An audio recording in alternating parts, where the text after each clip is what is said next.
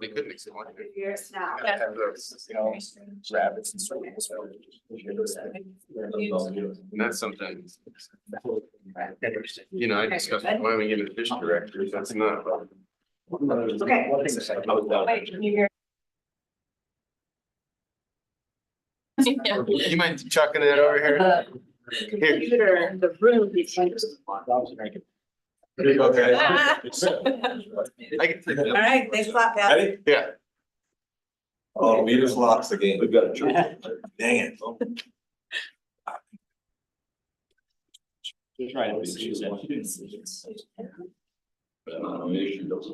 I guess I should teach them hunter safety, kids. They don't know there's name tag. Yeah. Looks like that too, which is seven first. Okay.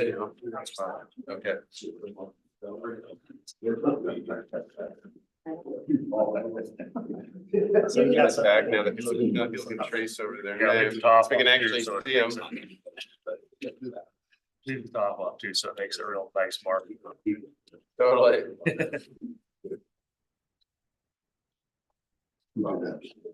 Stanley.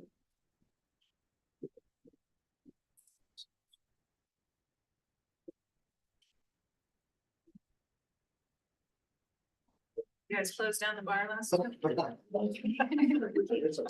That at 9 o'clock? Impressive. So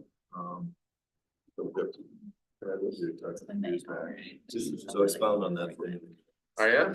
It's probably good. Yeah, my dog's first, so. Yeah. I got I got it at 4:45 twice a week and it hurts. That's what I saw everybody doing, and I said, right, yeah, I'm gonna just full name and raise front on occupation. They do wake up at 1 in the morning and then try to walk out. It works. Processing the day. Have my own phones on the bottom. Yeah. All day, every day. Oh, really? Turn on some white noise, you can hear it. You can just hear it. Right in the hand. Yeah. Wasn't expecting Well, that. our spring cleaning is shit. And.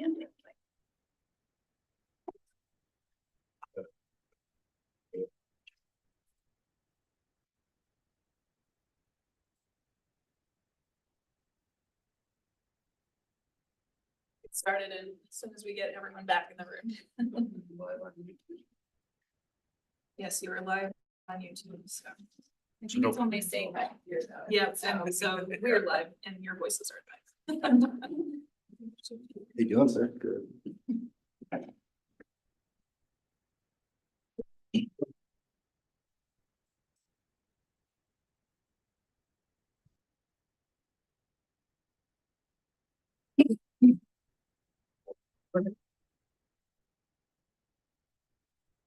Going backwards. Sarah. No.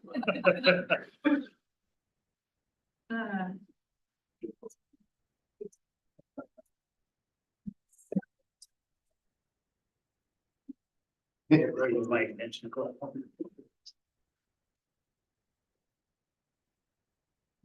Bye. Thank you.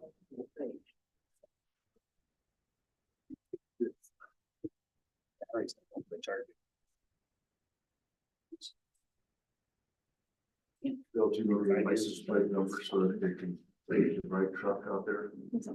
That doesn't park very well up there, does it?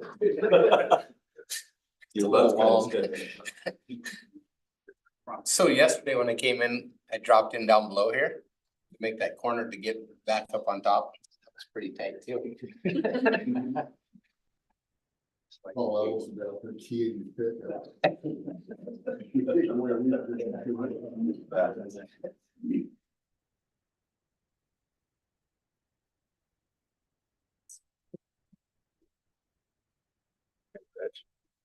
Got that grill guard on the real grizzly bear. Sticks out another couple feet. That's no. Yeah, they go underneath that truck. Right, Okay. but you gotta get them on the edges so they roll to the side. And when you showed us a picture of that, it was. All right, go ahead and get started. Good. Yeah. Much. So good morning. I hope you all had a nice evening and slept well and are ready for a full day of lots of fun brainstorming together. So before we talk more about today, let's see.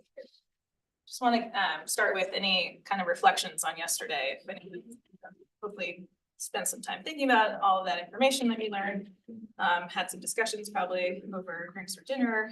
So if anyone would like to ask questions or share some thoughts, this would be a really good time just to start with that as a first step.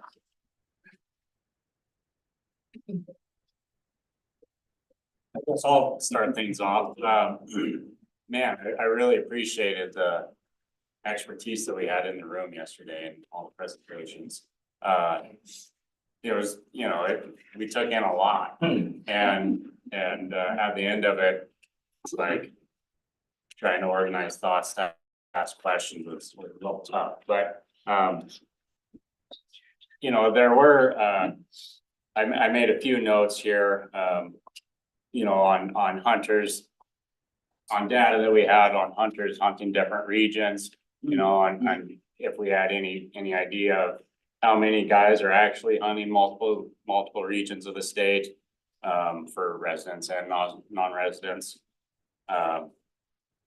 And I had made a bunch of notes on CWD prevalence, and then I see, it would have been nice to have just had, like our top hunt districts with the highest prevalence rate. I had listed a couple of them, but I don't know if I ever saw like a breakdown of what our top 5 units were. So those were just a couple of things that were still floating in my mind. So would that information be helpful if we could get that from those folks today? Could we just reach out and get some of that information? Be a little more specific about what you mean by that. About which one? Top 5 units. Just CWD prevalence. Gotcha. So which hunt district units would have with the highest prevalence?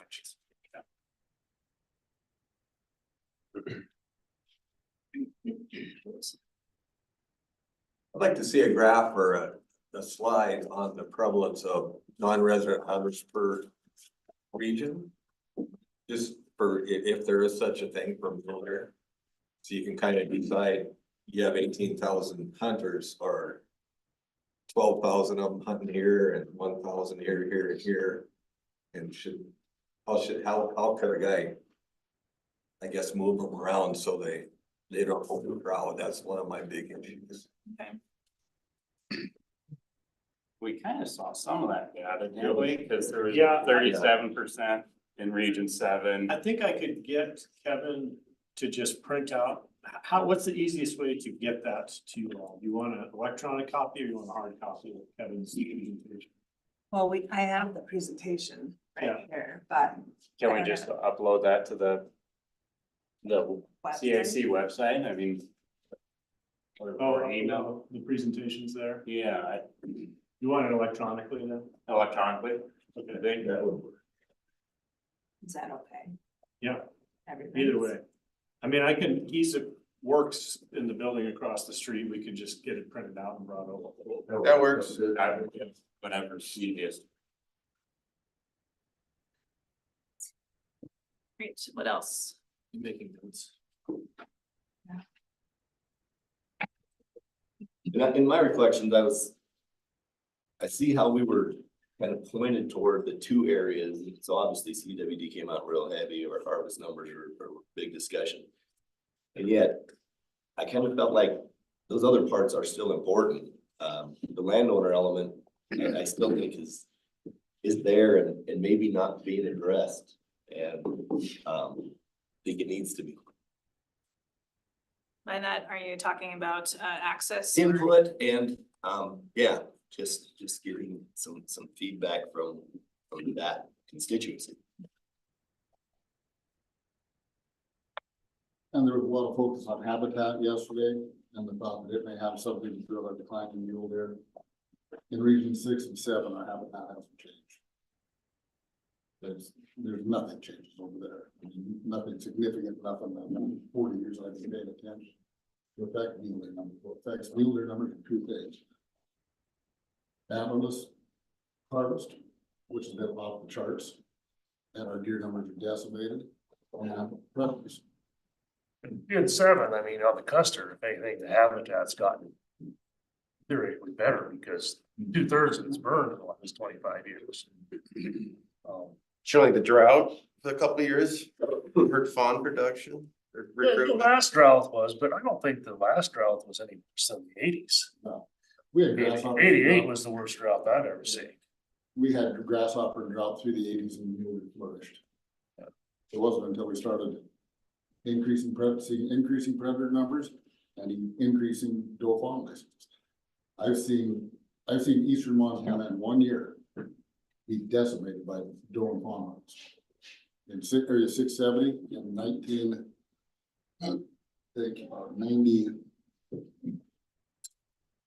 or 4. We had a strong push in Valley County, and the mule deer numbers were declining rapidly in 630 and 670. And the department, we made enough noise, the department came to us and finally said, all right, we're gonna give you guys a choice. We're either gonna shoot does in 670 and 630, or we'll close 630 off. 630 is south of the highway and runs down to the river. 670 is north of the highway to the Canadian border. And we said, we don't have enough does in South Valley County to withstand killing another one. But please shut it off in 670. In 670, you can go up and you can count 200, 250 mule deer a day before season, during the archery season. After the rifle season ended that year, you maybe could count 4 or 5 deer. They wiped them out for 1 year's time. There was simply nothing but hunting pressure to get them. So I think by getting the doe and fawn harvest ended on public land, we made great steps and strides. But to blame it to anything other than hunting pressure and predators is wrong. Habitat, none of that's changed. They remain the same. Then, I mean, I don't disagree that those are valid issues, but the fact that when that drought hit, they're seeing similar trends in other states that don't have the doe harvest, it shows that it has an impact on. So does are very effective at dropping fawns, but being able to actually get them into the next winter is hard. And when you have a hard drought like that fawn production, that fawn recruitment drops. And so, and then you get hit with a terrible winter in 23. I mean, I just noticed like deer numbers dropped after that winter, plus after 2 years of poor fawn recruitment. So I'm not disputing the two things that you're pointing out as being valid, but I don't think you can be totally dismissive of drought and winter. The drought has played some role in it. Yeah, the last drought was tough, but the eighties were dry. The 80s were really dry. The eighties were really dry. And we had a couple of tough winters in the 80s. And we had a couple tough winters. 88 was the worst winter. If you look at Broadus's precipitation Broadus was better in the last decade than it was in the 80s. Yeah. Except for the 2 bad years. Of course, 88 was worse than the 2 bad years. The 2 bad years were 2 years in a row, though, which made a difference. And we're also seeing some sort of a cyclical decline, which is not just mule deer in eastern Montana, down there, statewide, not only statewide, it extends into Wyoming, Colorado. And southern Saskatchewan has now gone scorched earth. I just talked to a Canadian yesterday, and I know they killed over 2,000 deer right north of the border. From like north of Opine over to north of Malden. They've taken out 2,000 deer. He said he drove it the other day with his kids. Before, he said we'd seen hundreds of deer before season. Now he said we saw 8 or 10 deer. So they pretty well decimated, which that's our feeder for area 670. Saskatchewan has been what's kept us in here. Now they're gone. So the reason that does cannot raise fawns is the lack of milk production. So when the drought hits, they don't have the food source to maintain the lactating ability. But what these ranchers do is because of their hay fields, that drought proofs the deer. So the private landowners have kept alive artificially almost, if you will, all these deer in these drought periods. That's why there's no drought on our irrigated ever.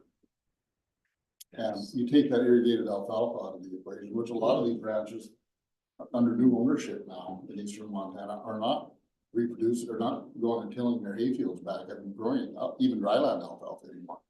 They're letting it go back to grass, and that is clubbing our deer reproduction of deer fawn recruitment as well, because they don't have the alfalfa but lactate on like Didn't these. you just say there was no change in the environment? In on my part of in region 7, there has been a change because of the large private ranches. In region 6, no, our prime meter habitat in 6 is all public land, our best habitat. Those big fires down there in 7 They've done a lot of, have been altering the habitat. they've altered the age class of the bucks, Mhm. but the fire areas have more deer than the unfire areas. Well, deer left. Yeah. You know, the buck age class has gone down. Sure. Fire. Do you think over time we'll see that being taken over by elk? Is it being converted more into elk? The elk are habitat? not in the fires as much as they are in the timber. Mhm. Cause the elk like that cover, it seems like. Yeah, Makes them more vulnerable. Yeah, that wide open country, the elk are not hanging out in it nearly as much as they like the heavy timber. You know, the fire comes through and, well, you know, there was one big chunk of public west of me. And it gets quite a lot of local pressure. Mhm. And before the fire in 17, it had quite a little elk, but after the fire in 17, the elk numbers have been going down in that public because of the local pressure. Mhm. Western Montana's got horrible degradation issues with their habitat as opposed to you guys in the east. I mean, we're at climax state on the last level stage of any succession. And it's a monoculture of nothing, basically, on the forest, which Unless you want to exactly grow trees, pardon? unless you want to grow duck fur. Yeah, or ponderosa pine, or not ponderosa, but yeah, lodgepole pine, but without some kind of habitat improvement, we won't have any substantial increase in deer. Predators are definitely a huge piece of what we know with the mountain lions.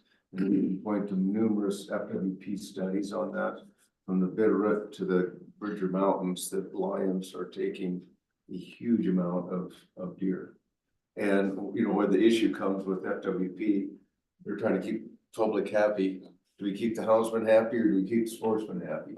So there has to be a balance in right there. I think it's gotten top heavy to lions. Yeah. But how would it be my north? Well, in western, my area, elk in my lifetime, numbers have exploded. And when I had students looking at the elk were just eating up the deer winter. And now still there are areas where they come off of the fields after the season and go up and eat the mahogany up so high the deer can't get to. And they're having a hell of a time controlling the elk. Yeah. I think that's a major impact, at least in the west, maybe in the east, and it probably will be. It's been to a lesser degree in the east, like down on the breaks, that when we had lots of elk, I don't think it's particularly great for the mule deer, but they figured out how to exist with them. The mule deer move out away from the elk. There's, you know, in 6 habitat isn't the issue, enough habitat for everything. We could honestly withstand a lot more animals on the landscape, elk and deer. So in one of those areas, I can't remember, they stopped all doe hunting on public land. Right? In 6 and 7. Just Yeah, that's just done last. So let's see what happens. What you're saying is true, it ought to come back. Well, you know, we've got huge predator numbers, so when those animals went to such a low number. They With- get in a predator pit, there's no Right. question. Yeah. And maybe you could do something with that, but I'd like to approach some of this stuff with a scientific approach and experimental approach. Like they're doing with either sex hunting in Western Montana. Working about the way they thought it would. Areas where it's just buck only, the numbers continue to go down. This last year, doe ratios were about the same. This year, there's just roly-poly fawns. I think there should be pretty strong fawn production this June, just because of how mild the winter was, and we're having a pretty wet spring. I mean, I would expect a lot of big fawns to drop, which should help, you know, potentially things reverse with smart management on top of it. I mean, just back to yesterday and the presentations about all the research, sort of desires and goals that the department has. I mean, I think talking about things like predators and habitat management, it would be really nice if we could. I agree that that stuff's needed. It's interesting that we've had some pretty good burns in like region 2, and the deer numbers don't seem to be coming back. It'd be nice to put some collars on some deer and see what's going on. To try and see like what's holding those deer numbers down specifically, right? Because it might be different from area to area. I mean, it could be lions in one spot, it could be black bears in another, and it could be elk in another, and it'd be nice to know. I mean, just what they're finding in other states is pretty fascinating how it's different from unit to unit, so. It's more likely all of the above. Yeah, I'm sure it is, but I'm sure in some places though, it's, you know, some things are having an inordinate impact, right? Where you move that sort of constraint and things will respond, so. A PhD student did his thesis on black bears and coyotes on mule deer depredation or predation, excuse me, and when they got done, the main culprit on fawns was black bears. And it's because they fawn in those Quaker groves, you know, in those foothill areas. And so the black bears have wiped them out on that particular property. They just did a DNA, 120,000 acres, a DNA sample of hair. And it blew me away, 450 different bears on one ranch. So that, you know, they're a highly, you know, nocturnal type animal anyway, you know, arguably more than diurnal. And there's more of that predation going on than we think. I think that's true with G bears in part. On elk. Yeah. You just don't see it. But on the black bear predation, if they had, then I'll get these numbers wrong, but they're gonna be really close. It was like, if there was 10 fawns tagged, coyotes got 2 or 3, black bears got 5, and the others survived, you know. And so it was really a noticeable predation. And so that's why you leave the black bear seasons open until June 15th. They're not endangered in Montana. I added on that, like kind of the whole, that's why I was questioning the department yesterday, you know, just on funding and in general and whatnot. I think the department has, you know, a great handle on things for the, you know, kind of the status quo, you know, recommending some different season setting stuff, et cetera. I mean, Brian was saying they have, you know, they're in a decent position for funding and, you know, for the baseline studies, but I guess I feel like I'd like to vocalize that I think we need to, you know, put our heads together, and it's something that, you know, it's more of a legislative thing to, you know, kind of come up with a revenue sort. Like me personally, I mean, I'm gonna piss off other hunters saying this, but I feel like we need to pay a little bit more, you know, and invest into the research that does give the science that, you know, we can tease out, that we're not painting with a broad brush, and we go in with the scalpel, and we can look at area by area,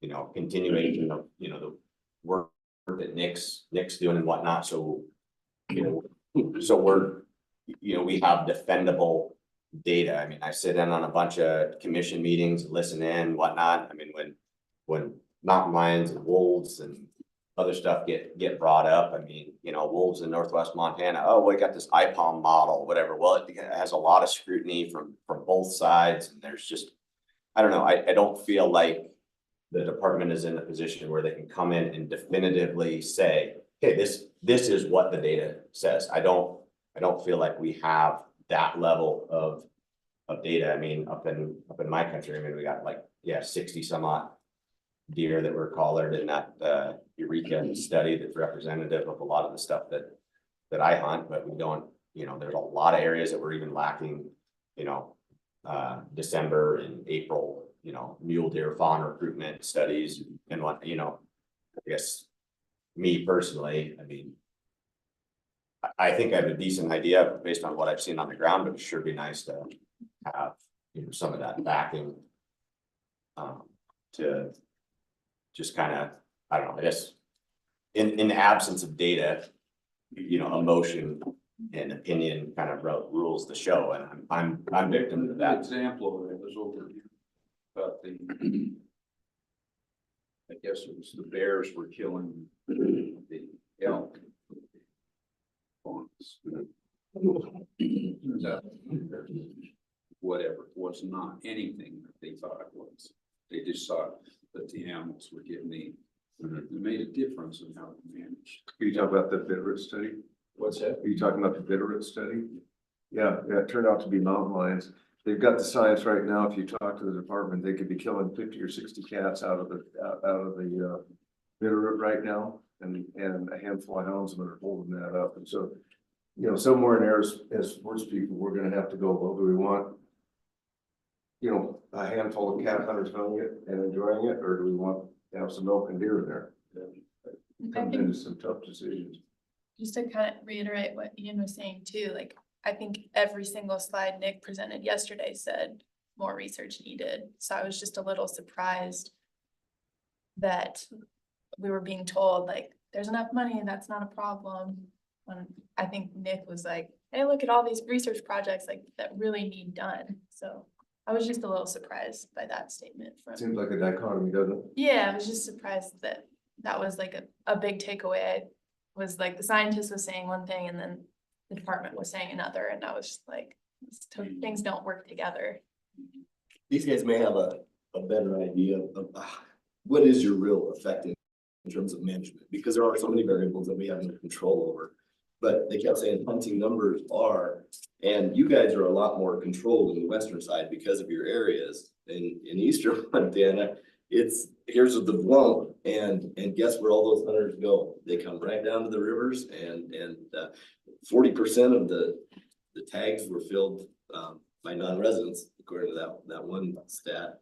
And it's chaos. And I've said it before, our IQ in that county drops by about 100 points on the 15th of November.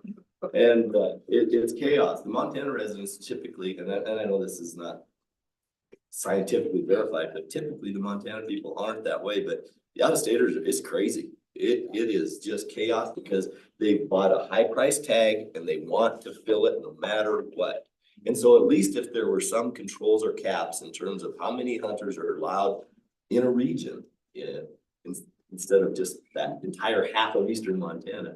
Otherwise, the guys on the rivers get Did the last legislature limit the number of B tags that a non-resident can get? Yes, we have to have Two. two if you don't hold an A license, two if you hold an A license. If you don't have an A license, just one. And I don't know if we'd be able to find this. I know Kevin kind of touched on the hunter effort, 100 days in his presentation yesterday. I'd like to go back if we can and get some of that historical data to compare where we've been. I know Southeast Idaho they've had sportsmen that had some of the same concerns, overcrowding. And they're actually showing in Southeast Idaho that 100 days are less than what they were 10, 15 years ago. So, I mean, obviously 47% or whatever the non-resident harvest is, you guys have a ton of non-residents hunting over. Yeah, they Over were 6 and 7. I mean, that's something that no matter what the data says, you've got something to do there. But I'd be curious to see it across the state. Cause I mean, over west, I feel like there's more pressure. I don't know if there actually is more pressure. There is. But yeah, I'd like to be able to go back and compare that historical data. To see, what we have been seeing, in the 80s, 90s, early 2000s up to today. I don't know if that's available to us, if we can get it. That's Justin for. I think what I'm seeing, since I retired, I went to work for the FWP doing their block, just field jack out, checking boxes, which is kind of fun. But in the last 2 years, and I looked at some of their data before that, and it has increased quite a bit just on the block management area. And then I was looking at a graph, I don't know where I saw it. But just in the last 2 years, our non-resident hunting population in Region 6 has went up 2,000, which I think it went from 10,000 to 12,000. I don't know how many tags they let out, 18,000? You know, that's 60-70% of all the tags. There's a lot more tags than not out. It's at Yeah. 45,000. Yeah, well, I wasn't counting fees. I'm just counting age. But I mean, that's, you're looking at the He's putting percentage. them out. We'll get them in about an hour. Mule deer and hunters both, the big percentage is in region 6 and 7, mule deer and hunters. And, We keep more animals in a day than we do mule deer. but you know, what I'm seeing is the hunter pressure. I'm gonna make a suggestion that maybe we take like 10 minutes and each write down 4 or 5 issues that we see in our regions. And then we can get an idea of where we think the problems are. And I'm gonna actually, we're gonna do that, and so you guys, this is really good discussion. So you're already ready to start writing the problem statement clearly, and so we're gonna take a step first doing that individually, and that's where I think writing down the issues will be really helpful. So before we dive into that, I just wanna kind of talk again briefly, let's see if this works in here. So you know the charter from yesterday. Be really thinking about the problem statement and objectives or guiding principles today. So this morning and into early afternoon, at least, we're going to be working on writing down and formalizing all this conversation that we've had. And then once we feel like we have kind of a draft that we're happy with, at least for now, we can dive into identifying the different guiding principles. So we have public comment at 4:30, so we'll end sharply with our other work at that time, and then allow public comment to occur for that last half hour. So a lot of today, and for the folks listening online too, a lot of today is going to be small breakout groups. So we'll do some individual work, we'll talk about what we did, and then we'll kind of divide into 4 groups and work in some different rooms nearby to kind of come up with some draft statements that come back together and share those. So for folks online, when you see, we'll put up a sign when we're in breakout groups. If there's not gonna be anything to look at during that time, we'll turn it back on when everyone's back in this room. So that'll happen intermittently through the morning and a little bit in the afternoon too. And then, yeah, tomorrow we'll pick back up where we left off, probably with the objectives and see how far we can get. And again, there's some public comment opportunity at 11 o'clock tomorrow. Okay, so we're gonna start with this problem statement.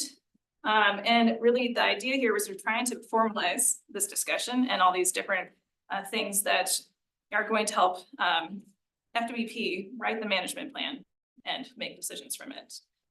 So as a super simple example of what a problem statement might look like, imagine you have this family, they're thinking about buying a house. And so for them, they have a fairly simple problem statement. It says our house is too small for our family and we have a small yard for the kids to play in. Adding on to our current house and living with a small yard or purchasing a larger house with a larger yard would be costly. We live in the city, so commute time to work is short, but school is in the suburbs can be better. And we can't afford to increase our monthly mortgage payments, but need to stay within budget. So you can see there's a lot of things, of course, that go into a decision like this. Writing it out kind of formalizes it. So obviously ours is going to look a little bit different than that, but we will, think about what to put into our problem statement. So again, this is going to help identify for FWP what the mule deer plan should really focus on and the decisions that come from it might entail. So we're gonna have, through this development of our problem statement, this explicit shared understanding of what we're talking about, since we all have, I think, a lot of shared understanding already, but we're gonna see that we need to talk through it even more as we get going further. So also kind of help us define the boundary of this problem, and so the spatial and temporal extent, the legal considerations. So as you're thinking about writing out your own beginning of a problem statement, it's important to think about the key players. So think about all the different stakeholders. I heard of quite a few already. The public, of course, FWP and the commission are key players. They're the decision makers here, and others that might have come up, like landowners, I heard. Consider legal and regulatory context. So how does legislation or other regulations bound the different considerations for the mule deer management plan? Think about constraints or objectives that you might be able to identify from that. And think about things like the frequency and timing of what this plan should really encompass. So FWP might be making decisions from this over time? What does that might maybe look like? And are there other decisions that are linked to this one? So I heard conversations about managing black bears or elk. Those are things that, you know, think about complexities for mule deer management or lots of other species interactions. Think about, yeah, how large or broad is this problem? It's statewide, but there's regional differences I'm hearing, right? So we need to make sure that those are captured in the statements that we come up with. Think about some just general ideas of what you think would be good objectives or guiding principles. You can start putting those in roughly into the problem statement. Potentially what kinds of things could be done, just some really broad ideas again. Again, constraints that might need to be considered, like legal ones, and uncertainty. And that's where I heard a lot of this discussion is about uncertainty. So we really want to make sure that our problem statement captures that well, all these different things we've been talking about. So we're going to, again, start out with writing these graphs ourselves, and then we'll talk about that and then go into breakout groups and keep working on this. And this is going to be iterative. We'll keep working on this until we feel like we have something that we can take one of the group's drafts and kind of add on to that from the other groups and come up with a joint statement. Really be open to the insights that might come from this. Like, we all have kind of our own perception of what this challenge is right now. And through more discussion, we're going to keep broadening those insights, I think, into understanding all the different elements that make this a challenge. And so again, this problem statement won't be final today. We can revisit it tomorrow and again in the next meeting. So don't worry about if it's not quite there. Let's get it as far as we can though. So just with, let's give it like until 15 after. If you have some paper, we can pass around some paper. If you don't, go ahead and jot down, try to use this template as a first like statement. You have a decision maker, so like FWP is trying to do what to achieve something about mule deer management over time, and in the place Montana or whatever, considering these different constraints or uncertainties. That's one way you can think about kind of formalizing this, and I can leave this up while you write, so don't worry about that going away. But then Art's suggestion about having these different ideas of what makes this challenging in your particular area would be really good to kind of elaborate on here too. So if you want to take 7 or so minutes, just start jotting down some of the ideas, things we've been talking about already. Does that make sense? Yeah, because I'm looking at that and saying, what kind of action? Well, we've got to identify the problems first. The ultimate goal, unless you identify the problems first, you can't really make a goal. So. Yeah, and if this doesn't work for you, you don't have to follow it. It's just kind of like the kind of thing we've kind of to revise their mule deer management plan. Yeah. with considerations of all these things and more science needs that, Yeah. yeah. That addresses too few deer on the landscape and not in the composition of age classes or whatever. Does anybody need paper? We have a distribution. Anna, do you want to add anything with the things I just said? I think one thing to add is there's no wrong answer. We're kind of brainstorming, so like write down what you. Yeah. Yeah, so write whatever makes sense to you right now, following it or something else, or with just the ideas of what makes this challenging or the concerns in your area, state. So we'll share in about 5 minutes.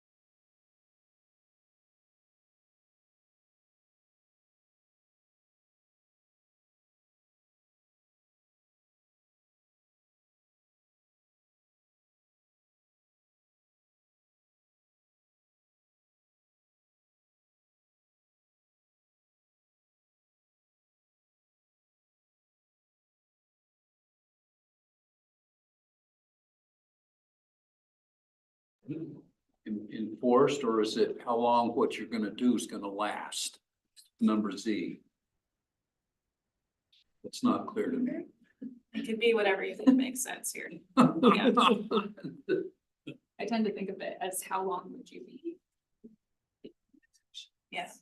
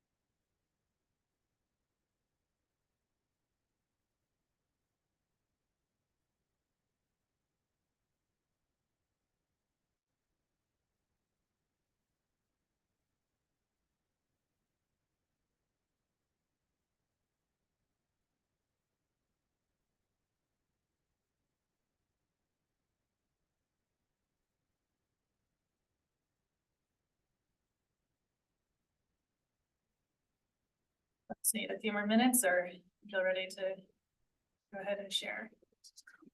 Yeah, Yeah, a few more minutes or yeah, you're ready. yes. Good answer. It's not the wrong answer. Still see a few pens moving, so we'll give it another. Art looks like he's ready. I'm done, yeah. Well, whip it on. I didn't take notes in college, so why would I take notes now? Whip it on us. What's the problem in seven? Okay, I think we've got crowding issues. Right now, we've got number issues. Now that may change as weather and stuff gets better, but even when the weather gets better, we're gonna still have distribution issues. Is that numbers of deer or numbers of hunters? Numbers of deer. You know, the crowding issues is number of hunters. And the deer issue may change too, because we don't. I think we know what the could active deals with. see. I'm sure we're in a down cycle right now. We will probably see an uptick in deer numbers if weather gets better, but we're still gonna have distribution issues. The big blocks of public just are not recovering as fast as the private. And Yeah, we're gonna have distribution of deer number issues. it'll be a while, but once again, we're gonna wait and see what. The no tags might really help that. I'm really hopeful that it will, but you know, we'll wait and see. CWD, we have a potential for problems there, obviously. I don't know how bad that's gonna be. We have predator issues, you know, just from what I've seen from me starting out and, you know, hiking and stuff in the eighties to now, the number of coyotes may not have changed a lot. The number of lions, the number of bears has gone way up. We have access issues in Region 7. So on D, I said, well, that's gonna be FWP, the commission. On X, I have my question because I think is still yet to be determined. On Y, ultimate goals, I wanna see better distribution of deer. Where we've got deer moving back into these bigger blocks of public. I wanna see hunters spread out. You know, we can maybe still have the same number of hunters, but we've gotta spread them out over time. And then I'd like to see improved relations between landowners and sportsmen. On Z, not really sure what that means, so I just put a question mark on that one. And on B, I have potential constraints of CWD.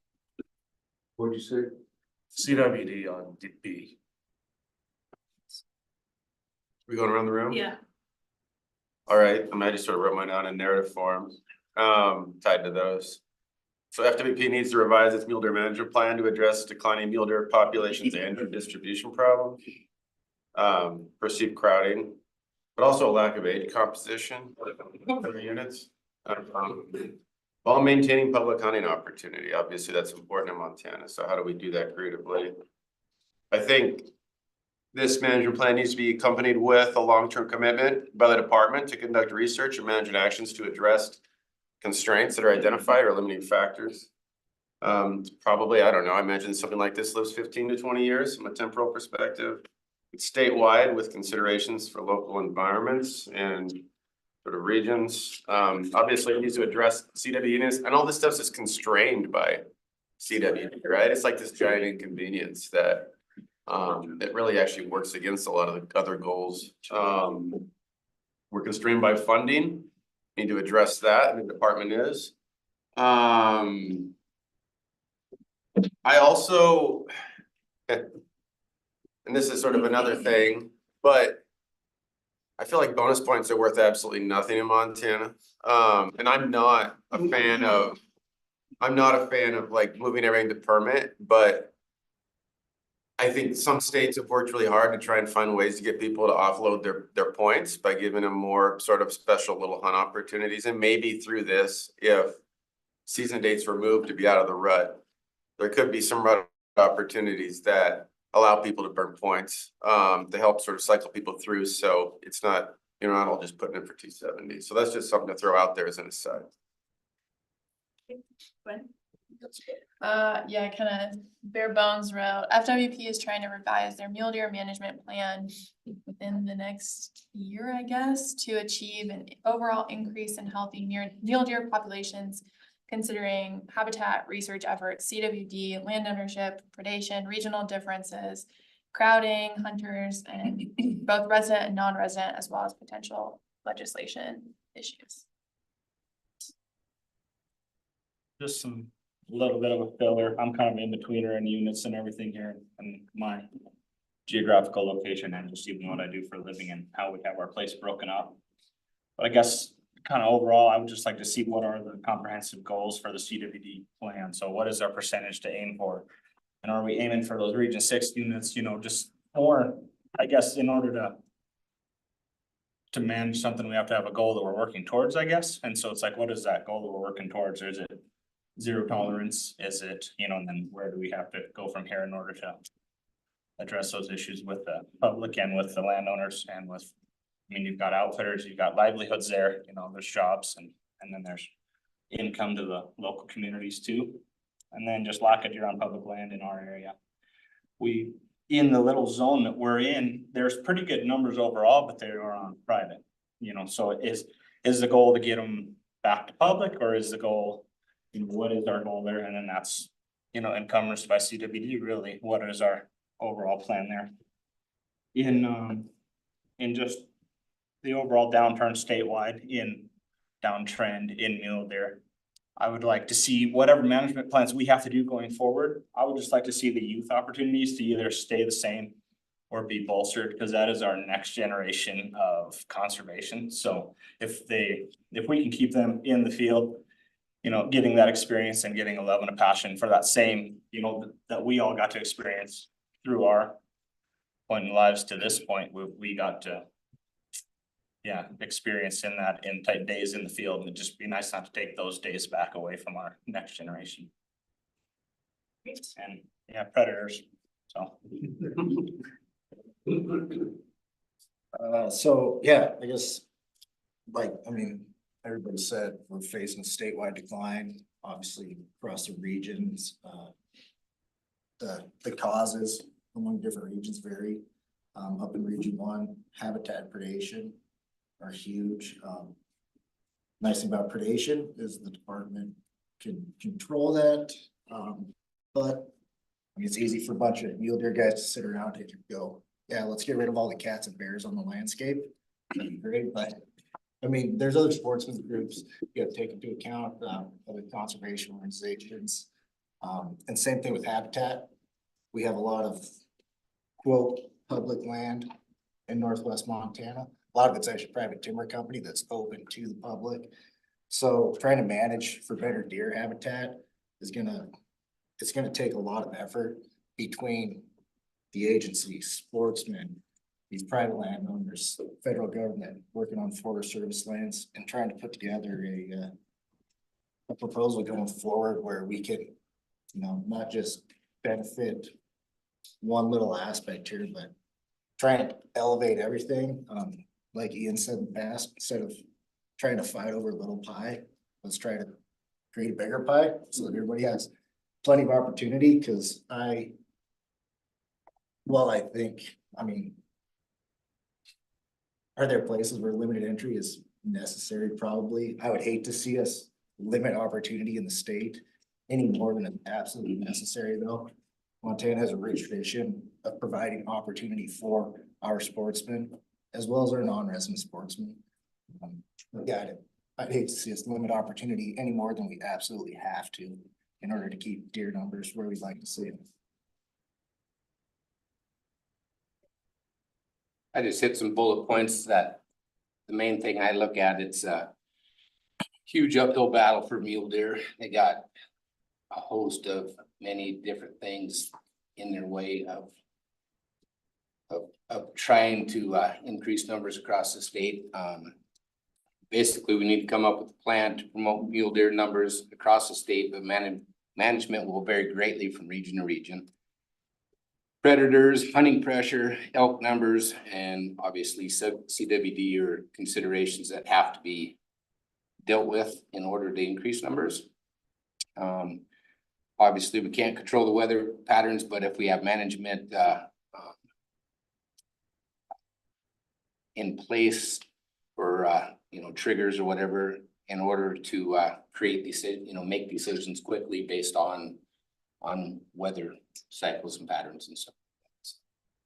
And obviously, the overall goal is to increase mule numbers across the state. So to just a slightly different route, I'd say that FWT and commissioners can be revised current mule deer plan to reverse the trend of statewide decline in mule deer. I went a little bit different, not necessarily the goal focus of predation stuff, but I'd say we need to kind of also start by incorporating more focus research, mentor reporting, and or revising that current hunter harvest survey. I just think that a 10-year-old survey that we just throw out 10 years later probably needs to be redone, and I think there's a lot of work that can be done on that to get better data to also help inform the decisions made. Problem with that is could be funding, finding funding, allocating funding to the right places, and or staff considerations too. Each region has their own problems. I think we all know that, and some of them overlap. I think we have to start somewhere. We're trying to just get better understanding of where the overcrowding is coming from, how many people are hunting, how many tags are filled here. And we just don't have a good way of finding that in the state right now.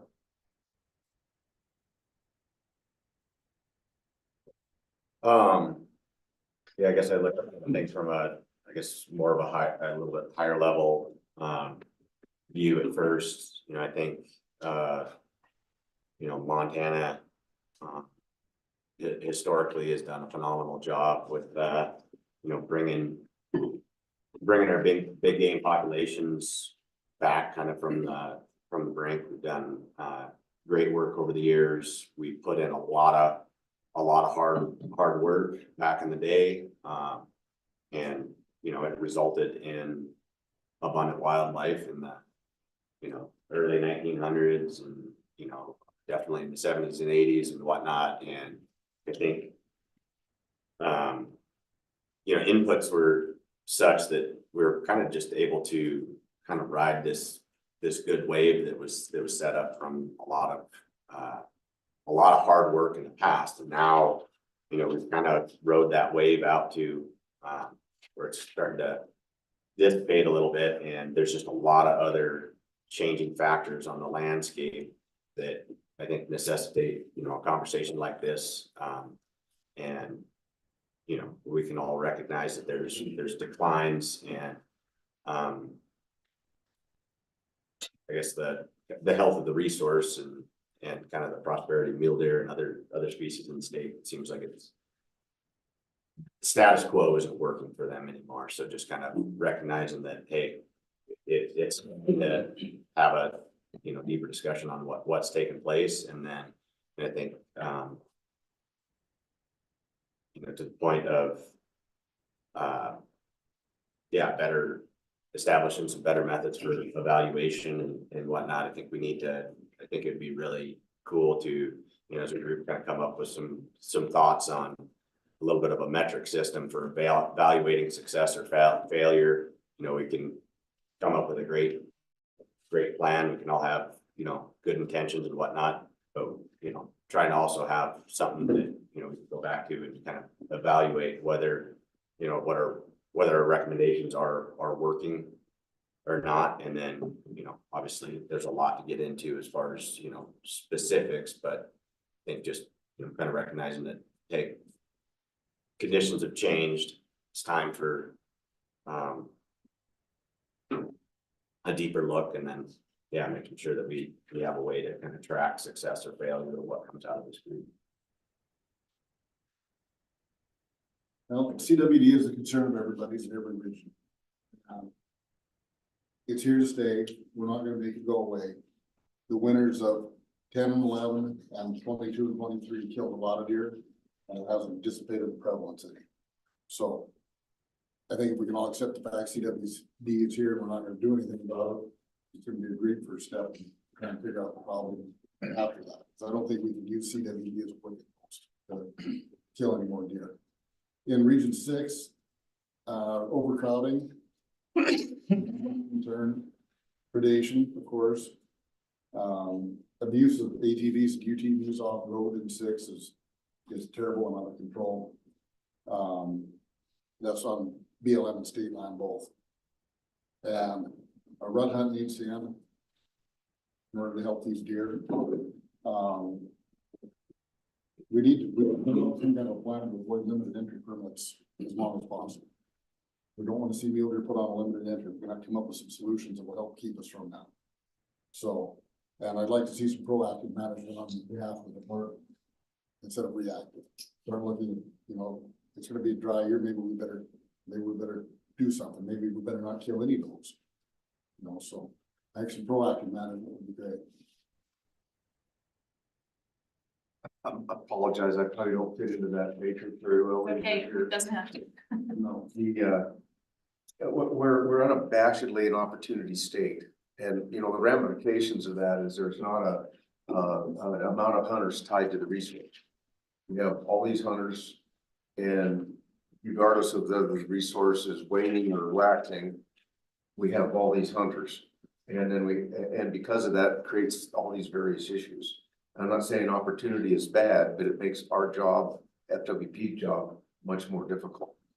I like opportunity as well, but wildlife managers have very few tools in their toolbox to deal with this stuff. Now it's season length and timing. Yeah, those are some of the things that they could manage to keep opportunity. There's age and sex limitations. Do we hunt does? Do we hunt bucks of certain size or bulls? Do we go to permits, or do we, you know, and become so restrictive that it ties to the resource, or the only other tool we have is a weapon restriction? And so as think tank people, we have to filter everything through those paradigms of how we're going to keep it an opportunity state in order to solve the crowding issues. Deer over where art is and areas, nothing on that. Well, it's going to keep us all from going there. We've got habitat issues that we probably can't all address because it's mandated by a different government agency. I'm just echoing what others said, lack of gear, lack of agent. We have a full complement of predators, some that FWP doesn't really have control over, like coyotes. I could be proven wrong, but I don't think you have authority over that. They're just there. We have overcrowding because of it. We have lack of science because of funding issues. We have regional differences and we have an overarching disease, but we have to filter all of that through now how we're gonna season length and timing, age and sex limitations, permits, weapon restrictions. That's what fixes it. And growing deer. Hmm? And growing more deer. Yeah, well, that is hopefully the goal. Sorry. You're correct.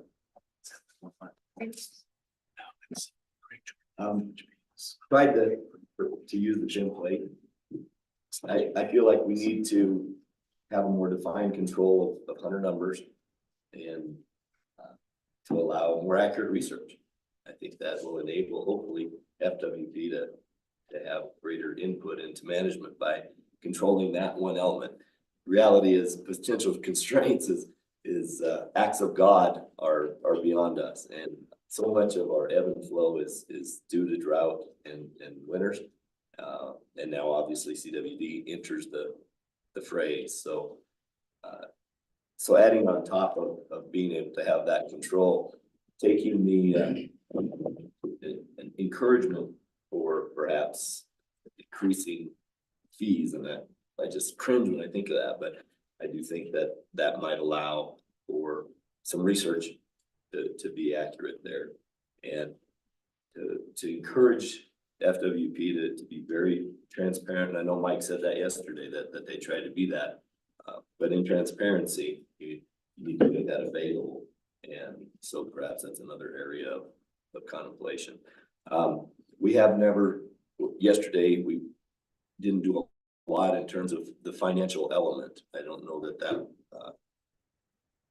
problem was talked about, and nobody, or perhaps I don't think it's a problem, but there isn't at least a necessity of what is our role in that, or do we just keep our hands off and say, okay, go solve the problem, boys, without that. So as far as identifying the types of action, the ones that we have control over are, in my mind, hunter numbers, the delineation of those regions. First of all, I'd like to make a comment from 40 years ago. One of the deer biologists said we should tie the deer tag to the price of a 6-pack. Now I'd like to see it inflated to a 12-pack. I think it's a good idea. Now, I went about this a little more general. The decision makers are Fish, Wildlife and Parks. I consider them professional people, and the commission, which is a politically appointed thing, which can make it iffy at some points. Type of actions, we need research funding. Everybody's saying 12-pack. That's it. Habitat modification in some places where we can do that, especially where it's actually plant succession, but where we have forest encroachment, and then we can have some regulation changes dealing with some of the specifics you guys were talking about. The ultimate goal should be to balance mule deer populations with carrying capacity, not necessarily to increase them. There are places where we cannot increase them because plants have succeeded into something else, or there's elk or whatever. So it's just not increasing numbers. I don't think that'd be nice. I'd like to go back to what it was like when I was a kid, but it isn't gonna. So we need the balance, and this has to be realized. It'll be dynamic. It'll change what we have to do periodically. Then temporal part, was that it? Well, some of what we're asking for is going to change pretty quickly, maybe not so quickly. We don't know. But what we should do is reach some kind of a dynamic balance with carrying capacity, I'll just say that. For a very long time, that should be the goal. Now, one of the things that happened in my time is, don't you guys set hunting regulations every 2 years?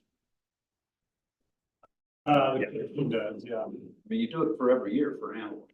But the point is, they changed it for convenience for somebody, so whatever it was. I think we need to change that back to a year, so it's much more responsive to the things like you're interested in. And that would help a lot. The department does look at antler lists on an annual Yeah. basis, do they not? Yeah, Which yeah, I the think, season structure is set every 2 years, but the numbers of licenses issued for does can be changed every year. But that needs to be examined to make the whole thing a little more responsive.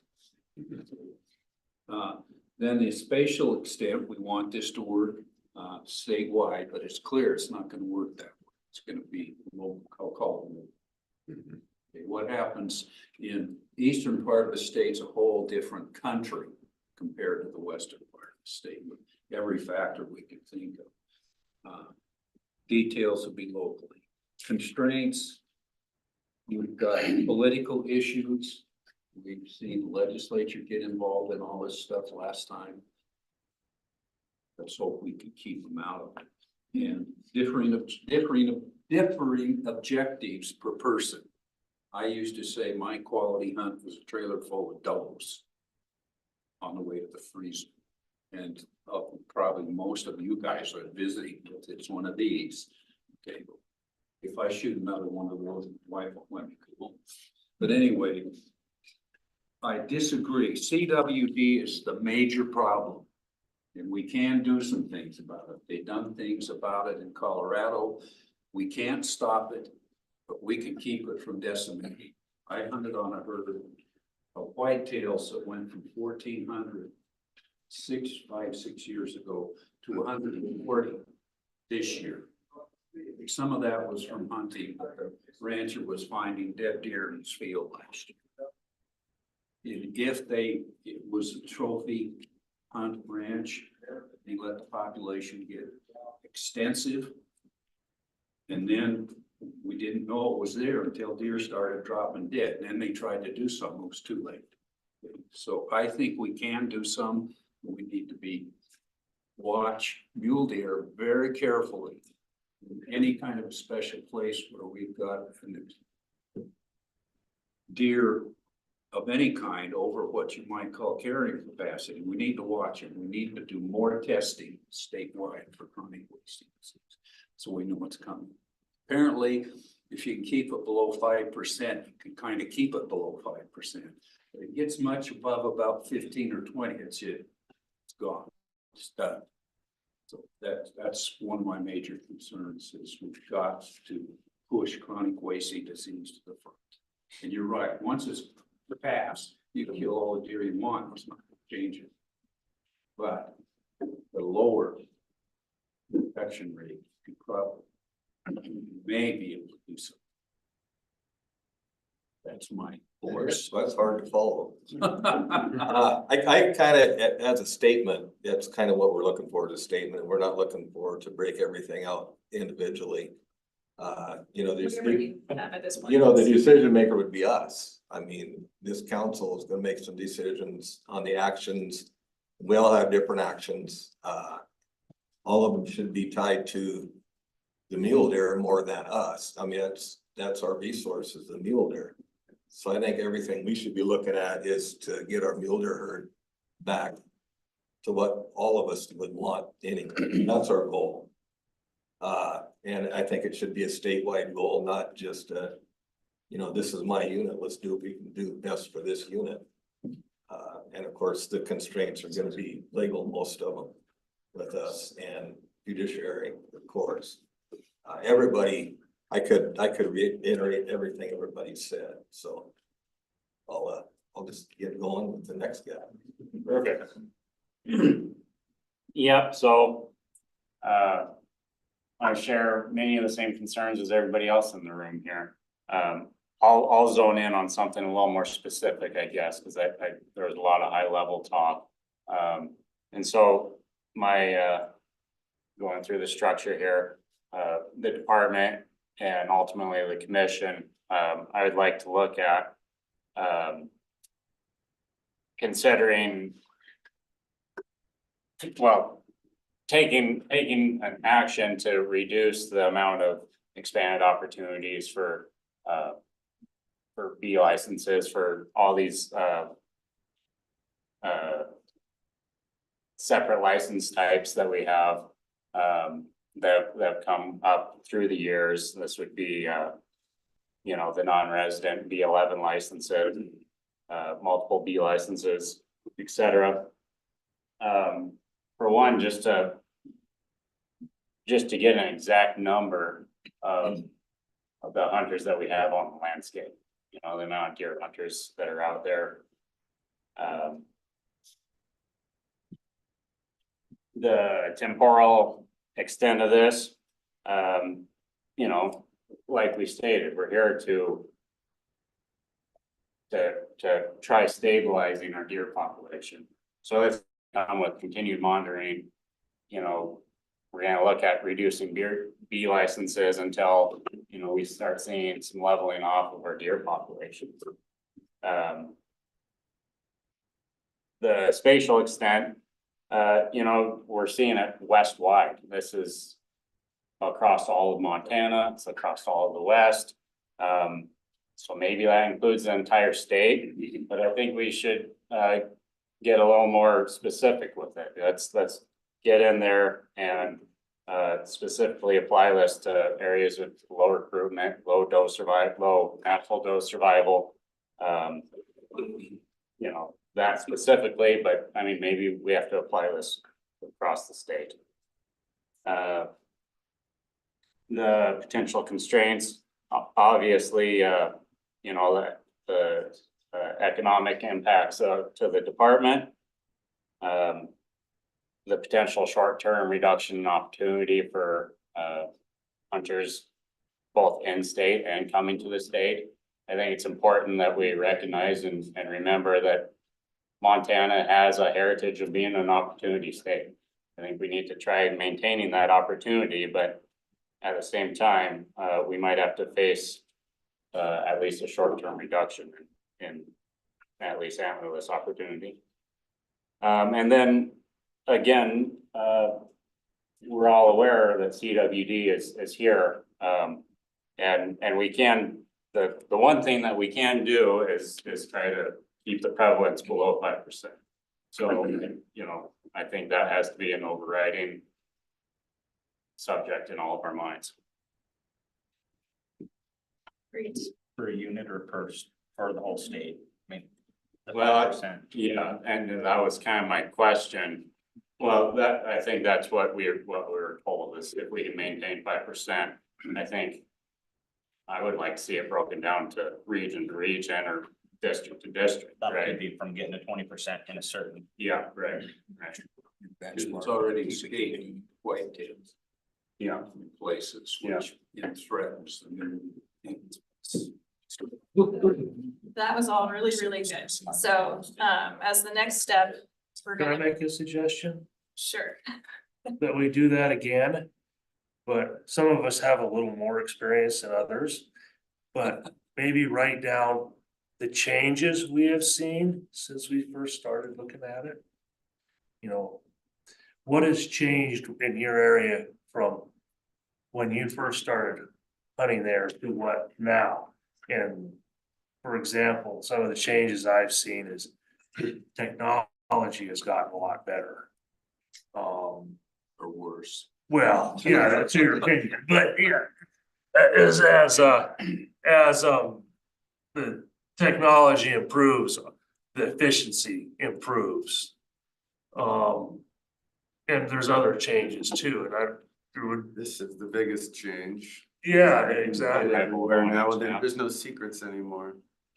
But is that a I decent? think that's a really good idea, and I think, so I wanna get us to the breakout groups, but do that in your groups. Okay, Like include that in the draft that you work on. So, basically you're gonna go to 4 different groups.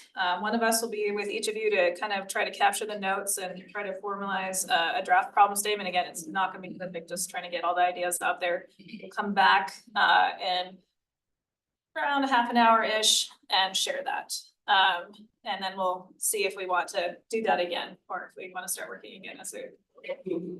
So, is that clear? How many groups and how are We're gonna we? do 4, so I'm gonna break you up into 4 groups, starting with, remember your number, 1, 2, 3, 4, 1, 2, 3, 4, 1, 2, 3, 4, 1 and 2. So the ones are going with Justin.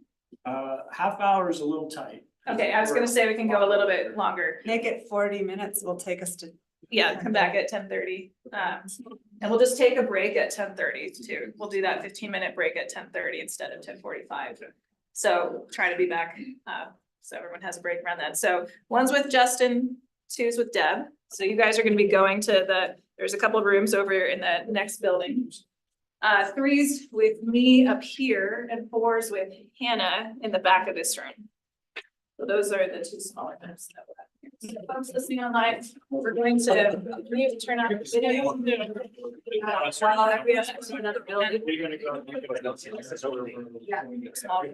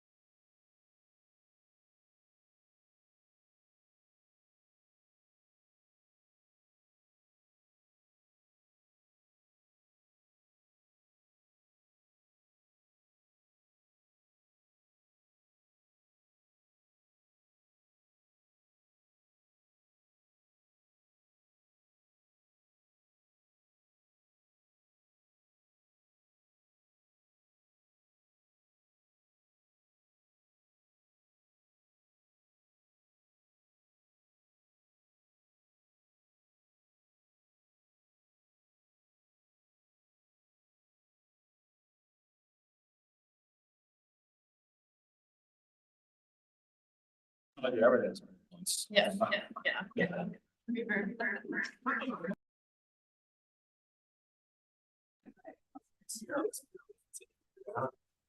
Well, what you picked out.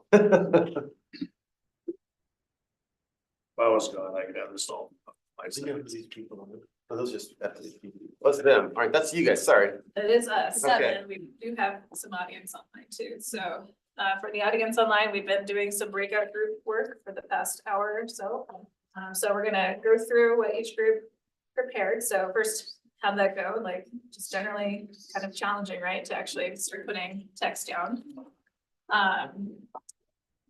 Let's go ahead and read what each group did. So we'll start with group one. Hannah's gonna put that up on the screen.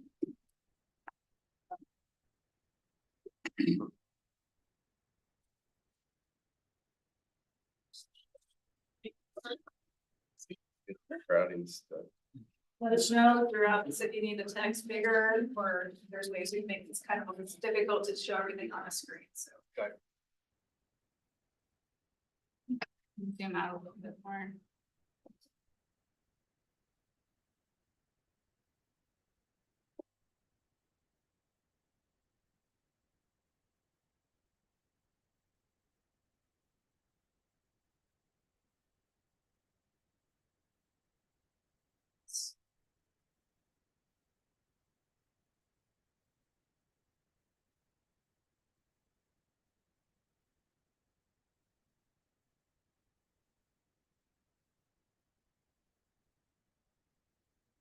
One thing about that is there was a little more formatting. So like under Y there, if you go up and Is this your group? yeah, this was our group. Should I mess it up? That's yours. Oh, yeah, you had some indents? Yeah, Okay. there you go. I was trying to make it smaller. Sorry, I messed it up. Don't do it again. I won't. You might be surprised by this, but my group had a very wandering discussion. And I was trying to like. No. Take notes, so. We were solving the problem before we had, Yeah. maybe it was the facilitator. Yeah, probably. I didn't say that. It's like a common experience I have, so you might be right about that. And Art hit the nail on the head. There was a lot, and this is natural in this process. The group started solving the problem. Let's do this. And that's human nature. And we had to try and pull them back. Okay, let's first define what the problem is. So. You get the hot shot out. Yeah. You really did. That's just the rancher in you, Yeah, you know. it is. You look at something, you see a problem, you gotta fix it. Exactly.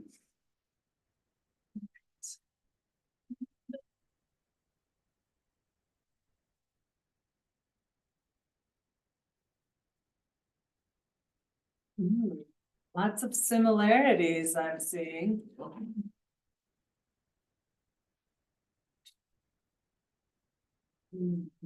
Which is great.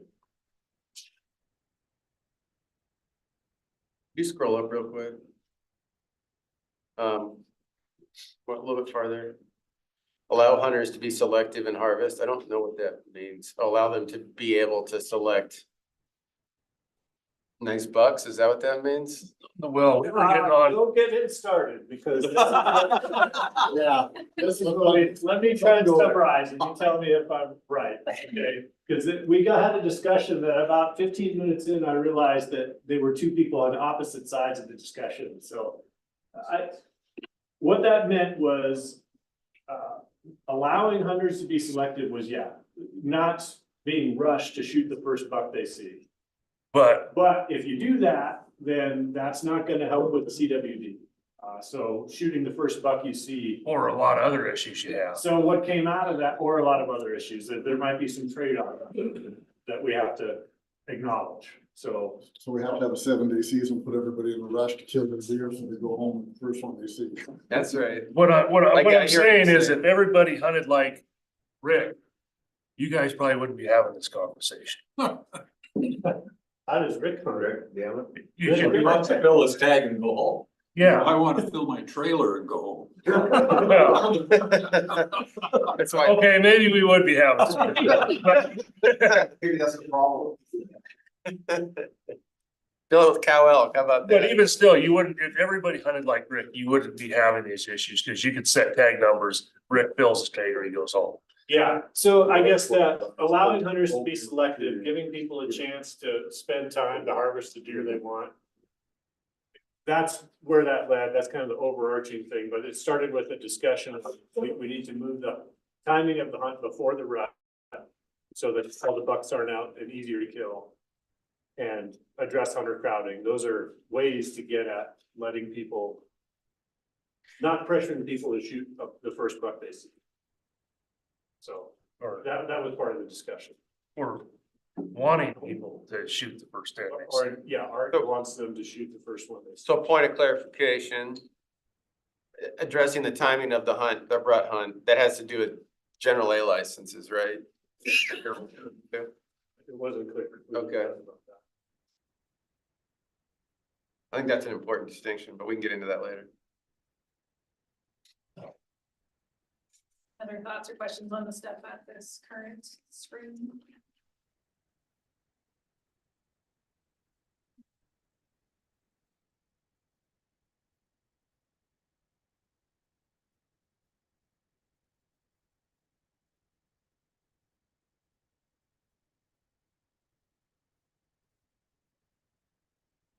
Thoughts or questions on this stuff?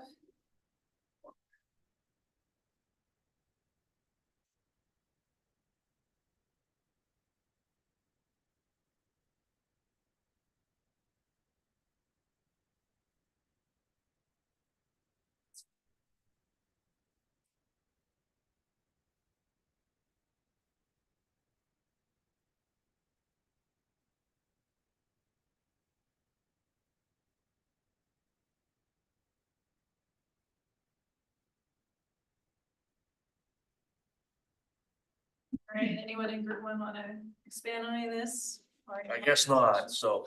Wait, no. Any questions for group?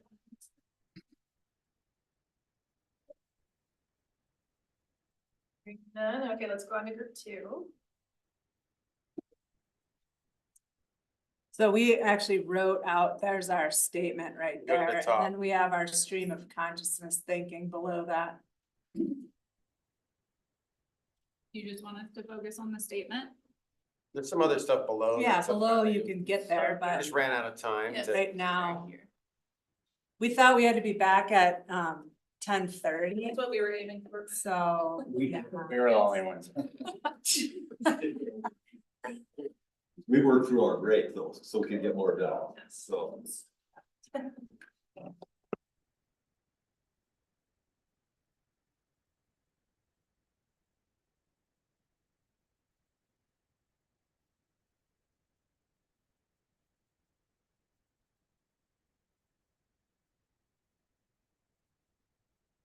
I think the 20-year plan is kind of out there. A little long. With 5-year check-ins, The 5 years good, but yeah, you know, 20 years too long. That's kind of what we were working off currently, right? I imagine What's 15 the to 10-year plan here? I mean, their adaptive harvest management plan, what 10 years? But 2001 was the previous time it was revised. Not 20. Yeah, so I think 15 to 20 is generally a best practice, but sometimes stuff can be done earlier or later. Bill made a strong point though, it's like, I thought was that, you know, in 20 years, we're gonna have went through droughts, cyclones, hurricanes, you know, everything possible that you could do. Yeah. And with that 5-year revision, if I'm not misrepresenting it, you're at least touching base and looking at it. Have a long-term. Yeah. And we were actually thinking of a 2-year. No. I mean, year and ours instead of a 5-year, but That's what I'm doing, just. Yeah. kind of do it out there. You could scroll down and look at the other stuff that, I don't remember. it's just a,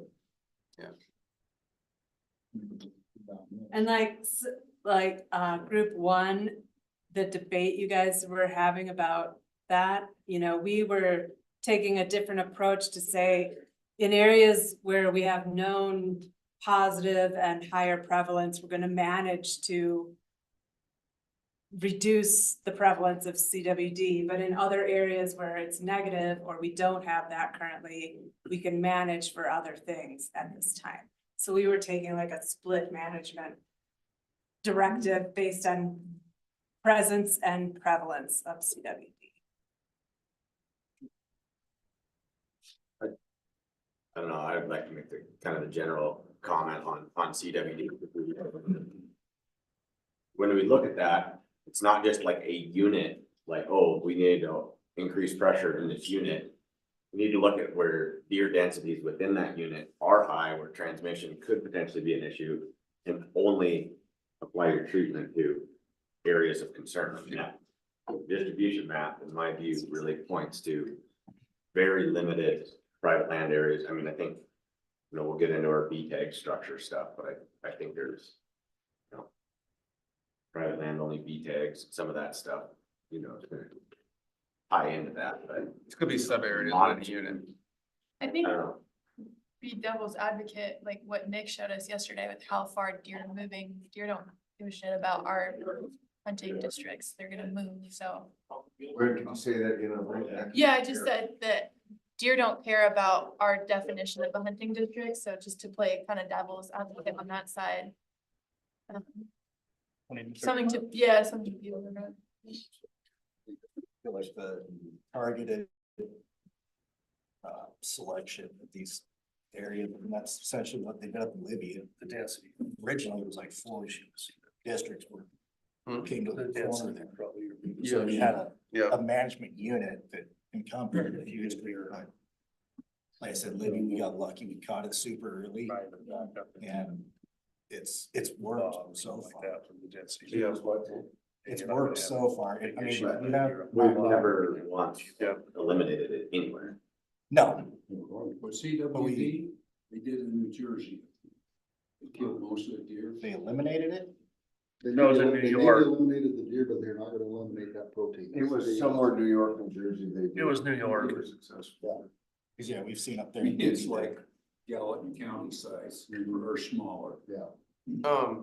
One thing, I think on these lower sort of bulleted items, we didn't have as much time to refine those, so, they probably still need a little work, but they were just sort of brainstorming. Questions or comments for group 2? BHF, acronym for, Bighorn sheep. oh, thank you. That was a specific discussion on, last year, March 23.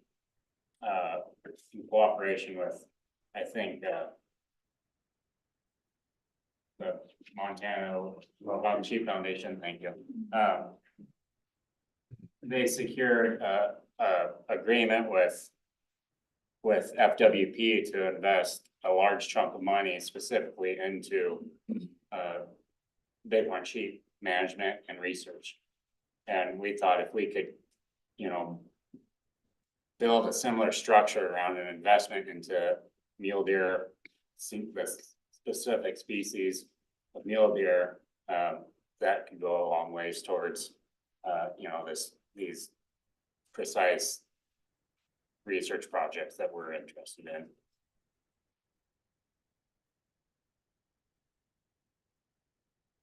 Anything else for group 2?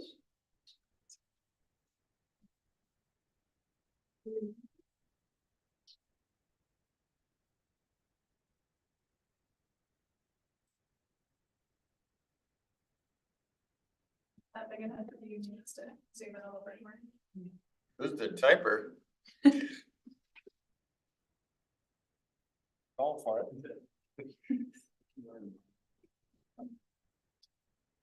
So that second paragraph there is basically the charter.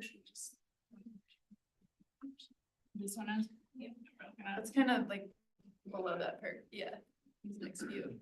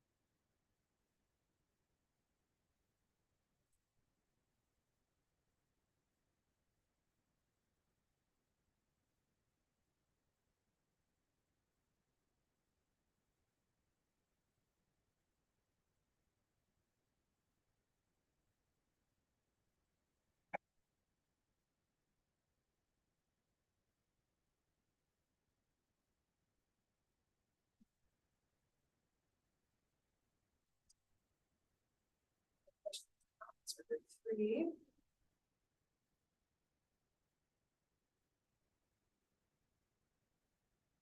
I'm really interested to hear the discussion on, scroll up just one paragraph. The discussion on landowner acknowledgement and cooperation. Yeah, there you go. You know, active input and cooperation among landowners. I agree that that's gonna be vitally important. What are you guys thinking that looks like on the landscape, I guess?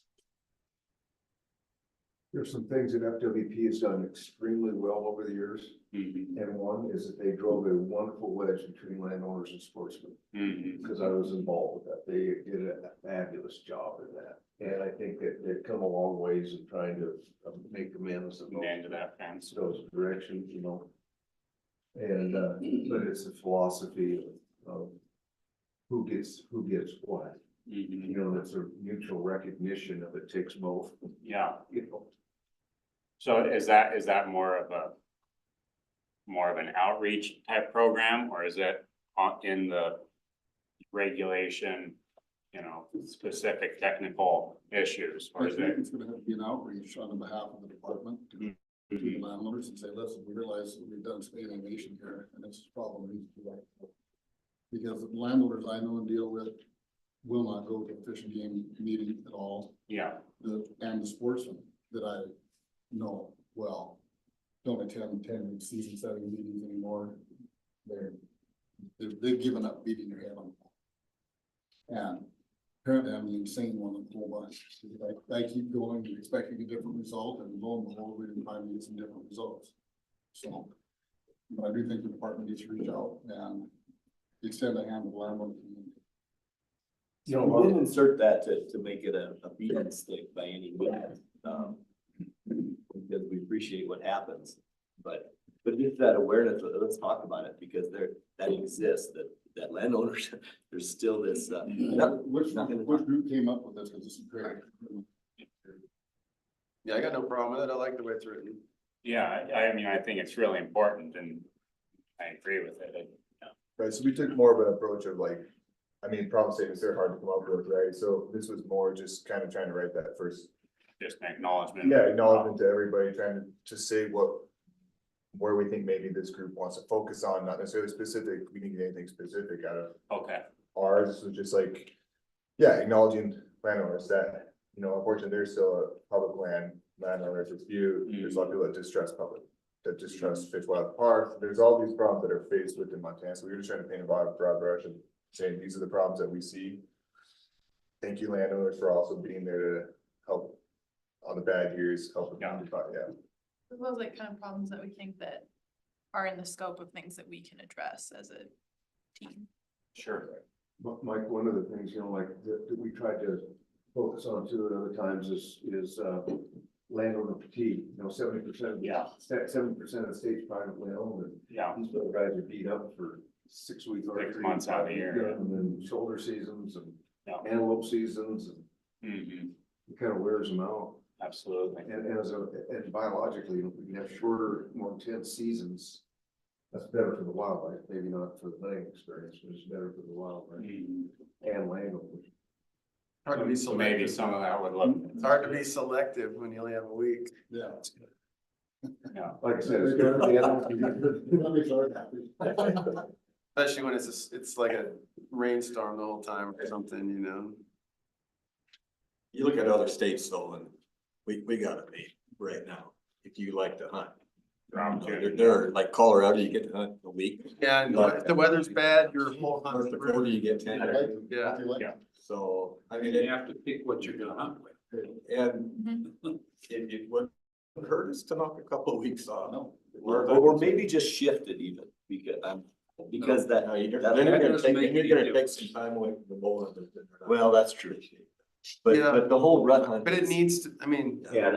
if you're hunting past the 3rd or so in November, those deer are vulnerable, and that's really about the time frame where it matters. And so if we hunt till the 7th of November, everybody's just gonna hunt that first last week of season, right? So I do think but I think if there's a general versus a permit discussion on that, though. I don't think all red hunting needs to end. It's just the general stuff that we should talk But, about. by doing some of this, everybody's gonna have to give up a little bit of something. It can't be an all for. The people I've talked to are okay with that. I mean, the local, the residents that I've talked to, they said, hey, if we gotta give something up, we're all for it, if we can give something out of it. Yeah. Measurable goals. Yeah, yeah, that's where I think we need these 5-year check-ins. I don't know if you guys had in this one, but maybe the last one or ours did. Having constant check-ins with, you know, deliverables that we have to meet. You know, is this plan producing? Can we present this to the public and say, this is what you're giving up to get this? If it just disappears into the Netherlands, then It's no different when you start talking about raising the price of the resident license. All the residents have spoken to are fine with it as long as they're seeing something come for that increase. They don't want the same old, same old. Any other questions for the three we're looking for? I like the research stuff in there. She's down with that. Right down with that. So I guess we can, oh, sorry. Okay. Wait. Rob. I will say one thing with like, when you think about research is kind of on the lines of like, with the wild sheep. So, Don't tempt me. when you do research in-house and you're looking for results, you might tend to make data fit those results. So I think also then putting that out to a third party who doesn't have an invested interest in stuff helps. And also like universities, they have grad students, they have undergrad students that you have a lot of hands that can go into the pot and help get things done. That was our whole idea with that. And there's like a high demand for that and people that function in the position of Sarah and Hannah that, you know, do a lot for like, FWP and just research in general, that there should be a lot more of that. Justin, how much does the department partner with state universities and research projects versus do it in-house? I bet right now we have maybe 35 contracts with universities for different research projects. And we have, for wildlife researchers, we have 4 research biologists and they have their own programs too. But they're on all of those contracts, they're involved with the faculty also on graduate student committees, that sort of thing. So we do a lot of it, maybe like, I don't know, Ken, like $5 million a year, something like that. Yeah. It's a lot. Do you have any knowledge on that bighorn sheep, agreement or whatever? Was that in cooperation with Wild Sheep Foundation? Was there money being provided? Yeah, the vast majority of that money is from a Pittman Robertson grant, federal aid and wildlife restoration grant. So it's federal money matched to state funding.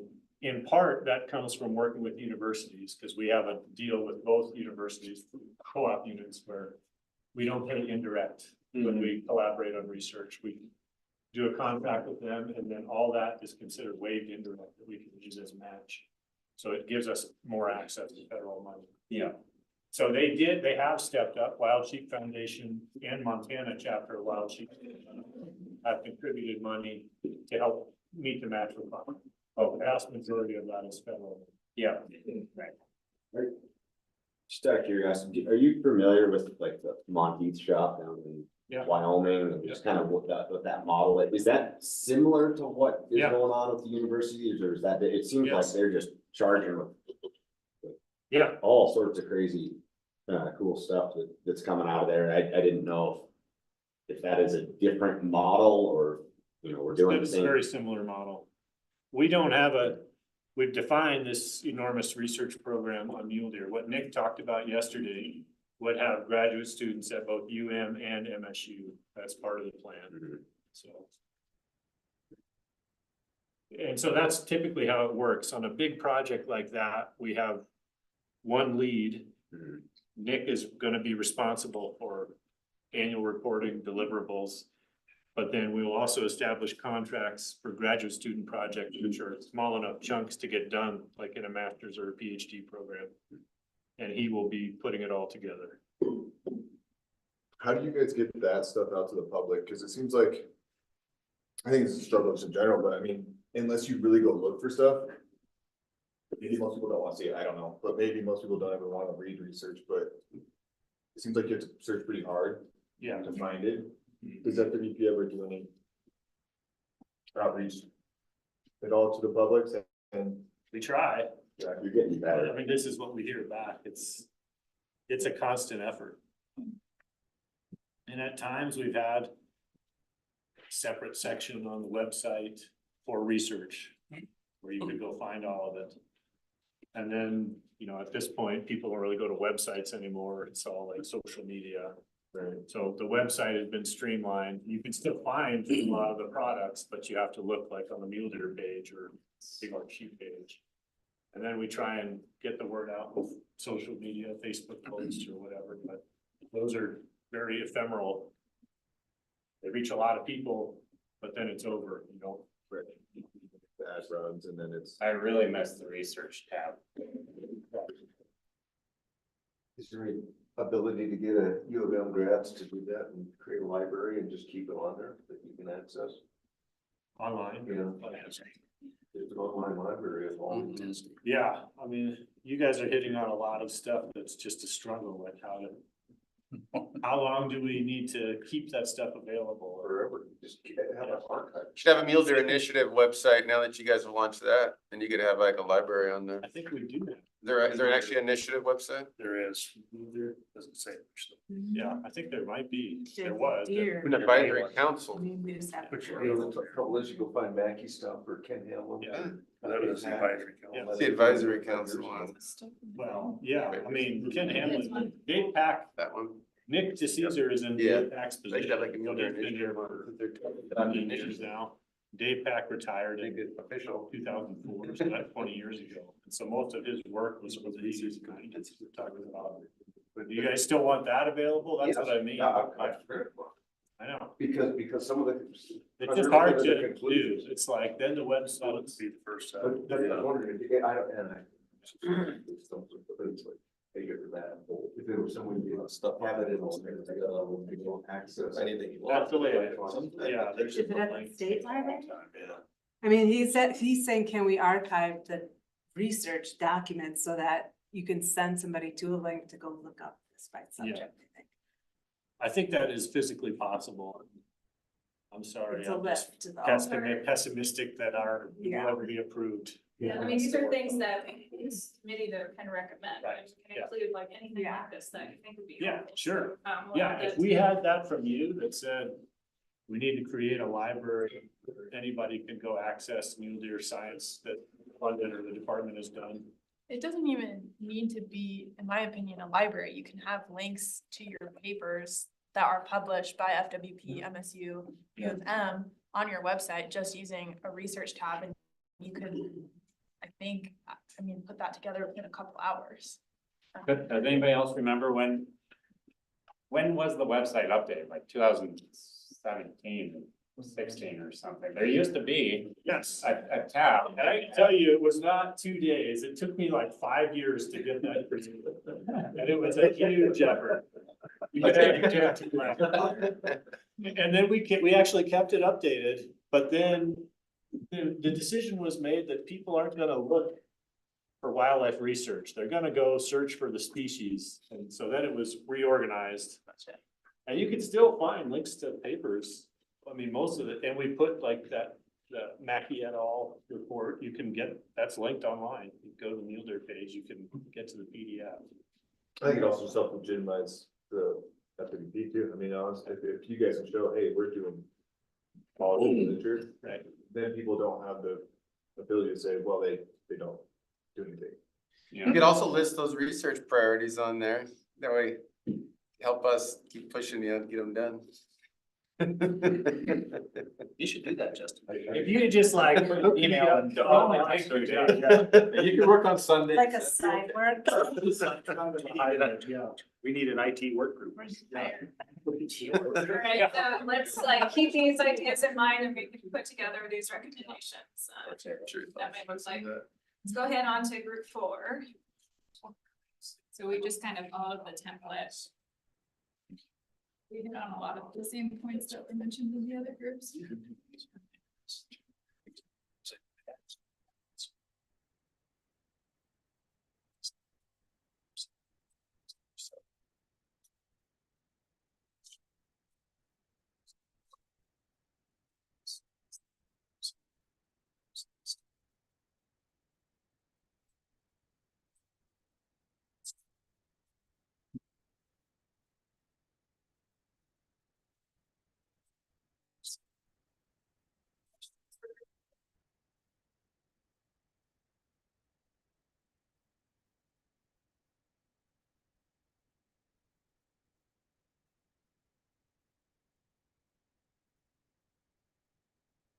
I think that's the first time I've seen discussion on enforcement of regs. I like that. Appreciate that, because I think our guys are so short-handed out during hunting season. You can call them and they're just too busy. They'll never get to what's going on. And I don't know what the solution to that is of putting more badges in the field, but it's a concern.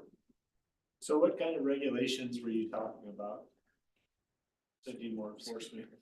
Just curious. I was in that group, like I said, like 5:30 and 5:35 in Region 5, well, now it's 5:35. I know that special district has struggled with people killing mule deer bucks without knowing.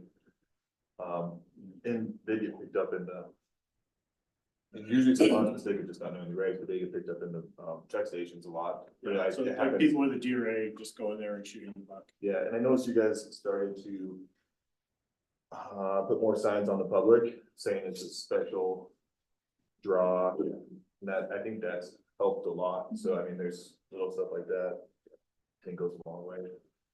Even if it's not more enforcement out there, but. I don't know what they were intending, but for me, I just went immediately to trespassing. Again, because there is this huge influx of non-resident hunters and they go where they see deer and they just drive the roads and so there'll be calls that go in 3 or 4 times on trespassers. You know, they do it. And I've even had ranching friends who have blocked them inside of their property in order to, because they're covering so much area. It's not like they don't care, but when you've got one guy out of Miles City, one guy out of Broadus, one guy out of Glendive, trying to cover thousands of miles. And again, don't know the answer, but Well, it's real. Correct me if I'm wrong. And I don't want it to I turn think into a it's been gunfight. time legislatively to appropriate more funds for more wardens. Oh, I don't know. Yeah, I'm sure it's out of the legislative. you have 89 wardens, I think, for the state of Montana, Kim, is that what? I think so. I think the enforcement division as a whole is about 100, Yeah. which includes some of their Yeah, investigators. that'll have to be done legislatively with them. To add more positions? Yeah. That FTE and the dollars to pay for it. Yeah, it's House Bill 2 and 13, because it's pay. So one of the big jokes that anybody that rides in the backcountry is 2 things you'll never see in the backcountry is a warden or a biologist, maybe. No, that's fine. Yeah. Not in the right spot. Yeah. I noticed on this one, this first time I've noticed non-resident. Then shut up and try. Not really sure about. Really? Cause they wanted it out. To include? They actually, Yeah. so they're good. Just that they would have to stake. Yeah. Yeah. And Well, I guess it's worth acknowledging that what is it, non-residents are funding 66% of our department, I think. I'm just saying, this is the first group that Sure. actually mentioned, non-residents. So, you know, we're talking about reducing non-resident bee licenses across the board, but non-resident licenses as well. That's gonna have an impact both on their opportunity, certainly their funds coming into the department. No, I don't, The B license isn't just a fire a bunch of them. it's fairly insignificant. I don't know, what is a non-resident bee license? $50. 75 for deer, 375. Used to be. 75. Yeah, okay. But the discussions I've had with the department is kind of like, Meh. Yeah, sorry, non-issue funding from the license revenues. Okay. It's here today and gone tomorrow type of thing. But I think it is, I don't think they depend on. Yeah, sure.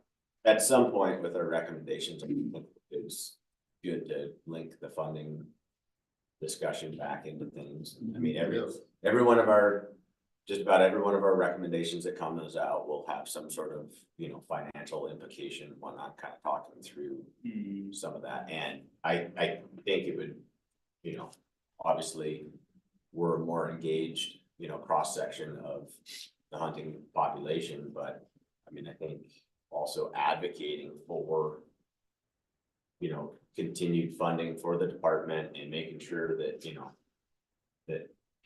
they are in the position to, tackle the research and whatnot and try to, I'd like to drive an initiative to, get more funding for the department, and I'm perfectly willing to play my fair share of it. Is there a way that we know average of how many in-state residents buy a deer license? Is that option available? Yeah. Right here. Yeah, 157,000. yeah, 160,000. But that, with deer licenses and to some degree elk licenses, but deer for sure, most people do not buy a license every year. So like any 5-year period, we've got about 40 to 50% of people over age 12 with a deer license. But every year, it's maybe like 25%. You know what I mean? Because people are skipping years. I think to your point about the funding, I mean, to me, it's important that we be reasonable as a group, right? We're not gonna ask them to eliminate all non-residents deer elk licenses, right? It's just not possible. But I don't think the charge of this group is to worry about the department's budget. I think we just need to be reasonable in our request, realistic in what we ask for. Kind of, but I think there could be, I guess where I'm getting at with that is that every time the legislature department goes to the hunting public and asks for more money, like what saying earlier, that there's the consensus of the average sportsman is, why should I pay more and get less from it? But try to advocate that says, hey, here's our ideas on, yes, you're gonna pay more, but here is our Here's the ideas on benefit things that that you you can get out of it. And I think that, Yeah, we need to come up with a number. And if we can come up with something to improve the quality of the hunting, the department will see an increase in licenses. That shouldn't say, yeah. All right. So here's what I propose as a next step. Go back to our breakout groups until lunch gets here. It's about an hour till that point. Try, you can look at the other groups, where everyone will have it on their computers. If each of your team leaders will have it on their computers, so you can look at that and think about what you want to add to yours and kind of revise as you see fit.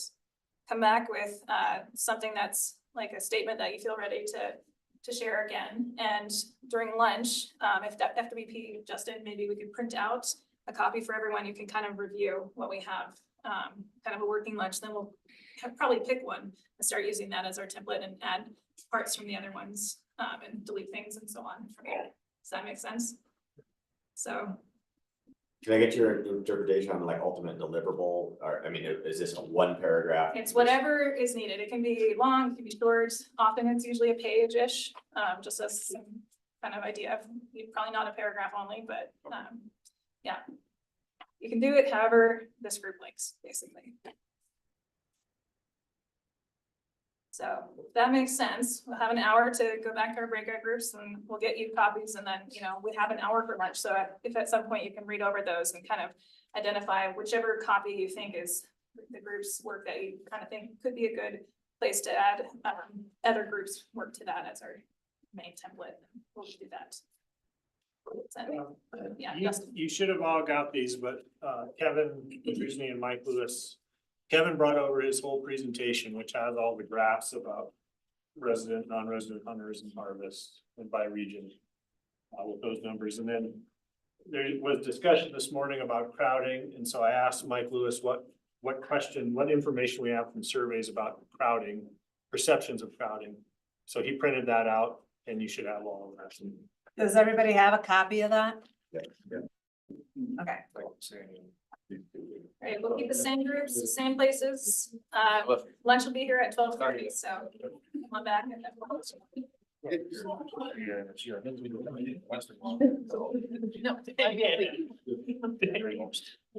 was more wordy. They're used to pizza. They're used to 20 hours. Okay,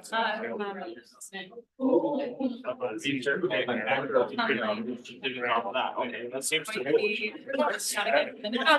No, it seems like. Yeah, it's our house. It's a house, right? But like, then you actually have to do it. Easter. Do what it's supposed to do, like, that's. The country's also can't shoot farther. Yeah. Season 6. I would say. That's a political issue. You're already prepared.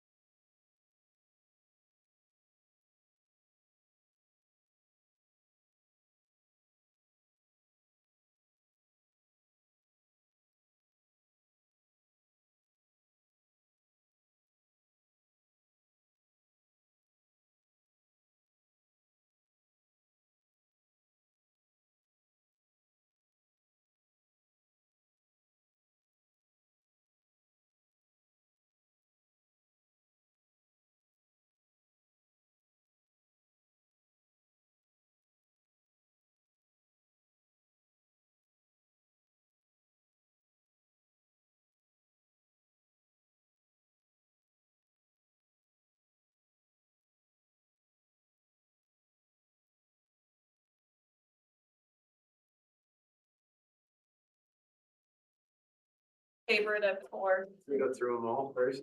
You can do that too. I had a thought on the last, weather has a large impact. But not under management control. And maybe this is I feel like this is something I should know, I apologize. So we are doing spring counts in April. The commission is considering season settings in December. What, and maybe this is a question for Justin, I guess, or anybody who knows. What leeway do we have for bios or the commission to adjust license allocation in response to harsh winters? See, we have that we have that in there. Yeah. Yeah, we Somewhere mentioned up the above. timing. They can adjust it whenever as needed, as long as they bring it up.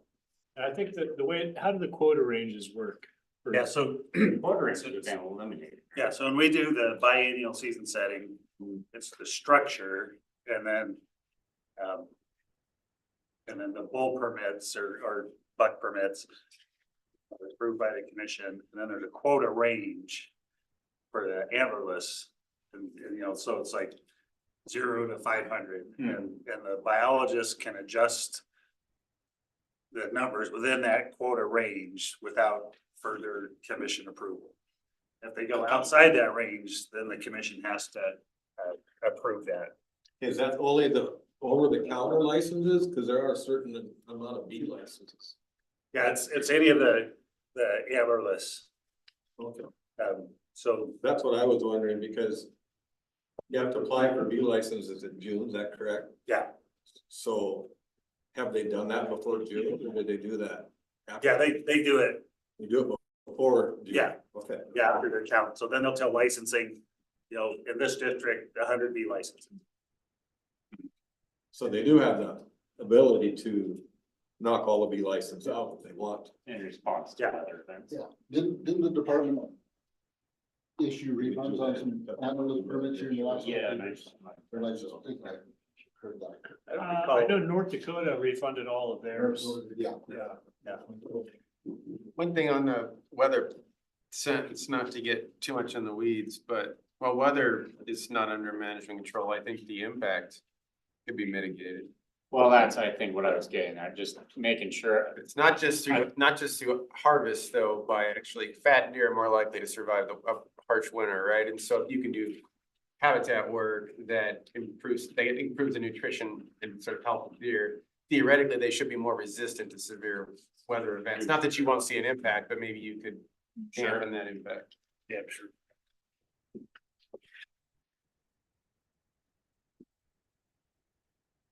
Good. Any other thoughts or comments on this at this moment, or should we go on to group 2?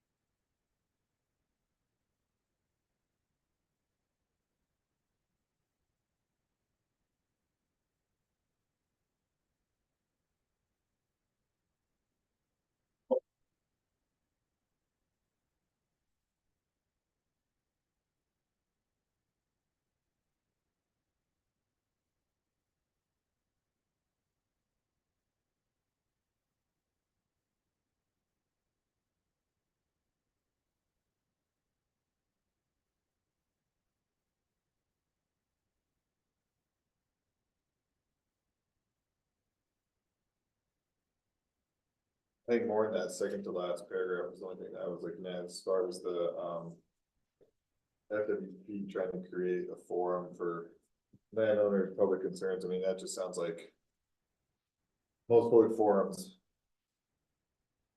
stray, get off topic, get messy. I don't know if that's a possibility of it. Just seems like it'd be very hard. I think the model that we were thinking about and with that thought process was some of the, like the some of the working groups some of the grassroots working groups that have assembled around the elk issues. The struggling to come up with the right names, the Devil's Kitchen work, thank you, yeah, they are a community of landowners who have come together and are having regular discussions about what they're seeing on the field, their issues. It's a place we're also trying to address this thought process that landowners aren't being heard. They have issues that they're seeing on the landscape, and how do they communicate that to the department? So that's kind of the model that we were looking at. Do those groups then include FWP participation so that FWP is involved in that dialogue? I mean, I guess that's a question for the group. If nothing else, it would provide a direct pipeline for A group. a group of landowners to send one message to the department. I don't know if there needs to be department staff there or not, but it would at least be a concise message going to the whoever. And we don't know that this is the perfect idea. We just thought we needed something actionable, so it wasn't just platitudes. Mhm. Can I ask, are you guys familiar with the PLPW, Private Lands Public Wildlife Group, and Yeah, how would this be different than that? maybe we could adjust this to focus on that as the venue. I mean, I just think we were trying to do something where this stuff could be worked out in a forum versus just talking about how it's important. Mhm.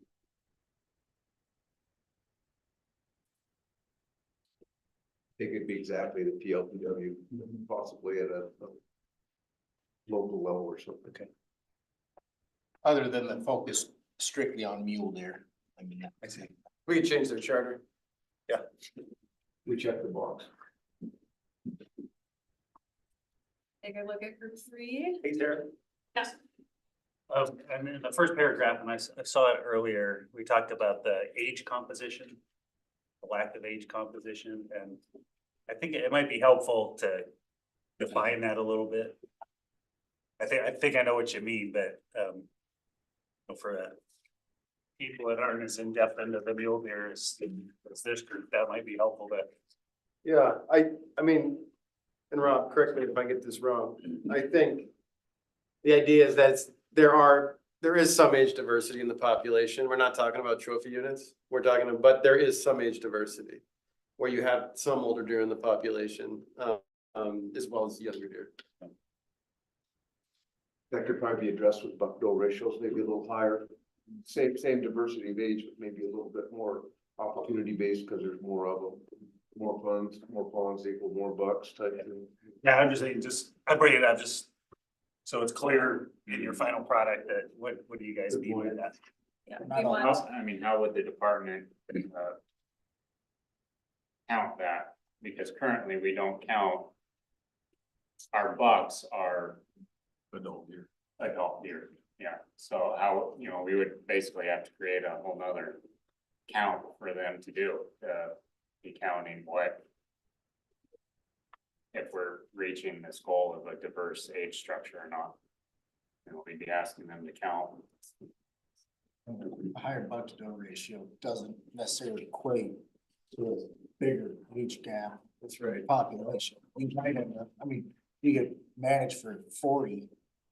But you might end up with a bunch of 2-year-old and younger bucks on the landscapes. Yeah. To the point he was making, assuming we have an age diversity, more bucks would probably have the same diversification.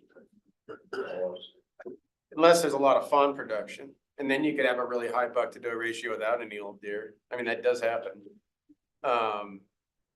Like in Colorado where they moved their season dates back.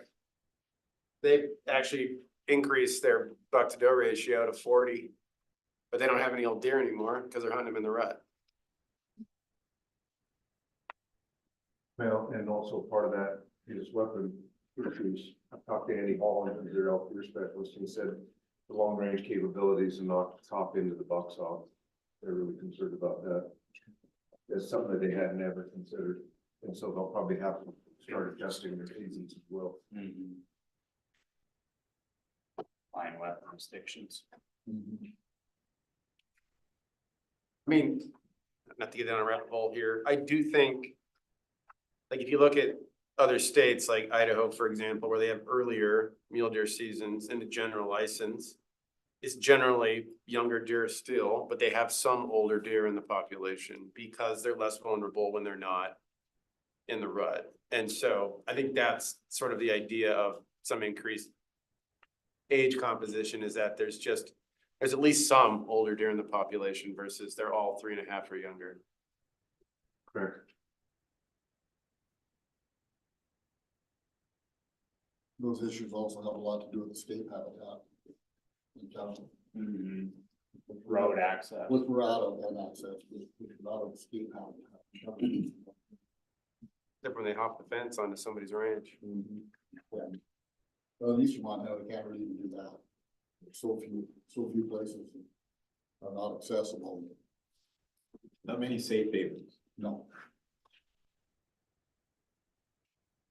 In Region 6, I don't know if there's a single ranch big enough to provide a safe haven for more than a few hours for the deer. Dealers travel too much. But they're not traveling a lot before the rut. Yeah. Right. That's, It's during the rut. so during the rut they are, but if the dates were different, they're actually not doing that. Yeah.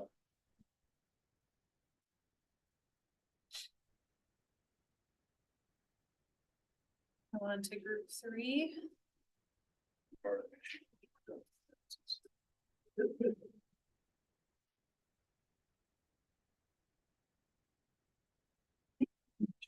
Mhm.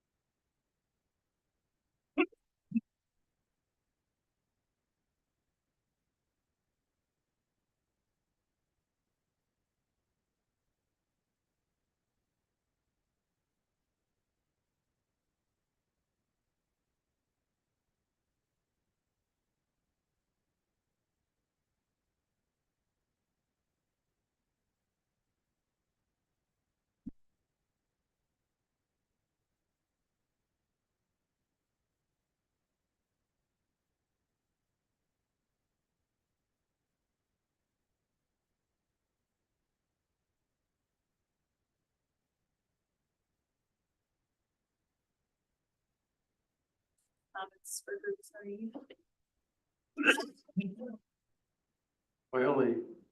It's an observation about the way this is drafted in compared to some other ones.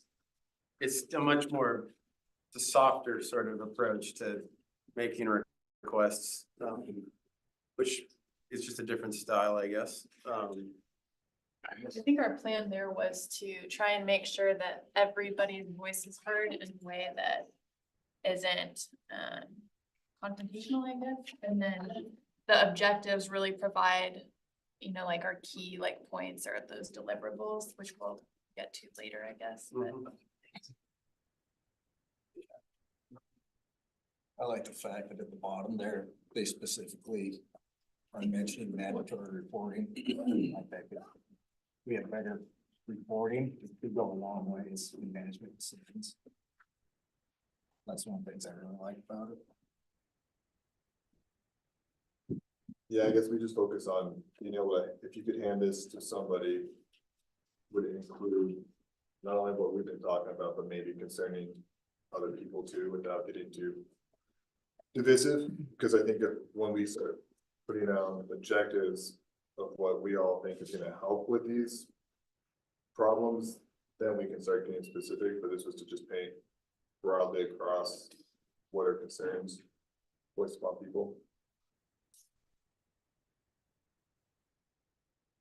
I don't disagree. I also think the more wishy-washy our recommendations, the more unclear they Not a are. recommendation.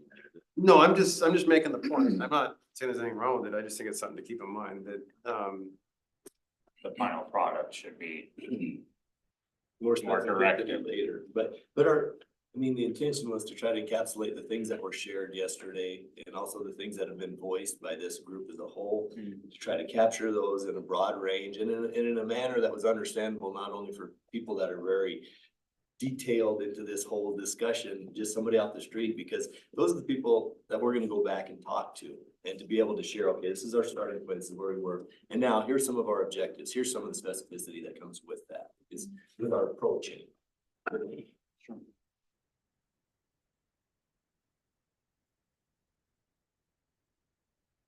Okay, go on to group 4. This is still kind of a bullet list, but we came up with some more ideas.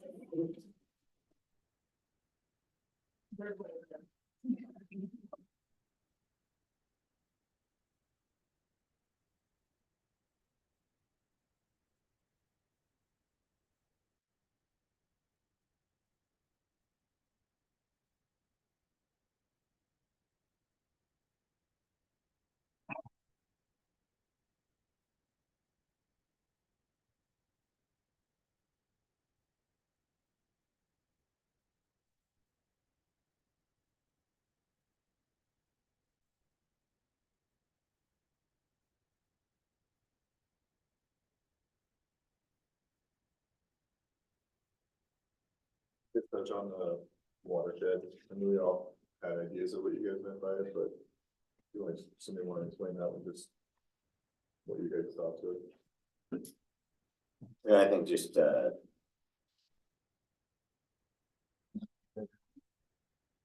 yeah, I mean, or district, kinda, I don't know, I guess similar areas that have similar kind of constraints. I mean, maybe watershed isn't the right word there, but I don't. Me personally, I mean, I think there's things that will come out of the group where we can be a consensus that it makes sense for, you know, maybe all across Montana, but also, maybe I think diverging somewhat from a push that's come down from, it's come off the thing in the department of, standardizing, simplifying one size fits all, like that doesn't necessarily make sense all across Montana. I mean, we could go to 100% limited entry in northwest Montana, reduce opportunity, do other stuff, and if we don't address habitat concerns, we don't address predation, like it really doesn't change anything for us up in that country where it could have a major impact in where deer are vulnerable and you're getting all your non-resident pressure in eastern Montana.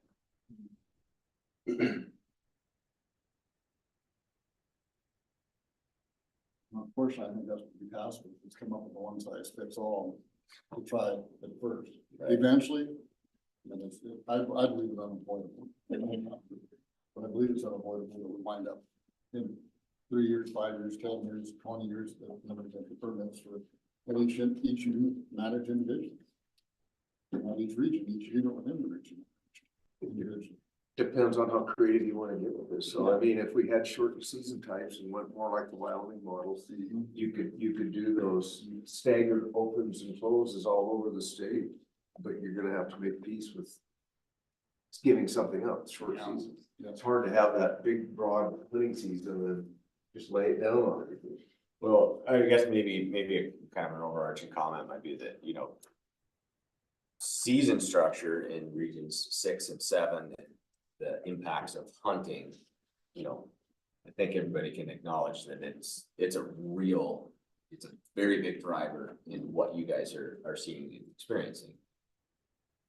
As far, if you wrote a list in Northwest Montana, as far as, it's, you know, impacts and true, you know, true drivers. I mean, yeah, we manipulate age structure with our hunting in Northwest Montana, no doubt, you know, especially on known winter ranges and whatnot, but it's not what's driving our populations. No, it's not, you know, so anyway, just trying to make that designation that, you know, we could have maybe a, you know, maybe there's a little bit of a one size fits all approach to season structure, but, you know, the priority for Northwest Montana is not, you know, it's gonna be, Right, it's different than what it is. in yeah, Region it's gonna be 6. habitat predation, other stuff, it's not necessarily gonna be. Doe harvest. Yeah, we don't have any doe harvest, so we don't.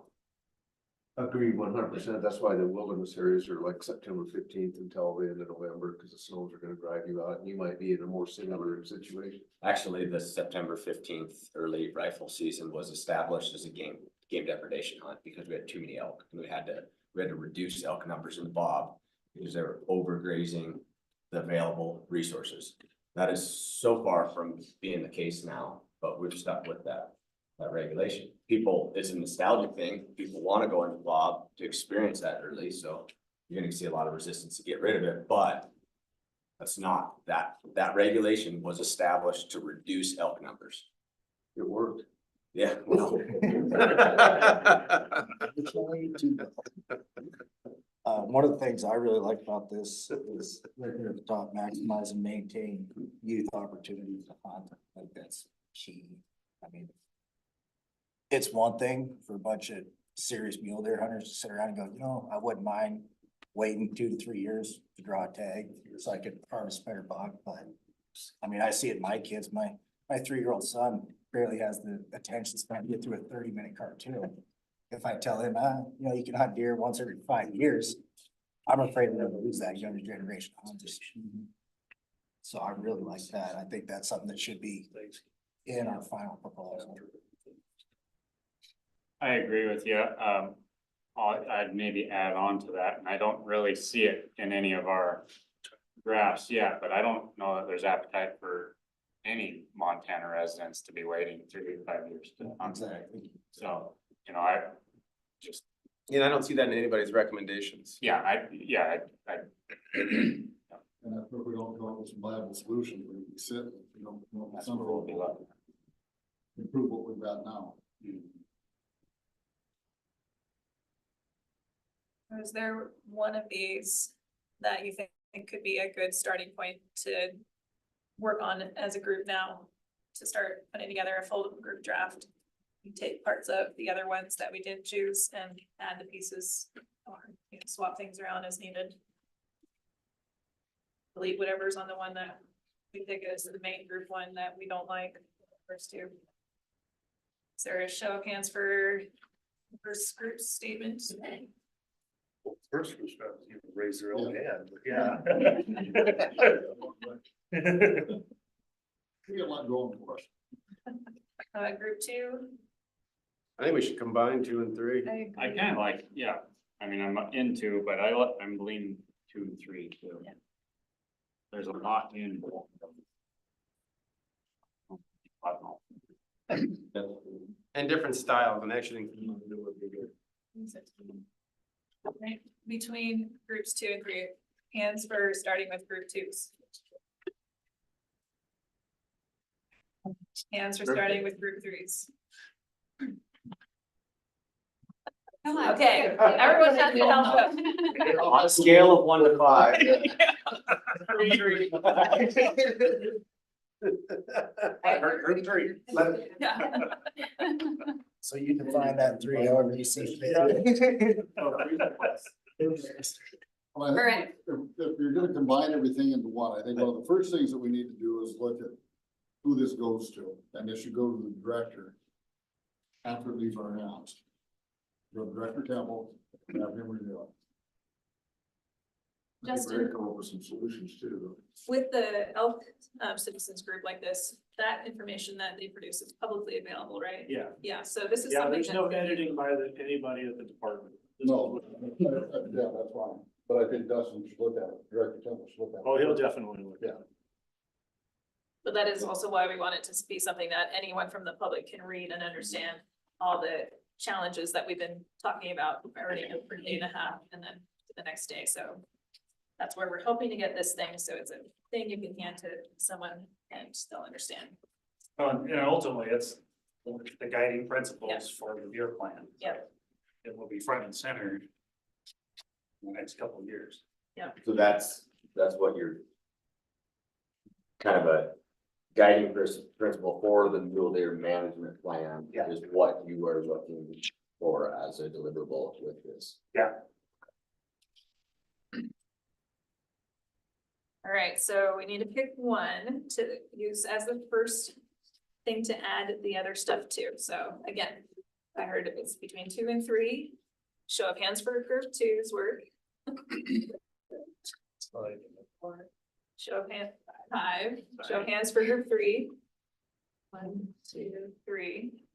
I won. We're gonna vote. Yeah. Flip a coin. And Justin, do you guys have a preference? No, we're out of this. Yeah. Do it. Vietnam is a neutral party. No comment. I guess I'll go with 2. I mean, it doesn't matter, does it? No, Like, I pick prefer one. to go with 2. 2. Okay. Okay. Probably be easier since it's the shorter. Okay, I'm gonna stop sharing. It's a little bit more concise, sure. Right. And then you can start. Okay. If we don't go with 2, you'll have to work with Joel with it. So probably the easiest thing, we could either start with like wordsmithing some of this, or if there's things that you think we'd want to address before we go to the other copies, we could start with this, think about if we need to make changes, or we could go to group 1s and take anything we think is missing from group 2s and add that in as the first step, so. I say we do some big modifications before we start fine wordsmithing. Yeah. So you want to start with looking at, I think so. all right, so if everyone take another look at group 1s and see if there's items that were missing in this. Group I think Bo statement. came up with a big one, is maintaining that new planning opportunity, and that Yeah. what jumped out. Yeah. That was in group 4s. Oh. Yeah. That's. We can do it.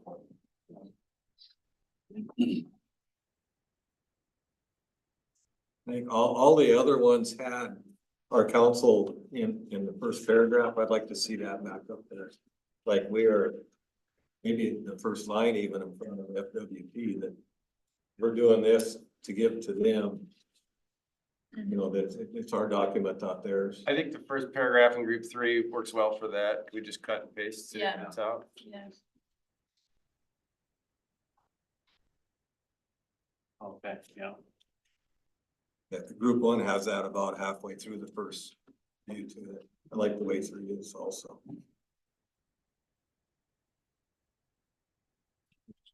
Trees. Yeah, There's a couple first- paragraphs going in there. Take the Yeah, first just paragraph. Yeah. This one. Yeah. As the first paragraph. Yeah.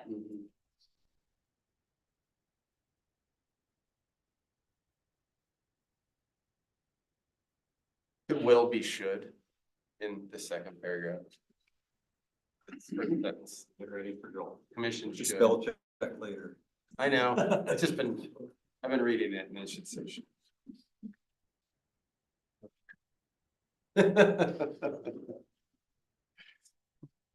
Okay, so I heard a proposal that we're gonna make sure to take the youth opportunity and include that, so is there somewhere that you think that would make most sense to throw in there for now? We can reorganize everything a bit first later.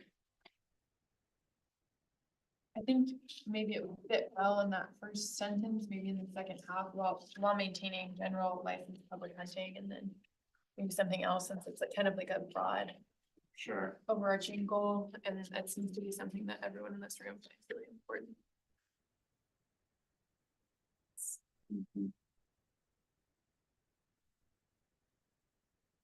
What else is missing from group one's statements? This is kind of jumping to the bottom of our group too, but I see it mostly across all of them. The plan will have a life of approximately 20 years, but it needs to include periodic reporting and evaluation. So that periodic reporting and evaluation. What specifically does that mean? What are we evaluating?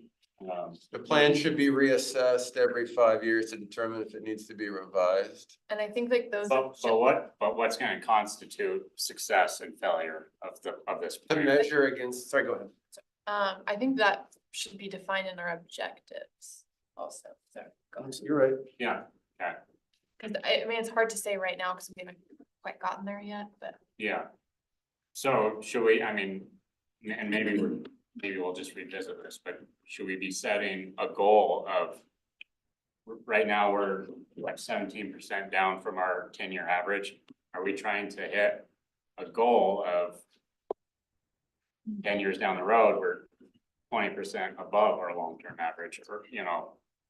Should we look at buck-doe ratios? We had that discussion earlier. Are we gonna aim for a specific buck-doe ratio that defines success and failure? I think the assessment of the plan should look at the objectives in the plan and and to see if the agency's actually hitting them, and if not, what changes need to take place, and if a revision or an amendment to the plan is necessary to do that. And I don't know that the objectives in the plan are gonna be set by, I mean, in terms of like the specific management per each unit, it's probably gonna be set by the department, not us. And so I think our recommendation should be a little higher level than that.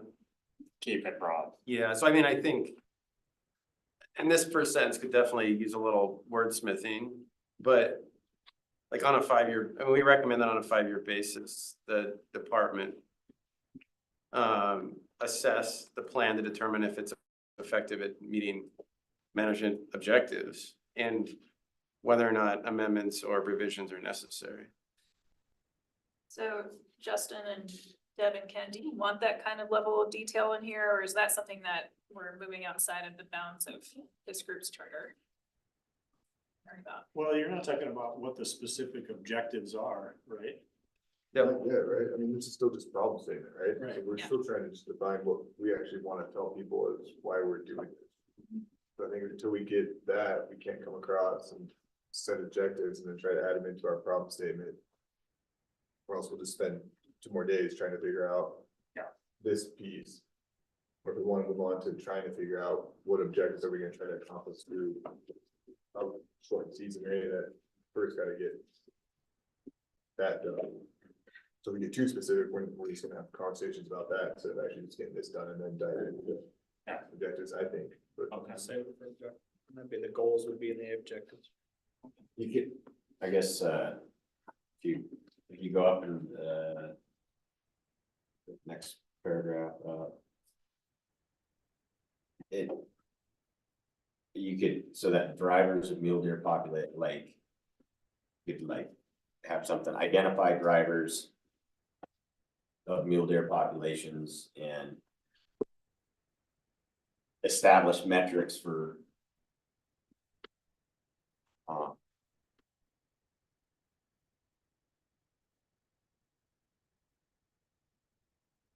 You sure that's not in the next one?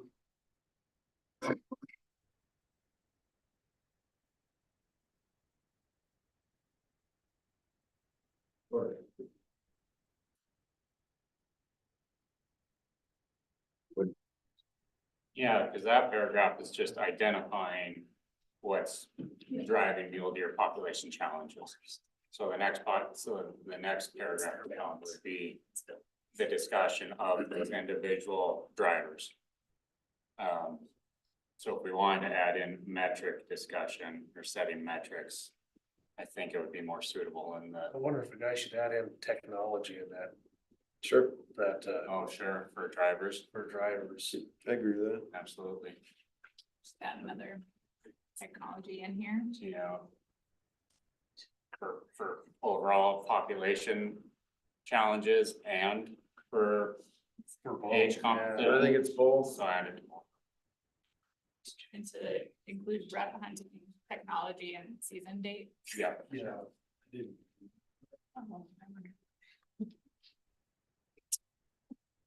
I don't know, tell me if you guys think I'm wrong on this, but I feel like age composition, we're getting a little too far in the weeds. I mean, what were you saying earlier, Justin, that, you know, a lot of guys don't even buy a license every year?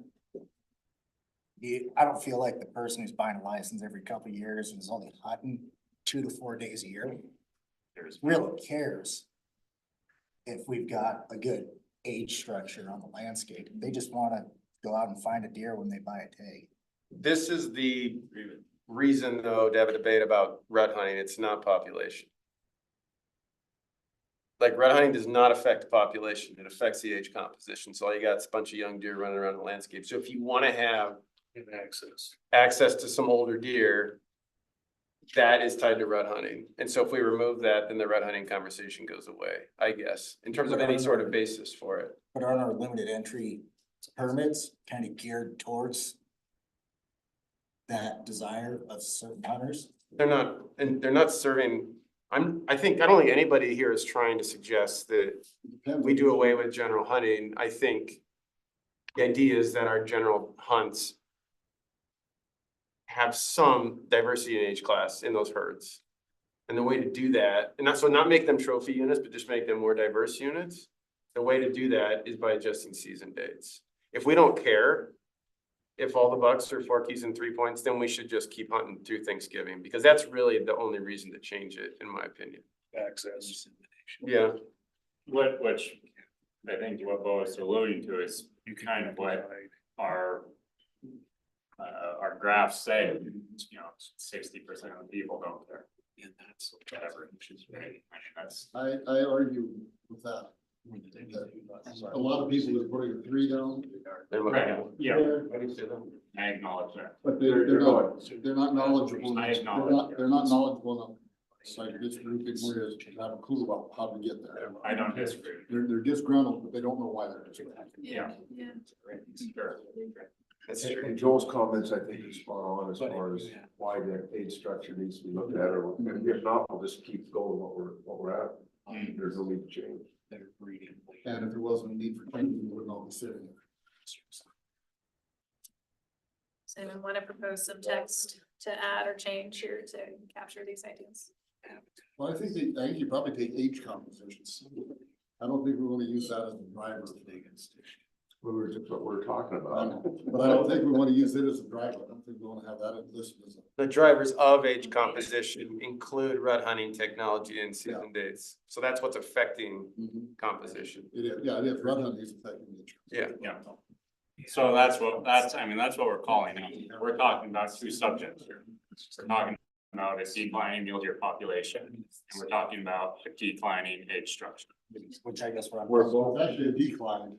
Well, yeah, but we're also saying, you know, if somebody can make an 800-yard shot and because we're hunting in the rut. Because it's not limited entry to general laws and CWD, we got predators, we have it all, that's affecting that age as well. I guess what I'm trying to iterate here is that I believe that population is more important than age structure. And I feel like the public feels that way too. Yeah, I mean, I just think you gotta be careful with words. We're just in that time where when you start adding in words that people might infer what we're talking about, if we're saying age composition, they might only equate that to loss of opportunity and just we're focusing on bigger deer that the common person might say, well, that doesn't include me. I don't want this. This isn't how I feel about it. When in reality, like, that was kind of sad to know that there's such a big discrepancy on year to year of residents buying tags. I mean, that's non-resident hunting license are level, but the residents are doing this, and that's probably trending with the deer populations more or less than age composition. There's just not enough opportunity. So, or there's not enough animals that drives people to want to buy tags. I think we gotta be careful with words in general. What if we did like a note that we refer to age composition, what we mean is, we can define it. Could you just put Well, like? Ken specifically asked us to define that, so we Can't need you to. just? Perhaps drivers of population. Yeah. would be better. I don't, but they're two different things. Two different things. You can have a lot of deer and they're all young, and I think, and if we, I mean, let me back up, so. I guess in terms of the recommendations here, the idea is how do we maximize general season opportunity so keep general season opportunity while adding some age diversity to the herd, not making them trophy units, but just adding some age diversity, like every other state in the entire country is already done. And I mean, that's the idea. Leave an age population or age composition and comma population. So it's what it says about that. The first sentence, so we've addressed it as population in the first one with the specifics. And then we address drivers of age composition. And so, I mean, there's no need to have, how do we justify an October season? If it isn't for driving some sort of age. Yeah, I guess. Access. Yeah, I don't think There is no justification. Yeah, so this is Access. justification of that type of season Access. recommendation coming down. Access. What do you mean by that, Art? You cannot design a worse season for landowners than the current one. Okay, Art, say that again. That design works season in the current one. so you're, Not only is it long, you've got a lot of opportunity. For me, opportunity is more money. The more money, the more opportunity you have, the more I can sell. And that's, and then landowners lease for two reasons: money and convenience. The current season with the rut, most of our issues occur during the rut because that's when the deer are down on your properties. And I think with moving the season into October, you'll see a lot of people who maybe are closing their place right now, May open up. may open up. You cannot sell a deer that you don't have. Yeah. We're right next to Because it. of the leasing, the people, the outfitters looking to lease are gonna be willing to pay less to lease a property in October. Is that what you're getting at, or? I don't know, I won't even attempt to speak to that, I don't have that, I can't tell you. Okay, But you cannot sell a deer you don't have. right, Our deal is an individual specific deal, because he doesn't have an outfit. Mhm. He's doing it on his own, at least his Sure. own private ranch. yeah, You cannot sell a deer you don't have. Earlier in the season, the deer are up in the hills. And they're not down on your meadows. If he's not down on your meadows or on your private, you cannot kill him. One of the best deer I ever killed was in '97. He was on public land. It was difficult hunting. I went 4 days before I saw a deer. There was 4 other bucks with me. I shot him the second week of the season. By the end of the season, all the other deer were shot on the private down below. Without the November season, you could not sell those deer. Not supposed to be selling deer, just an opportunity, Art. Yeah. Well, and the more opportunity you have, the more you can sell. so how does that And then- tie into access then? So Yeah. you're saying you're So, okay, be potentially willing to open up more access in October? There's the potential. for Is that. that, When and- hunting's more difficult sure, and it improves on public land, yeah, the private isn't gonna be nearly so desirable.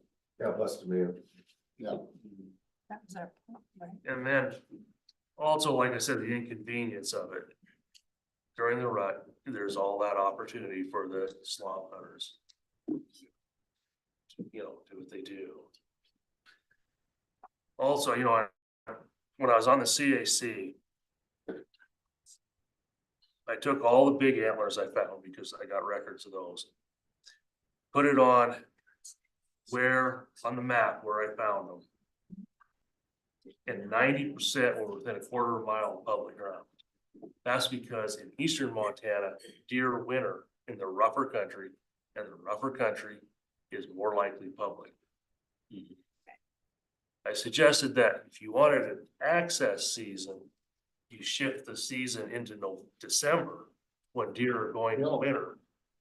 And you'll have more, instead of trying to gain access to places like mine, you shift the season to when you have the deer are more on the places you already have access to. I get what you're saying now. I understand. Okay. That makes sense. And I'm not an expert on western Montana, but I'm gonna assume that earlier, the deer are higher, more likely that's gonna be public. I gotcha. Yeah, I'm tracking. So just back to this, like. I mean, I think what we're asking for is some improvement in age composition, we're not asking for trophy hunting, okay? There's a difference. Yeah. Is that, I mean, are folks opposed to the idea of some improvement in age composition? No, What do you need the age composition? I'm not. Yeah, I think we've got to get more. Having some mature bucks in the population, okay? Okay, here's I the mean, I reason think you some might people want would say to we age can't. pop. What's that? Okay, I'll give you a reason why you might want a little age composition on public. Right now in eastern Montana, outfitters are getting outbid by resident hunters leasing property. The only reason they're doing it is because the quality on public is down. They're not, the hunters are willing to go and lease places like mine because they can't find the quality they want on public. As long as the public has poor quality, you will continue to see private ranches being commercialized. So what text could we add to capture these ideas to this So we state? still have to define That's a can of worms. age composition. Yeah. You know, some people would say we have some age structure. Right, you now. need to have some or else you end up in a situation that you have in Texas, Yeah, where all the private gets leased up and the public ends up going very limited hunting. Can we just kind of delete the drivers of age composition and go ahead and include the rut hunting and that stuff and just kind of infer it with, because we're gonna cover them when we get into the other, when we get deeper in. I mean, then you can go there. We go down to the other paragraph to see if it's how well it's addressed there. Could it be like to improve? To create some older deer in the in populations, and we could take out composition. You could say increase the proportion Of- of adult deer above X years old or something like that. Then that gets into. Mitch, are you saying that paragraph covers it? Is that what you're saying? Well, I'm not sure if that part really needs to be in our mission statement. It's pretty much what this is. You know, So you're suggesting, that don't want to get too convoluted, so we're talking about the same thing 3-4 times in this whole statement. Well, I think if we want something on it, it needs to be in here somewhere. Yeah, Otherwise it won't, and I guess if people are adamantly opposed to it, we should talk about it. No, and I'm not saying I'm adamantly opposed to it. I've got no problem getting a better age class on the landscape. I like what Mitch is saying here, where we just kind of include all that under population drivers, and then we leave down below where we start getting into age composition. I'm fine with that. And, yeah, and Art's right in his assessment that if we had quality on public land, there would be no demand for the private. So remove the drivers, but leave it in down below. right, My point is that we need to be open about why you have to have an off-full season. yeah, we can't defend. Just say, hey. Without drivers, you can't defend the need for change. Yeah. Yeah. so Wasn't in part what we were thinking when you guys came up with that about the distribution also, the private and public lands, Yes. right? And we wanted to get people out hunting when the deer were up higher and on the public land. And so this was, right? I mean, it's trying to address a couple different things. Yeah. So I'm we no don't wanna expert on lose Western that. Montana, no, on Western Montana, I'm just gonna assume that the later you go in the season, the more likely those deer are down. It's right. Right. I mean, we could change it to be like older bucks are more vulnerable during the rut. And with increasing technology. Not older, all bucks. Yeah, you're right. You know, I want to make sure that these important considerations are captured here. so that someone can pick this up and read this again, Mhm. so. Maybe you assume just the wording of the age composition, that seems like people are finding is maybe if we just try to figure out how to say the overall Quality, quality or the overall quality of mule the deer. quality of the experience. Population demographics Yeah, of the herd. and quality of mule deer on the landscape, and not try to, herd health, something that just doesn't necessarily say. But biological herd health isn't a function of age class. No, not at all. No, right about that. You know, quality experience. When we get into this conversation, we need to get records of all the talk over the big buck here, or they were trying to do things and moving the season forward. Believe me, Idaho said it doesn't work. You're still not gonna have big bucks. You quit hunting during a rut, they just shoot them before. So you need to investigate that. That's what happened, okay? Get the data. And before we start screwing around with what is the prime hunting season in probably the world, we ought to see what we're doing. Okay? And there are a lot of problems with it. I don't want to just stick it in there and say we're gonna move the hunt out of November. I think that would be a big mistake. I mean, yeah, do we have any data, our data that we could, any studies that we can point to? Because we feel it here, the public's gonna have a reaction to removing a November deer hunt. Oh, yeah. You know, I think you could look at what Colorado has done recently and see what has happened. There was a podcast recently with the manager out of Gunnison Basin, and so they have 5-year season sitting structures in Colorado. And they have second, third, and fourth season hunts, okay? And the second season, generally they become more restrictive through each hunt to reduce harvest because you get into the rut. And the second season hunt used to end in the end of October. And they had a lot of mature deer on the landscape because the third and fourth season hunts were restrictive. They shifted them back a week so that the second season hunt now ends around the 6th of November. And he said that we have lost, basically we have our buck to doe ratio is strong. We're continuing to hit that. So from a biological perspective, it's fine. But our older age class deer are missing from the population. You're getting shot. But that's the exact opposite of what we're talking about here. They took an early season and moved it late. Is there any guarantee that we take a late season, move it up, that all of a sudden we're gonna have a better age class on the landscape? Do we have, does Idaho have that we have a data? study that. When Idaho went from a late hunt to an early hunt, can Idaho say that, hey, look, we've got a better age class on our landscape? Did Idaho have a late hunt and there's up to it?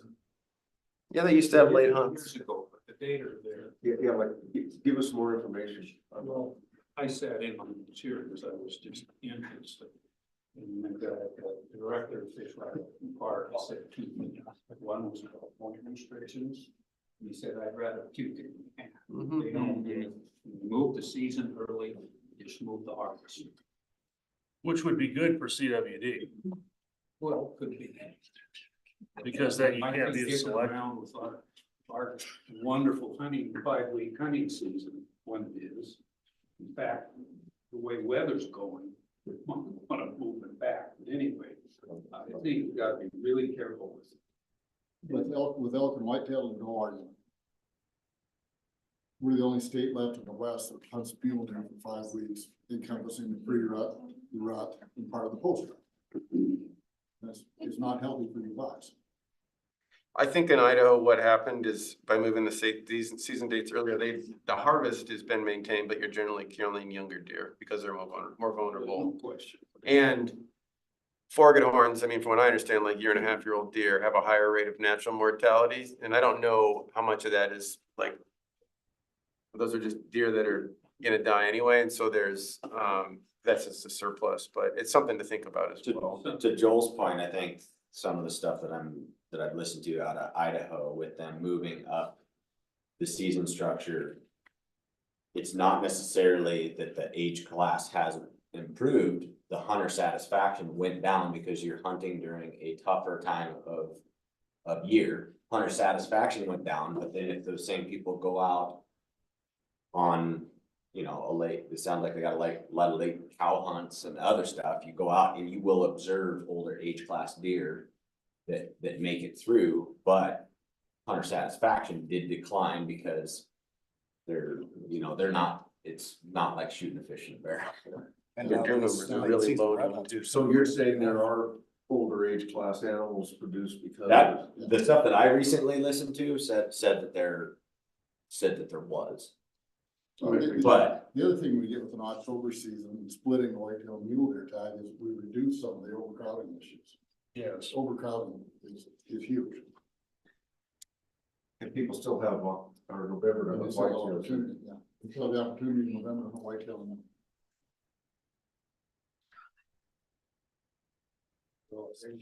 We're gonna have a hard time selling changing hunting season. A lot of Can't people are imagine. not gonna go for it, including me. You can't imagine how hard it was 30 years ago The to most- sell that. Yeah. Because it didn't always used to be this way. We didn't used to have Thanksgiving back in the 30s. But,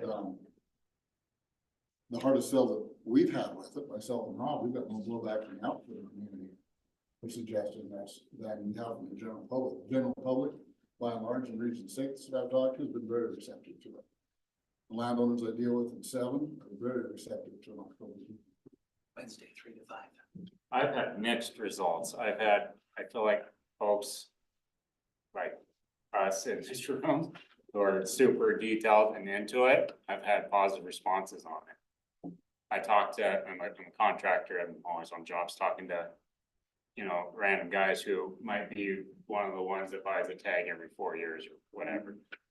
And they are more skeptical of it. I think if we're gonna present this, we've gotta have something strong and concrete to point at. And something else that we're seeing here. We're seeing mule deer move to private land now, just like the elk do. I watched whitetail for 25 years. As soon as there was some unpressured places to hunt, one of them being our own ranch, I could watch whitetail from 8-10 miles away, moving down the creek. From individual deer to does with fawns, going to where it's safe, where they know they're not gonna get shot at 3 or 4 days ahead of this pheasant season. And we now are seeing mule deer in the Milk River Valley. Even 10 years ago, we didn't have mule deer numbers in Milk River Valley like we have now.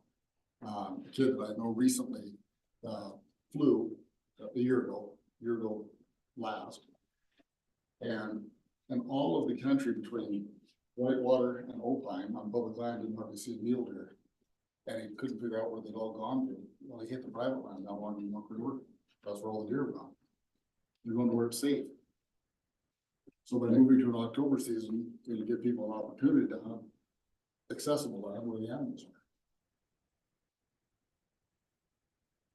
are. Or does it push those deer on the perimeter earlier? Yeah, or does it just move? I them think to in a few private? years, it probably would, possibly. Maybe. I don't know. Deer have to take a lot of pressure before they. It does, a mule deer takes a lot of pressure to figure it out. I mean, it took them 40 years to figure out to move to the Milk River. Now most of them are dead anyway, so. We're also adding like it won't work for every place, but like to put a 2-week cow hunt on private property. That will certainly benefit a lot of landowners to move animals out of that time. You know, so again, we're putting more pressure where pressure needs to be to put animals to the public ground was the overall arching, so they're more susceptible for hunters. Justin had something. Yeah, so I think what you all need to decide is, like, do you want more higher buck ratios or older age bucks? And for what reason? But we do, as far as information goes, we have done analyses of the impact of our special management district seasons a couple of different times. So most recent was in 2018, we updated the analysis, and the short seasons are indistinguishable from limited permits. And so these would be 3-week seasons that end before the rut. But the rut starts the first week of November, right? Yes, basically. Yeah. Well, there's gotta From be the a 3-week balance. season, you're still rut hunting. It's just a shorter rut hunt. yeah, okay, so maybe not completely what you're talking about, Right. but they're indistinguishable from general opportunity and unlimited in terms of buck ratios and number of 4-point or bigger bucks in the harvest. Or the density of that. And the other information we have is from the social science that Mike presented yesterday. It's like, let me see here. 64% of respondents were, that's why they support or strongly support hunting during the rut. 70% of respondents support or strongly support the current timing of the season that goes through the end of November. And 67% of respondents think it's important or very important that the season for mule deer is the same as for elk. So that's like the general population. Yeah. It ain't broke, don't fix it. But this is not, like, you all need to provide direction on what you want to see and what the purpose of it would be. Do you want older age bucks? Basing things on data. But the information, like if you want more older age bucks or higher buck ratios, the one season type that clearly results in that is limited in. That's a quick question. Jeff, we're trying to keep opportunity though in the state, so that instead of the limited opportunity, we were trying to create that more of a chance, and that's why we did that October. And in all fairness, what Joel's saying is that's just a modification of the 5-week season. Because you still have 3 weeks. If you put it before. Right, the 3 weeks you're talking about, Yep. I've read all the data, no doubt that, but you don't have data on an October. Still a rut. Oh, we don't have. data. Other than the idea that it would be Yeah. separate from the elk season. Yes, but we also don't have anybody that's experienced accidents, don't know what they Right. have satisfaction. Yeah, and that's human nature too, is like, if it's a change, I don't like it. There might be creative ways to do this, though. I mean, you could theoretically move the general season up a week and have 3 weeks of mule deer before it ends to go to permit or whatever, and you can get it out of the rut a little bit. I mean, the concern I have is even with a 3-week season, it's still a rut hunt. And guys are just front loading that pressure, and so it's really no different. I mean, if folks don't want to go there, I think every state in the world that has mule deer has dealt with this, except Montana. And it's fun to rut hunt.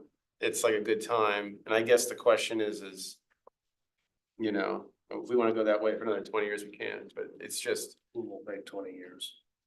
No, we won't last 20 years without being in. Yeah. I feel pretty fortunate because I feel blessed. I can go to that park swing. Not everybody can. Keep it the way it is, Art, I'll be there. Deb? So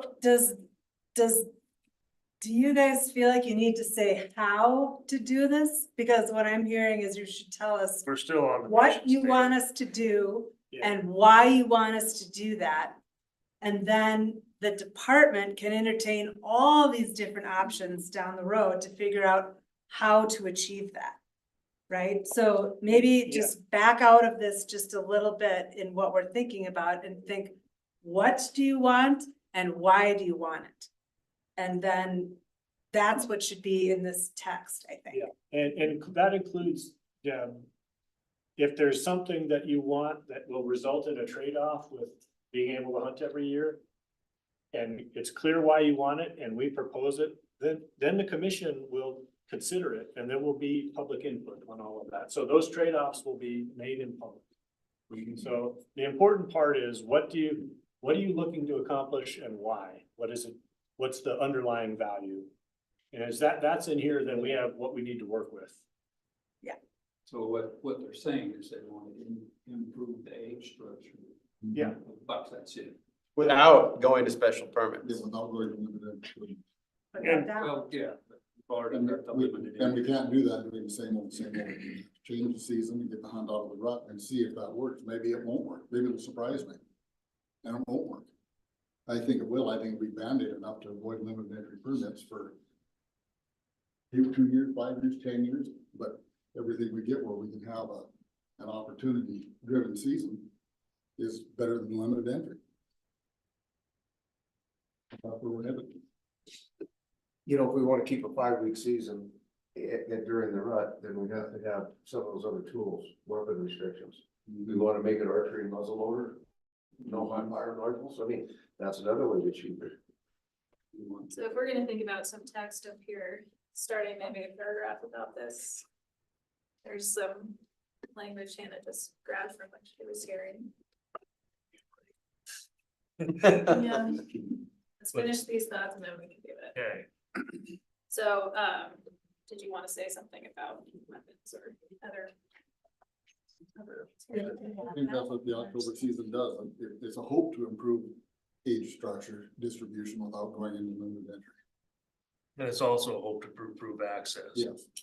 Because you can get access to deer where they are at in October. Before they move. Before they move, you cannot get access later. Yeah. When the old deer or bucks are from Mars, does are from Venus. Basically says, does take the productive ground. Well, I don't know about here, but in eastern Montana, the productive ground is the low ground. And that's where the roads are, and that's where the private land is.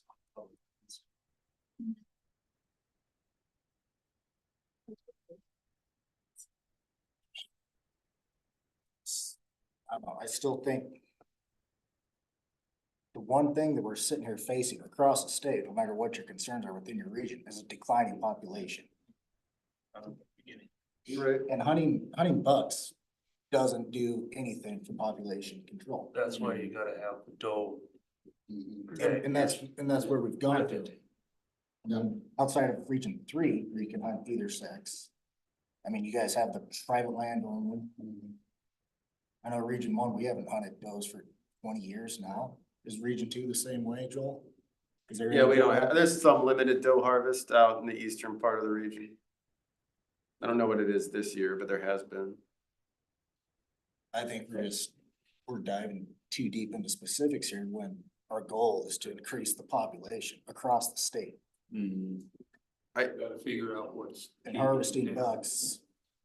I think that, Population. yeah, Then we can back up, I mean, if it's about increasing the population. Again, there's 2 effects, bottom up, top down. Bottoms up in environmental, we can recognize that, droughts, winters, all that sort of stuff, and death becomes compensatory by predators. And then the other way is top down, and that's us. So that means, are we willing to limit our own hunting for the conservation of the species? But the problem is, if that is what's holding it down. In unit 3 over there, that stuff with Waltie's done, I agree. But if it's something else, go ahead, remove the harvest. He does have a hunting area with harvest several years ago. There's early out there, and that population is continuing. So it's complicated. So group 3, if you look at that sheet, the 3rd paragraph has a whole thing about all the different concerns and like really talking about the declining population. So wondering if putting that somewhere earlier and talking about that a little bit more, because we do mention up here that. if you go down, there's another one too on, after we need to commit to, that also deals with population. Okay, yeah, because, so here's what we're tasked with doing. We're gonna revise, he's gonna revise the plan to address declining mule deer populations and deer distribution problems and the age composition thing. There's some information about drivers, but we could put this, there are concerns like above the drivers, or I don't know, but does that kind of set the tone of this a little bit more based on what we're talking about? So then when we get to the age composition and access and all that, we have to find this better, really. Is that not? I mean, I think the challenge is, I think everybody agrees there's deer population numbers. I think the question is age composition an issue? Yeah, And that's where there's disagreement. yeah. Could we label it as an uncertainty? It'd be nice if we could work through it. Coming into this, you know, it's one of your guys' proposals, that's really kind of what we're talking about here. Doing some sort of a trial. Special management unit, you know, pick 4 units and do this, let's see what happens. That's part of it, we don't know, I mean, apparently we don't have the information. So, you know, let's pick 4 units. And shift the seasons and try this. Maybe that would be more palatable to the broader audience. So You know, what do we think of that? what if we, kind of thinking about that, took all things about age composition out of the first part? So the first part of this is talking about the decline. Everyone here agrees that Yeah. there's problems with decline. Then we talk about the drivers of the decline, and then below that, we could also begin talking about age structure, and that there's disagreement about what to do with that. And some people are concerned about this aspect of it, others this aspect of it. So it's a challenge. And that is kind of hopefully gathering all these different perspectives in there, and that disagreement potentially. Does that help at all if we try that? No, I like that. I think out of, I guess, kind of through all of this, I think it would be good. I mean, obviously this is a rough draft and whatnot, but the kind of vision of putting a bow on this, kind of trying to establish some of that hierarchy of, I mean, obviously, yeah, the more deer on the landscape, the more some of the other concerns get diminished. You know, obviously, you know, low hanging fruit. I think a lot of us can look at the, you know, our B license structure as a kind of a low hanging fruit item, you know.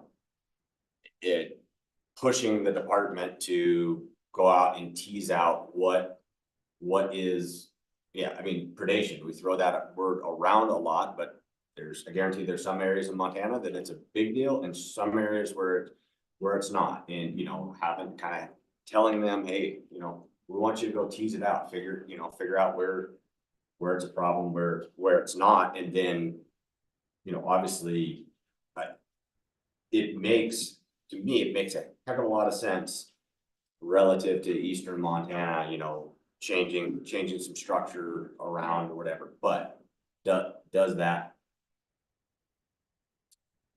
work everywhere? Well, I don't know, at least put it, Could worry about piloting stuff though, because you might become a magnet.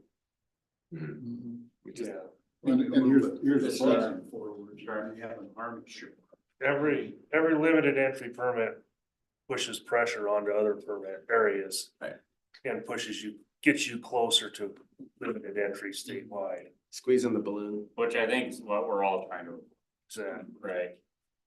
We see that in the, out the windshield, trying to avoid limited.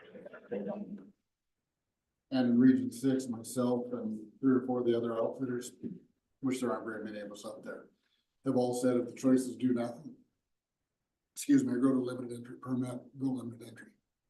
If the choices do nothing, go LE. Go LE. It's got that bad. You guys want to take a 10-minute break? Yep. Yeah. Okay, come back in 5 till 3. Get some sugar, whatever, stretch your legs. We'll get back to this. Slim Jims, get your protein. Come on, people.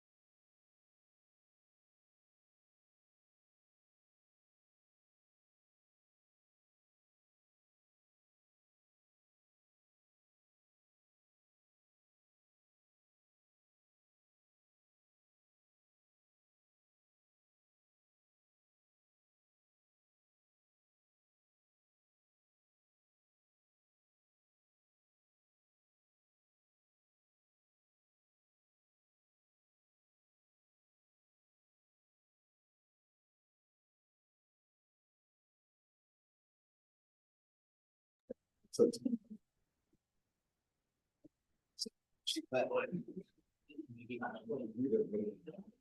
stuck with right now. Season. Really? Alright. Yeah, I mean, Okay, so during that break, we just tried a little bit of reorganizing, just to see if this might capture some of what we're hearing. So here at the top, what you're tasked to do. Good, have to, if he's gonna revise, took out the age composition statement there. Proposing to do that, save that for later.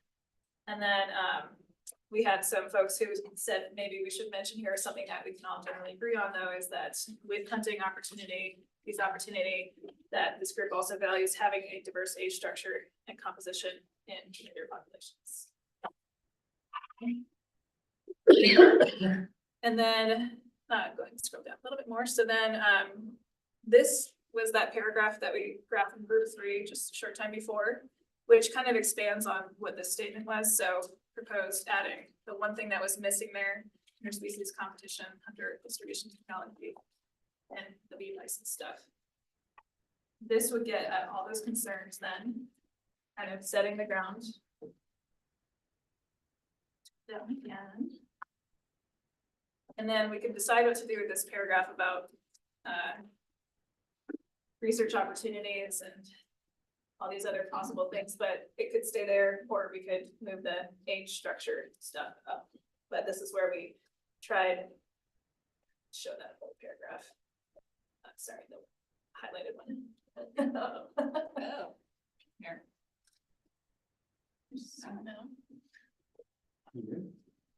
Okay, and so this is where we were trying to put all this into a single paragraph. So take a look at that and think about whether that could kind of capture what we've been thinking.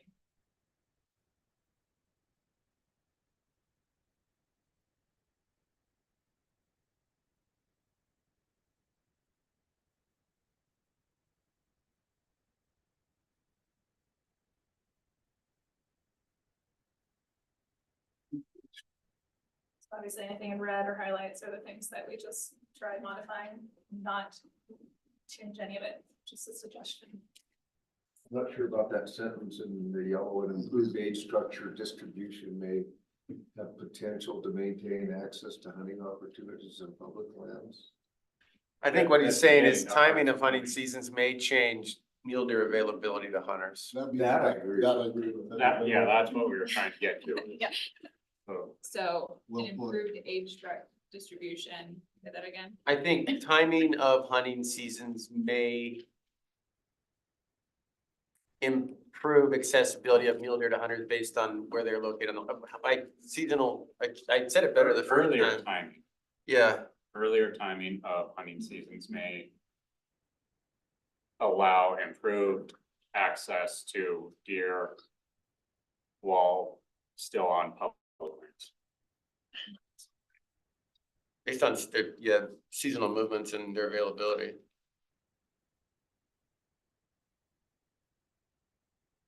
That's a plausible hypothesis. And then we're gonna delete that highlighted But sentence then there. you lost what you're saying about age structure there. Yeah, what about the age structure? Or does that actually go? You already covered that in like the second paragraph. I mean, I guess, Did you not? do folks want to delete the last sentences in this paragraph and just keep the top? Are folks comfortable with that? It's pretty prescriptive, and I think that there's some consternation with that. We can just remove the to improve age composition piece down to the bottom. So just delete all this. Yeah, Everybody think? Can you move the cursor? Oh, yeah. I like it in there, but I don't think others do. Well, and it's a solution. Yeah, And that's what, I think it needs to stay there because it is a solution. There's other options available, right? By keeping that in there, that is another solution that you may or may not like, but it is a solution. But this is just our problem statement. Are we trying to get at solutions quite yet? Getting too far into it.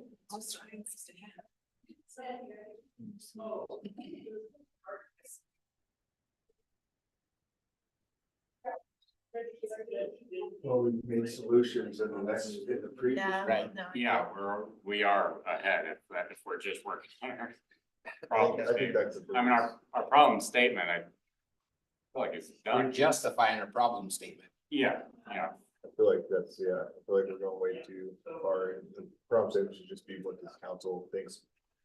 What this council wants to do, not how we're gonna do it. So you're saying that second half that to approve stuff? Yeah, and even above, if we just try to keep saying how we're gonna do these, then it's going That's- into. I guess, what are we trying to get done? Well, as much as we can. So my goal for us is that if we could, try to wrap this up within the next, let's see, it's 3:00. We have an hour and a half till public comment. So if we could try to get it to a place where we feel okay in the next 30 minutes, we could dive into doing some draft objectives and guiding principles, and then you can kind of think about that tonight. It's, would help to come in tomorrow and be ready to hit the ground rolling. So we could almost cut this. Yes, I actually think this, Hold it for. hold this for the guiding principle, Yeah. because these are things that we can use to help us define some of that, the how to do it, and lead to why we care, make sure that the why we care is clear in here, and some things that you want to suggest. So put that in a parking lot. Yeah, I'm just gonna thread it out. We always like to have our parking lots for ideas that we want to come back to, or don't quite fit at the time. Just for clarification, we're talking about buck age structure, right? Yes. We need a clarifying text there to, Probably. Yeah, I mean, we still haven't. We still haven't defined what we're talking about. Okay, I think we did, right? I wrote a portion of each age class population. okay, all right. But do we only care about bucks? Yeah, I think, I mean, because does are gonna live older because they're not, as long as it's not excessive doe harvest, you're gonna have. Can't select for doe age. Yeah, you You can. just want to throw it in drivers of buck age Okay, I structure, think- just to clarify, make sure that's not a problem. Yeah, check. Perfect. The next, so we had something about research and, yeah. oh, there we go, was, yeah. Down, Down. right down, the bolded paragraph. It's hard being. Sorry. Yeah, right. One of the lines from group 3 that I really appreciate, and I think gets right to exactly where we're at. The lack of research can result in management being focused on emotion and opinion rather than research. Sure, I like it. So we're asking for the department to make a commitment to further research. I don't know, I just like that sentence from. I agree. Is it this whole, Just the, just that middle sentence? Yeah. That one? Yeah, there you go. And then you were thinking, I don't know where we're gonna maybe stick it. we can start right at the beginning. There you go. yeah, Be careful when you ask. or even after that first. Usually I'm the one getting calls. You could also keep that first sentence. There are many research needs than that. Lack of research, result management. I remember when we had 652 implemented for a limited entry buck permit area back in Yeah, what was those it, are 1990s. Department. The biologist told us from Region 6 is that this is improving, it won't work. After being in for about 4 to 5 years, you have to come to us again and tell us, well, despite of all of our data, this is working. That's how that. The average buck coming out of 652 is better than the average buck taken in the rest of the region. Sharing. Yeah, but the permits were limited Yeah, to that should have. 25 or 50, I forget what it was. Started out 25, it 25, went up to yeah. a high of 160 that in Yeah. 2021. Yeah, And they're still pulling 5.5 No, this year is, average out of there. and the recommendation from the department last time was about 400. Yeah, then it went down to 160. Yeah. And something that's in Yeah, the Utah, department's the watching increase. that. Um, Commissioner, like the license numbers, and it's the age class actually goes up because the smaller deer that nobody will shoot. Get shot. all right. So. Saw that. Yeah, let's do that. So how does that paragraph sound to you for now? No, because that's all that's left. They're getting shot. Yeah, but actually you can skew the age class to be for a short period. Want to make sure that we don't think the department's getting emotional. Okay, that's kind of the way it reads. They don't do research, and they may be making decisions on emotions. I don't think they do that. I mean, to an extent, though, they're making decisions based on our emotions. Yeah. Well, we could remove emotion and just use opinion. I don't know that this is emotion or opinion, there's a lot of fact-based here. I also don't want to, I think you're saying don't accuse the department of that because it could be used against them.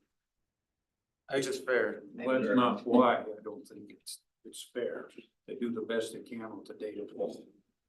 What did you just say? I think the word you're looking for is public opinion, rather than emotion. That's what that was geared, geared towards. That's right. Yeah. Thanks. Way to go back. We know you're in here for a reason. We need- Sorry. We'll pick up a pool for you later. We're okay. So I have a question about this sentence that starts with these actions include habitat improvement. Is that an action item, not so much research? That sentence and something that you want to save for the parking lot for now? Yeah. Okay. And then that paragraph is just the research needs. What's that? I've known a long time. Okay.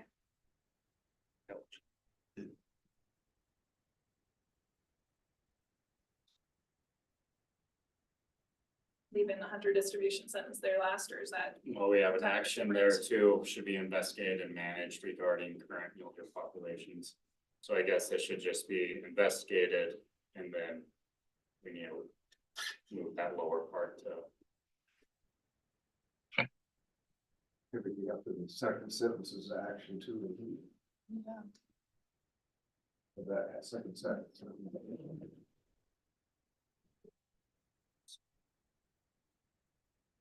So the last two sentences should be moved down, you think? Further research. This is not parking lot, is it? This is. No, this is the. I think that's. Those are action items after sentence two. Well, we're stating further It's a research is statement, though, needed you're to inform. But then we go into hunter distribution should be investigated and managed, so I get that, that's an action. We're telling them to investigate and manage. I think. What if, as an idea, so that, scroll back up to that paragraph about that, right there, there are concerns, and then we could end that paragraph with, many of these concerns could be addressed through further research and, you know, whatever that sentence we added. The lack of research can result in management being focused on public opinion rather than research. And then that whole paragraph could be moved down to the parking lot too. Then this paragraph sets up really well, all the uncertainties and the things, I think. There's another thing on that last paragraph. Additionally, there are various, don't keep going, stay there, various factors that affect mule deer that are beyond control, such as weather and climate, comma, although management actions might be able to mitigate the impact of those factors.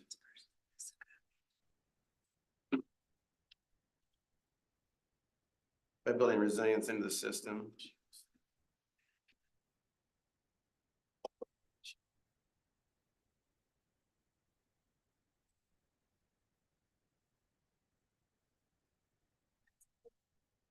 I know. Yeah, so do you want to leave that research paragraph where it is, or combine it, or connect it to that paragraph that's where it's added to? I think we talk about research in that first paragraph already, so you might be able to kind of squish them together. Yeah. What if we just ended with that lack of research can result in management, and that FWP needs to commit to funding? Yeah. So just these two, and then we'll move the rest. Does that seem okay? Anyone feel free to speak up if anything gives you heartburn too, like, wait. Nothing is permanent with any of this. Until you say it is. Okay. We can move those to the parking lot later. Let's scroll down to the last couple of paragraphs. Okay, so we had that, that's their interest. Active input and cooperation, we haven't looked at that at all yet. Yeah. How we feel? Heard some discussion on this topic earlier. I mean, just the first sentence, maybe you can put the other stuff down in the parking lot.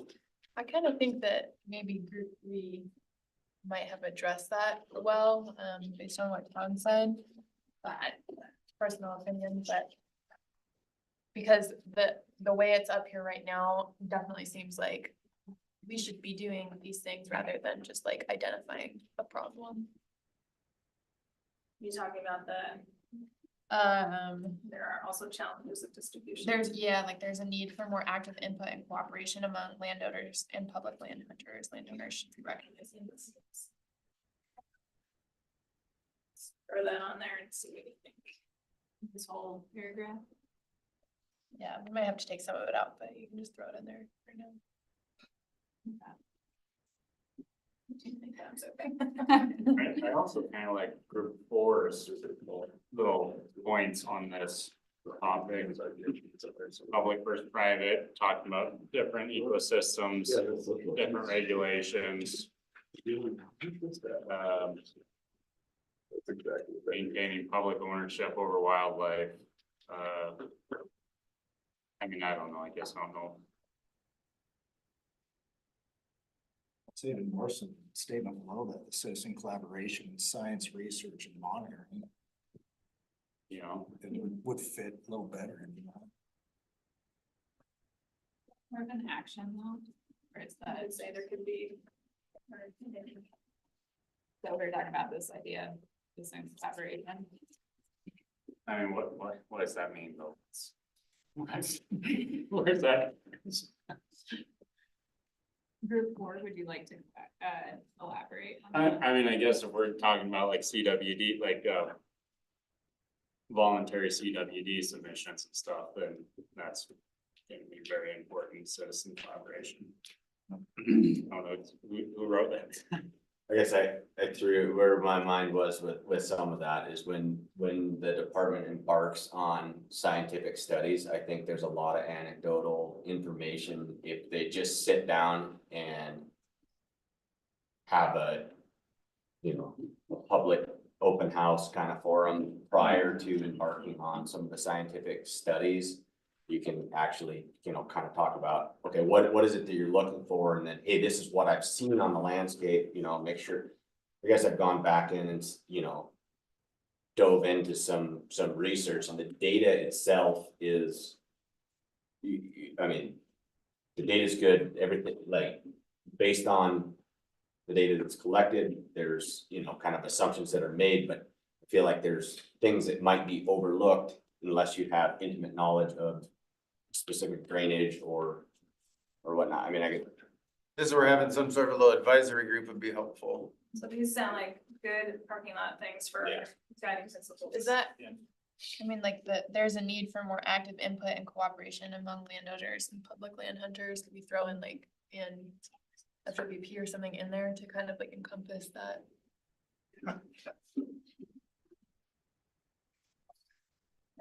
So we're talking back to this paragraph. So if we remove that first sentence there, is that extraneous at this point?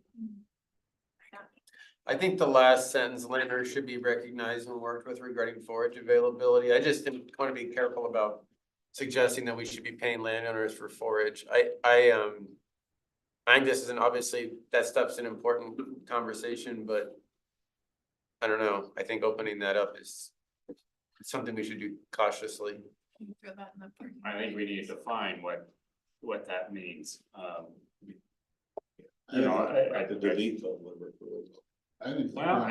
think it's important. I think we need to acknowledge it, but we need to also define. I like the way he said that, but we don't wanna bring that up.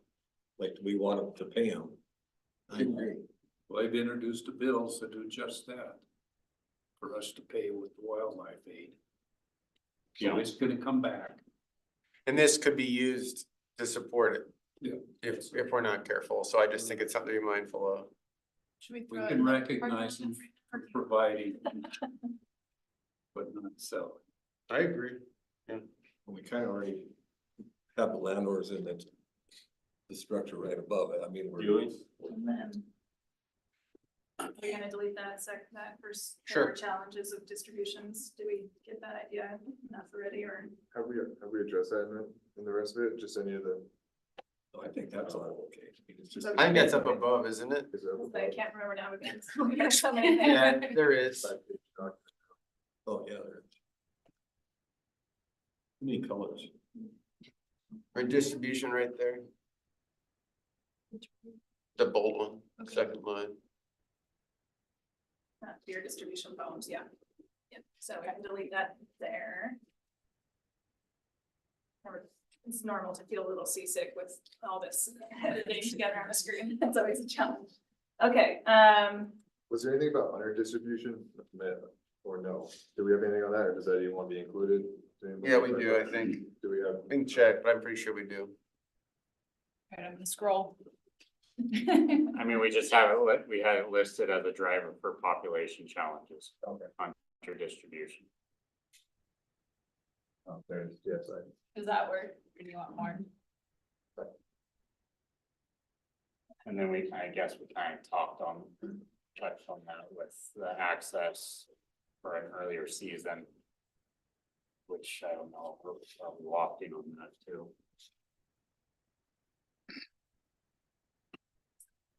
Additions there, those text.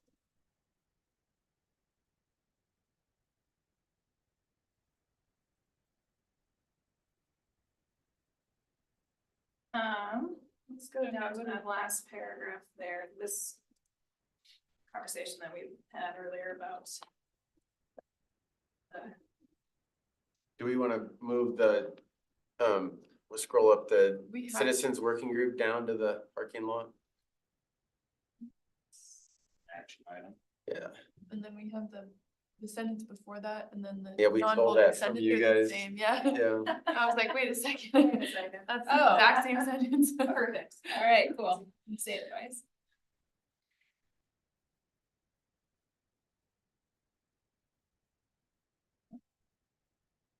So.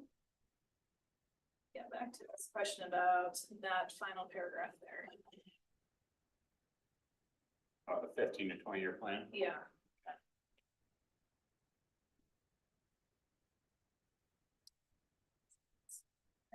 The votes for fine. Can be a little more specific, though. I mean, should be a 10 to 15 year plan with 5-year evaluations. And as a group, we talked about 2 years, this 5 being too long too, so. Yeah, we even cut it down to a 10-year plan with every 2-year evaluations. How? How about scheduled evaluation and review then? What's that, Tim? How do you know what's happening in 2 years? Yeah. Yeah, I'm afraid that'd be too short to see. Yeah, but we also then thought like, you have 3 bad years and you aren't gonna reevaluate for 5. But I mean, there's also other, you can limit the tags and that stuff, so I guess we were just saying is 5 too much, is 2 too little? So didn't we already talk about Some ways I that? feel like that's kind of almost something that comes from the department on, you know, your response to public comment and what, I don't know, the need for, I don't know. It's gonna take 2 to 3 years to see much effect and change, I think. Yeah. Yeah, I guess. 3 years is gonna be the. Deb's waving 3. Is that like a reasonable time frame then? Do you think? It's between 2 and 5, I know that. Yeah. I mean, I'm just afraid of being too short and not being able to, I mean, also, what are we reviewing and evaluating? Like, you know, if we're too short of a window, Yeah. then It's gonna be we're not very gonna be weather- seeing it'll be any. Weather dependent, but I mean, there'll be a lot of bad stuff. Are these action items that we could put in the parking lot is another question, like maybe these are some guiding principles that we could think about. I do think the plan should include mule deer management actions across Montana while allowing for local management strategies. That should be left up there. Yeah. we had a paragraph that's group three. Geographically specific management strategies will be needed to help address these concerns and challenges. Regional biologist managers should have flexibility to apply management decisions in the local area. I like that, yeah, a lot. It's a huge waste.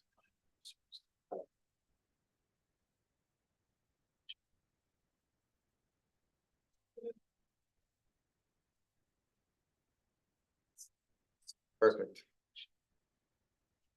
Okay, so one other thing that I have noticed, if you go to group three, to the second paragraph in it. We kind of have this preamble, mule deer, an important wildlife resource in Montana. I don't think we kind of have talked about just like they're important for the ecosystem, they're important for hunting. I don't know if that pays things too much, some of this, but just thought that I don't think saw much in there. Just a statement. Yeah. Yeah. States. Legit. Should be close to the first one. Yeah. Yeah. We had it right Yeah. there before. Okay, so. Make us look so reflective.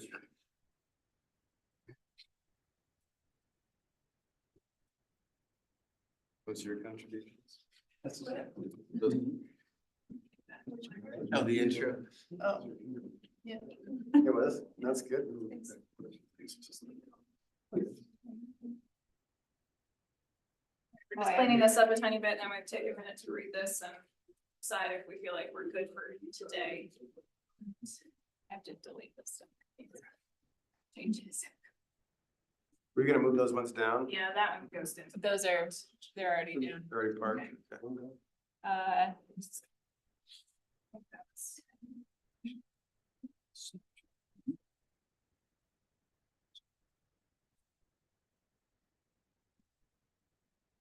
All right, I'm so gonna make this all the same text too. It's too much.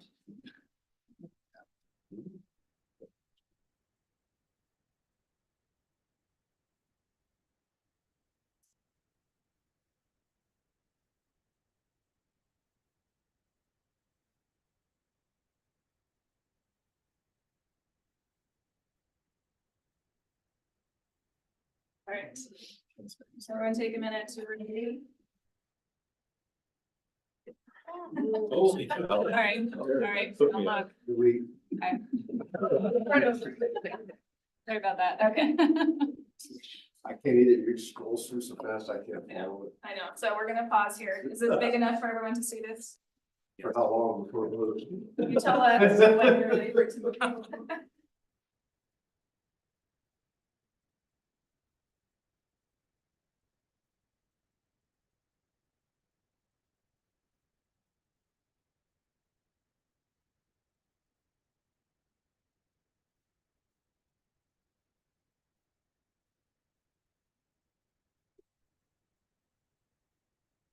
Last paragraph, the 26 seasons.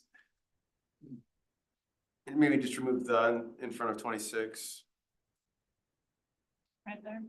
Thank you. You ready to scroll down? And then down here where you have capital M, capital D, there should be and to be involved. What should it be? Over to Oh, the yeah, right, go. to be involved. Start. I mean, hold on a sec here. The Maybe entity 26, involved could just be deleted. Yeah. the 26 is 26, 27 season setting. Thank you.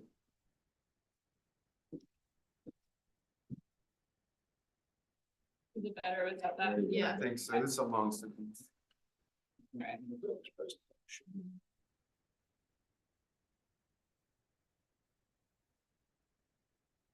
I'd remove steadily.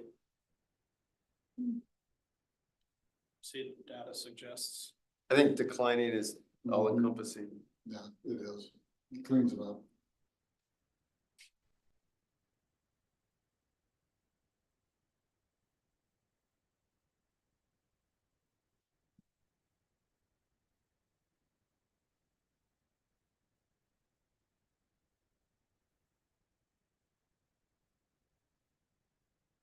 Probably could strike current management of CWD out of that whole sentence. Could probably go. Remove that. Is that what you said? Yeah, I'd remove that entire sentence. The whole sentence? Anyone want to speak up in favor of that? Current issues. Yeah, that's more like. Kind of agree with removing it because saying that our knowledge is insufficient to help inform decisions, I don't know. I think the sentence prior is adequate. Prior sentence is out. Okay, here, delete. Deleted. Is that painful?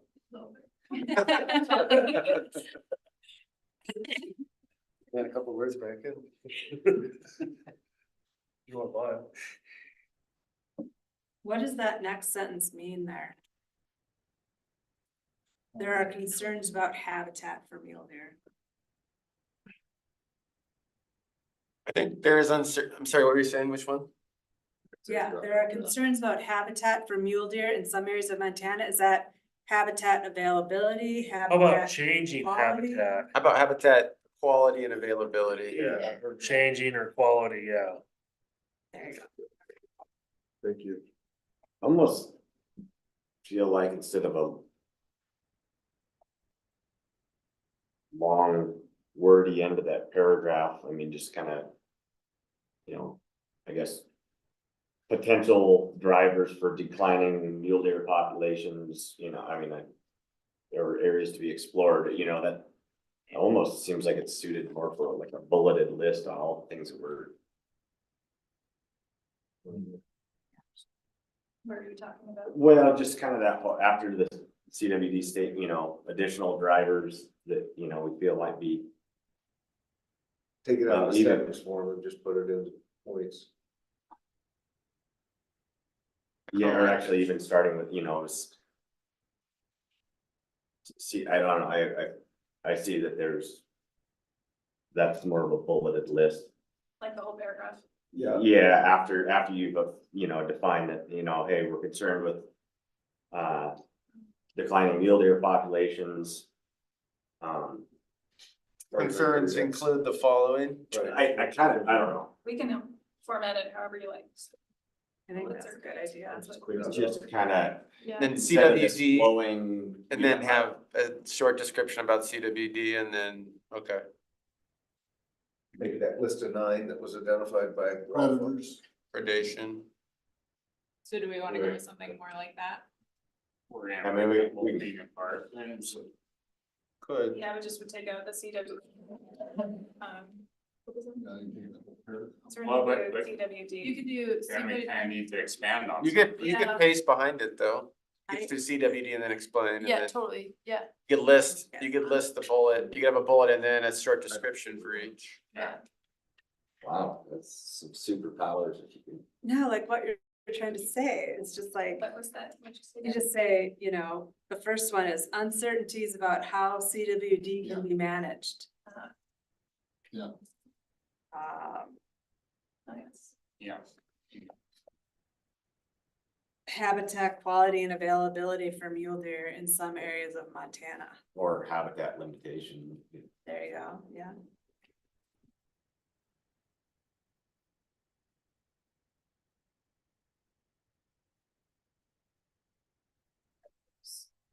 Yeah, effects of predators. I I think it's adequate. Is that- Okay, cool. Okay, predators. Predation. Effects of predation on mule deer populations, particularly fawns.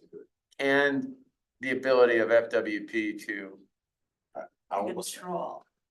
feel like on habitat and. Actually, we don't need the- More of like an identification of, you know, areas that. We go in and, you know, I mean, through science, through studies, whatever, Actually, I like identify, that, just like- hey, we have habitat as a limiting factor. Hey, this area has I agree. predation as a limit, you know, cause it doesn't. I like that, yeah. You say it again. Yeah, what are we changing?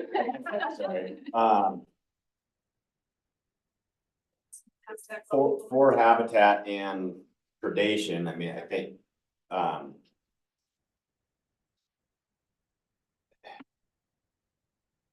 I think if you just said identify.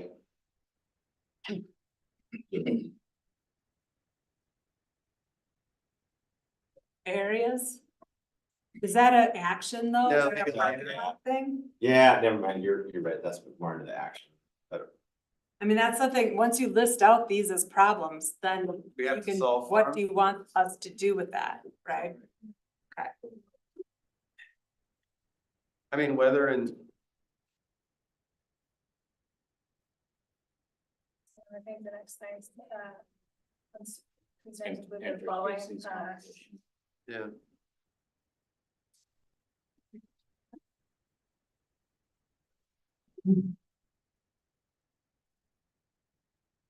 And then weather and climate in the last one. Yeah.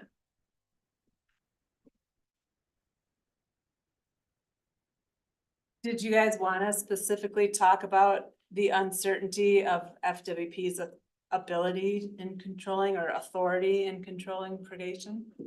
That got lost. Yeah, I was gonna say we can go back and talk about some of these concerns of controllable. Sorry. How about, maybe not about predation specifically, or FWP's resources and authority to address all of these. Oh, wow, that's like kitchen sink. What? Kind of kitchen sink. I like- mean, in a way, Yeah, right? we are concerned about Or your will, ability. you know, like, the sort of, are they willing? Or able, or do they have the resources to, right? I mean, I think that affects pretty much, Well, at the very beginning, we asked them to allocate the resources to all this Yeah. stuff, so. yeah, you're right. If it rains. I mean, I think, See, I kind of think the predation stuff should be in the actions piece in terms of specific steps versus casting doubt on their ability here. Oh, yeah, Doesn't need to okay, be in there. Yeah, makes sense. The Dell word. ability to manage various factors. Maybe proactively manage under the yeah, I would remove, threats of weather and the changing weather and Right. climate. Okay, what was it then? Proactively. Would it be inability? You really, no, I think you can mitigate. Practically mitigate. Right, or, Mitigate the effects The, of weather the, and climate. There you go. Yeah.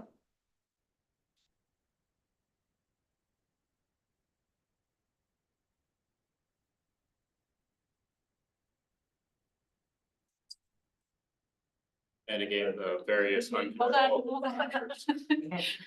The eyes have stopped working. This used to be my job, I think things and it is really, really tough, so. Yeah, that's not right. I know, Oh, no, my brain just like stopped for a second. It was like, it does not compute. Okay. Back, okay. Do we want to break these up? Yeah. Or just these are kind of a list of challenges that we want to mention, but maybe don't need to go into the weeds about it. It's okay, because it's covered. but maybe make that the last one since it's a bundle. Yeah.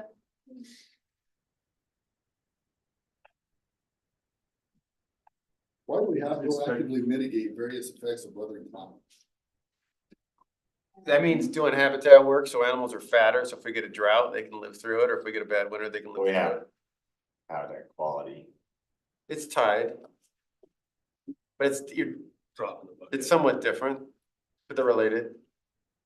Plus you get bonus points if you use the word climate in any. We could just use weather. We could use drought and severe winter if it makes you feel better. Should we get into partial controllability and adaptive management? All We- right. we need- Get everything out of this paragraph, are you ready to remove it? I mean, I think we need to start each one of these though, that, Understand this at all. so like, it should be uncertainties about how CWD can be managed, declines in habitat quality and availability. Do we know that it's a decline everywhere? I don't know, but that's fine. Include the ability to You could just be proactively concerned about mitigate. habitat quality.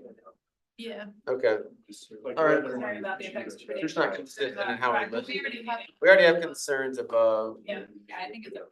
Okay, they just, I would have wrote inability. you know, I mean, they're, I feel like that. Yeah. that's fine. Yes. We can read it tonight. Yes, you're, no. Okay, More so tonight, we'll have a couple. On that second to last bullet, can you include the word ability to proactively mitigate? Maybe that's Yeah. part of the problem. Does that help? Yeah. Who has that, whoever has that ability, I wanna hire them. Right? It's all prayer. North Dakota. That's the only one I got. So we're gonna delete this paragraph Yeah. then. I think we delete that one, right? Yeah, that one, go that Yeah, far. let's do it. Is it worth? I mean, does the funding, I guess we kind of talk, I mean, as far as I'm concerned.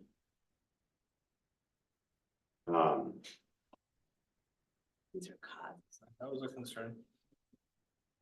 Paragraph. I guess ensuring that, you know, adequate funding is provided to the department for the, you know. That comes in the next paragraph. I do think we could put declining habitat quality, to be honest with you, in front of that.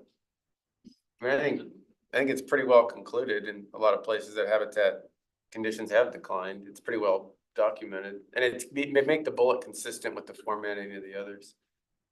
One thing you wanna make sure is I think that's that That good? the habitats change. This may not be good for mule deer. And so it's, a lot of cases, it's planned succession. It's always the slow stages, but as it moves to climax, it's usually degrades stability of the animal to. But I don't think we're actually we're talking about the quality for mule deer, which would be decline. Yeah, this isn't concerned about habitat quality for elk. And is technology on there just cause pushing for limited restricted weapons? last bullet. Is that like? Is that why that's on there? I mean, that's a law that we don't really get to choose to change, right? I think the intent behind technology probably would have been just Weapons. I guess, yeah, weapons capability and just kind of acknowledgement of, you know. The hunters are a lot more efficient. Yeah, it was to address that. Are we gonna try to address it somehow with a solution? Tie one hand behind. When we talked about it in our group, it was just to correlate that with the hunter. Gosh, what's the word? The hunter effort. So it's like, so if there's the same amount of hunter effort in 2021 as there was in 1980, well, the same amount of days, I mean, that guy's twice as effective as he was in 80, correct? Just by ability to shoot.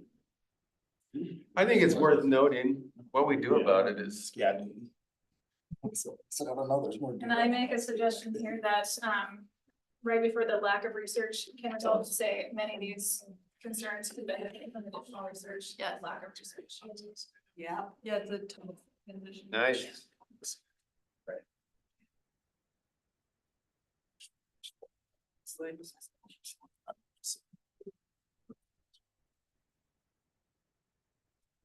In that last bullet, it seems like there's a few things that we can change, and just a few things that we're talking, saying are problems, so.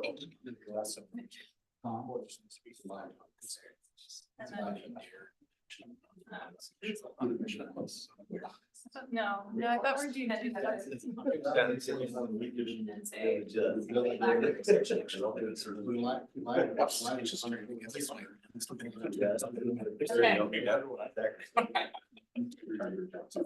Well, that's. Boy, can't shoot. Is it being focused on public opinion or being driven by? Being driven by. focused. Yeah. Driven by. Pretty much switched over to this. Remove focused. Okay. You're doing great. Thanks. Trying really Bye. hard. Bye. Cheap insurance. Sorry. Yeah, you're not gonna kill me. Okay, happy with that for just the moment? Okay, so then let's revisit then that next section. Paragraphs. Oh, almost. Science. Feel like we've done I'm last. trying to get these all on one page. So you can see them. Okay. It's right there. Earlier, I feel like we still need to tinker with that earlier timing of hunting seasons may allow increased accessibility of deer based on seasonal movements or something like that. Hearing about this. Yeah, I feel like it's not entirely clear right now. I feel like that also makes It's hard to be. Yeah, it looks good. Okay. I like it. Yeah. So could we, But well, could we let's delete not that pop sentence that and with- address it further down in our document?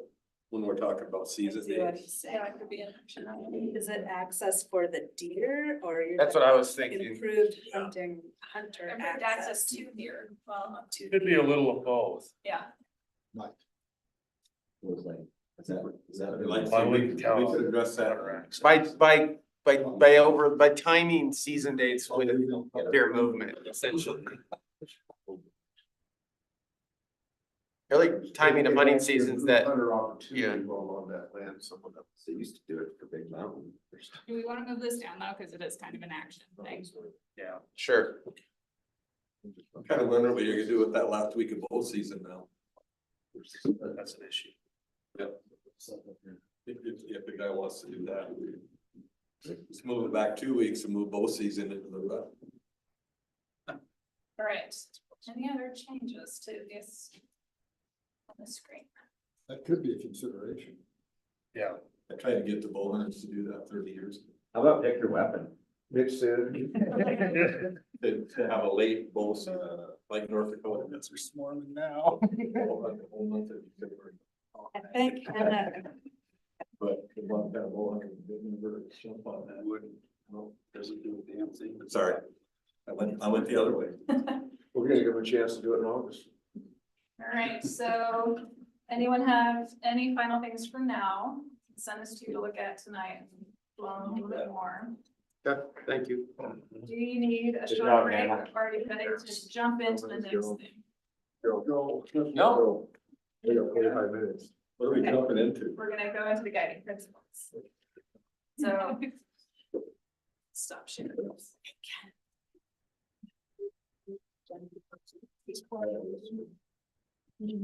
Pretty good. Yeah.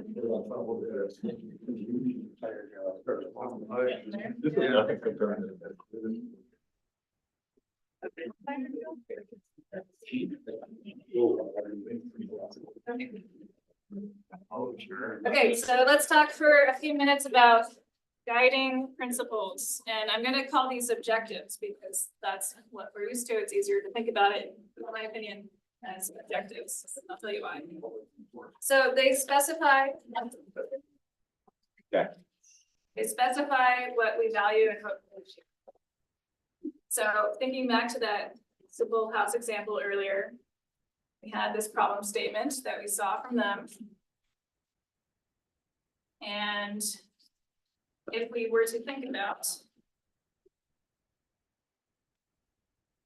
what the objectives of that problem statement might have kind of pointed to, we could identify these from that. So they talked about the house being too small. So their goal is to have a house that is large enough.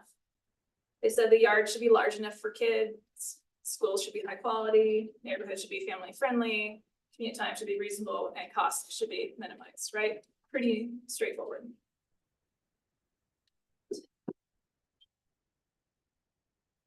Okay, so we're gonna spend probably the rest of tomorrow working on this, unless we need to go back to that problem statement. We can do a little bit of that.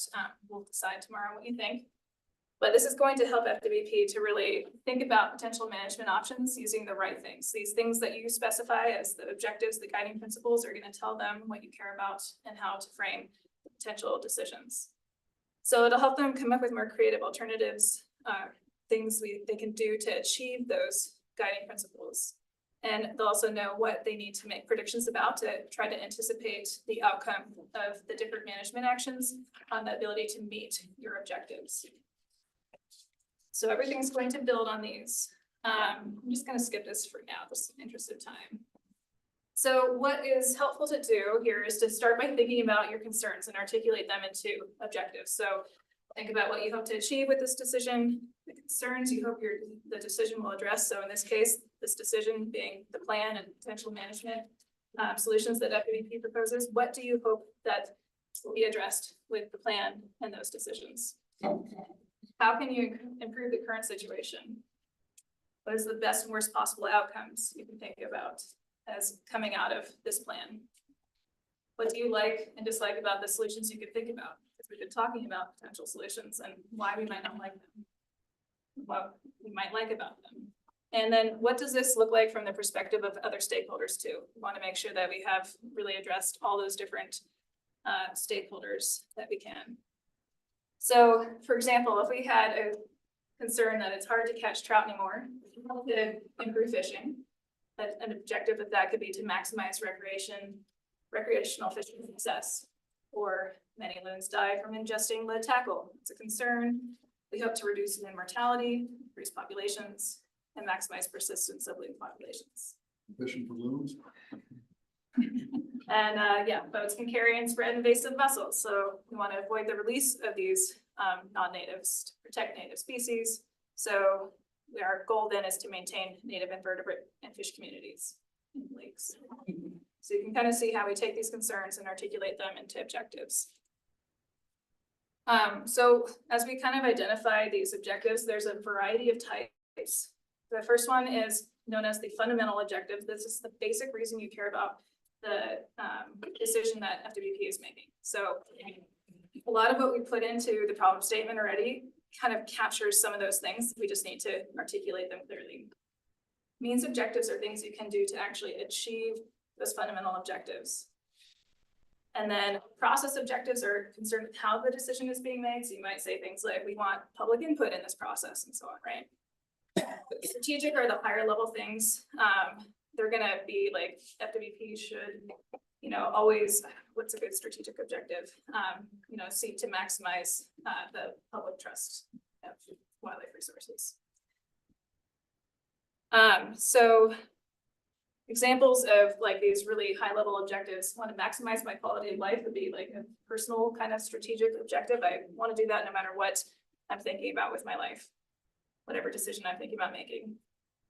For FWP or other natural resource stewardship agencies, managing for the population health of wildlife resources, something that they'll always do. Act consistently with public's environmental values.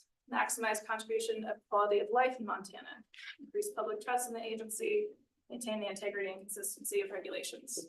Just as some examples. So you might come up with some of those with your guiding principles. We're going to try to particularly dive into identifying the fundamental objectives though, because those really capture the basic reason you care about mule deer management and what you hope will be achieved.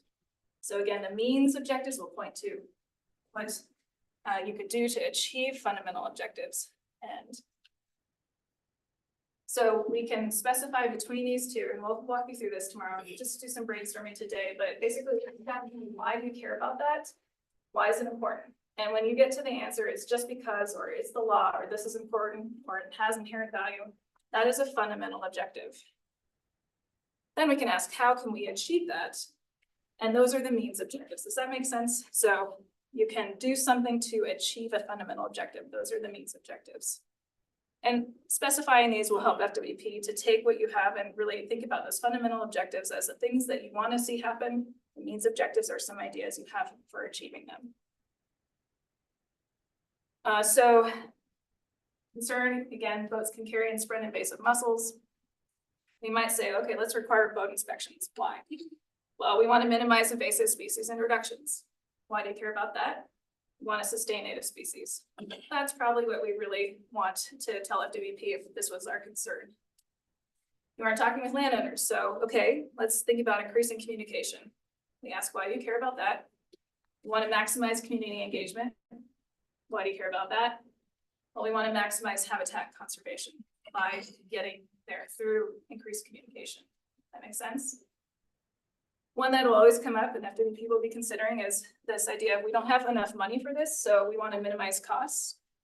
We might think about, well, let's maximize conservation within budget, but really those are actually kind of separate objectives and we want to keep them split out. So maximize conservation is one thing and minimize costs is another. And that way we can look at later on how well the different decisions that they're evaluating achieve these different objectives.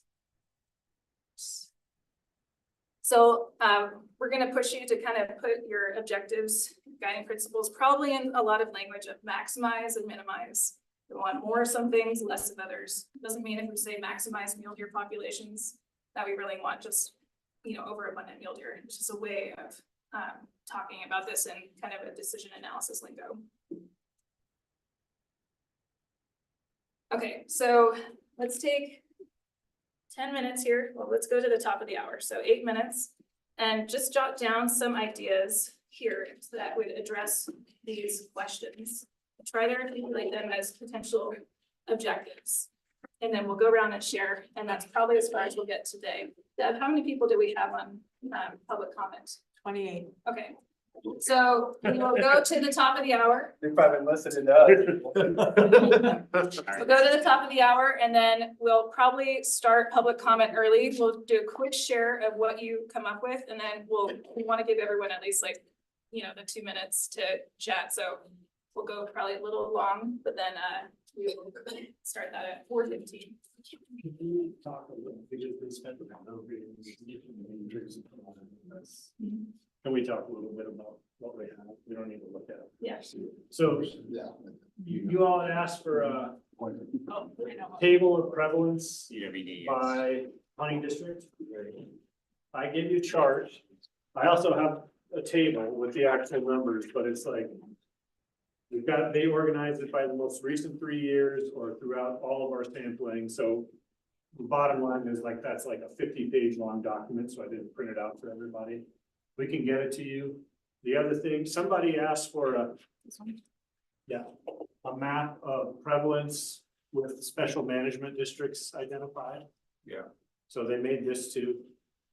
Special management districts are a little hard to see, but they're in this red outline. So the prevalence is colored in, and then each one of these is a special management district. Whoever wanted that. Yes. You can have it. Thank you. We can send all this out tonight too. Okay. We have a share.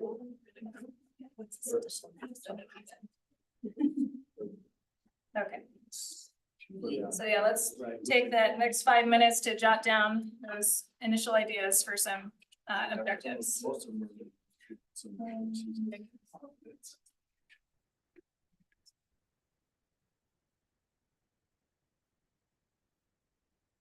You want us to come up with answers to these right now?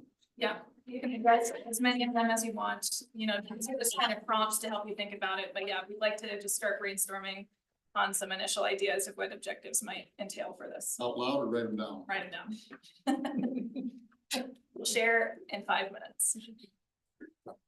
Yeah.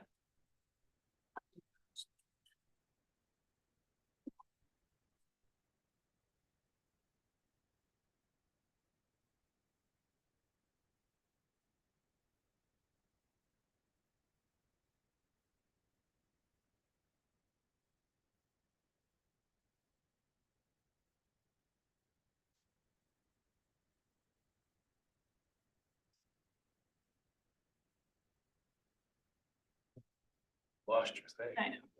Just making sure that that's online, I can see that too. Good idea, just take a picture.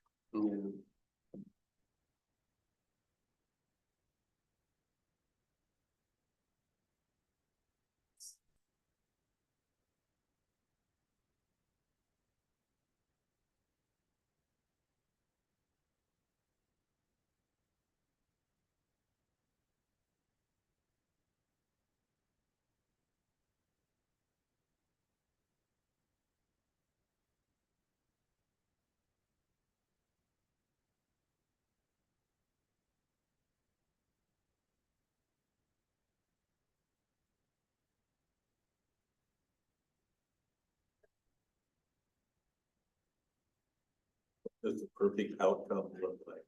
Yeah. It's a loaded question. $208 You're looking. Meat on the table.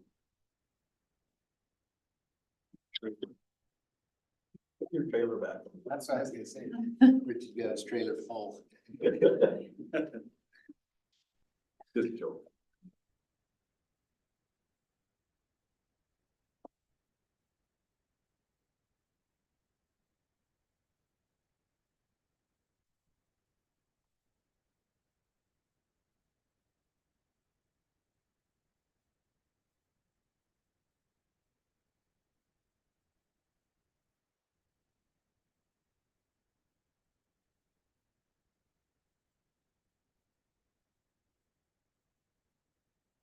hard to identify your objective if you don't know what you're doing. Yeah. At least to me it is, without having a direction, is where we're headed. So think of it like, these are your values. What do you care about for mule deer management in Montana? So what would you like to see achieved in a perfect world?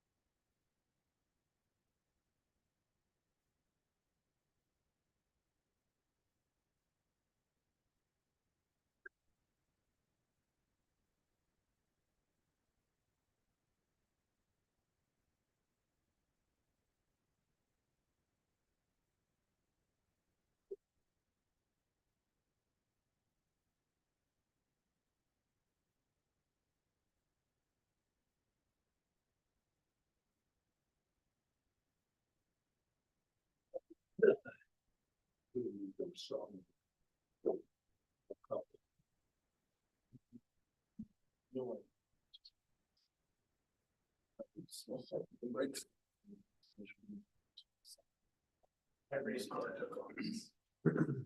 right, why don't we go around the room and share, and then we'll start on this end with Mike. I'll stick around for a second. Even when the Are you floor ready? is not done yet. I am, I'm still stretching. You just got an F. but want to mix it up a little bit, keep everyone on their toes. So if you'll, share what you have. If you hear something, you can just say, yeah, I heard the same thing, but we don't need to repeat it as we go around, if you've already heard it, so. Okay, so what's wrong with the current situation? We have a steady, declining mule deer population. It's from habitat, increased hunting, all the things that we've listed. If no plan is written or decision made, what will happen? I mean, we'll just continue with the current management plan. Yes, right, we'll just continue on the same trajectory. What concerns will the plan and decision ideally address? You know, this is all of the driving factors that we've listed. Habitat, disease, interspecies competition, hunter distribution, allocation of licenses. You know, all those drivers that we had. What does a perfect outcome look like? I mean, I think it looks like a stabilization of our deer population. I don't know if we need to get any better than that. You know, maybe improved habitat quality. I think you could maybe build onto that, but essentially a stabilization of our deer population.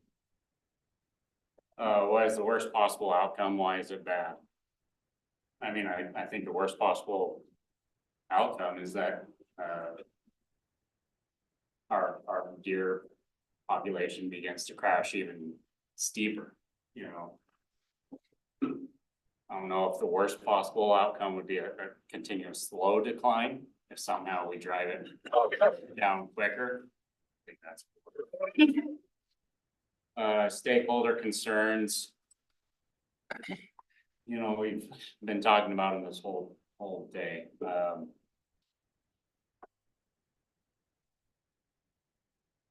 We've got a state that's largely been an opportunity, that is an opportunity state.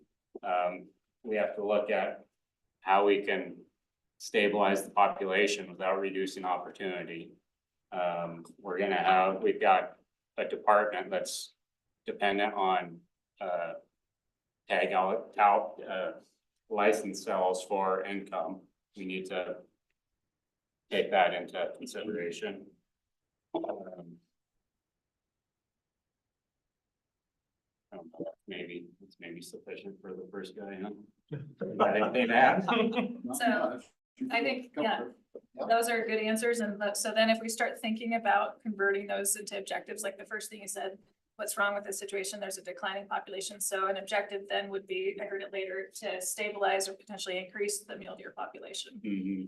And what concerns does it address? Let's see what else. I heard to maximize habitat quality. And that might be a means to actually, increase the mule deer population again. So Yeah, you can sure. start thinking about taking these considerations and switching them into language of like guiding principles, objectives, like we want to increase or maintain the mule deer population. That makes sense. Yeah. Mitch, how about you? A lot of the same things I had added hunter pressure on public lands with what's wrong with our current situation. And like number two, we'd have to depend on the FWP to administer what they're doing now, I guess.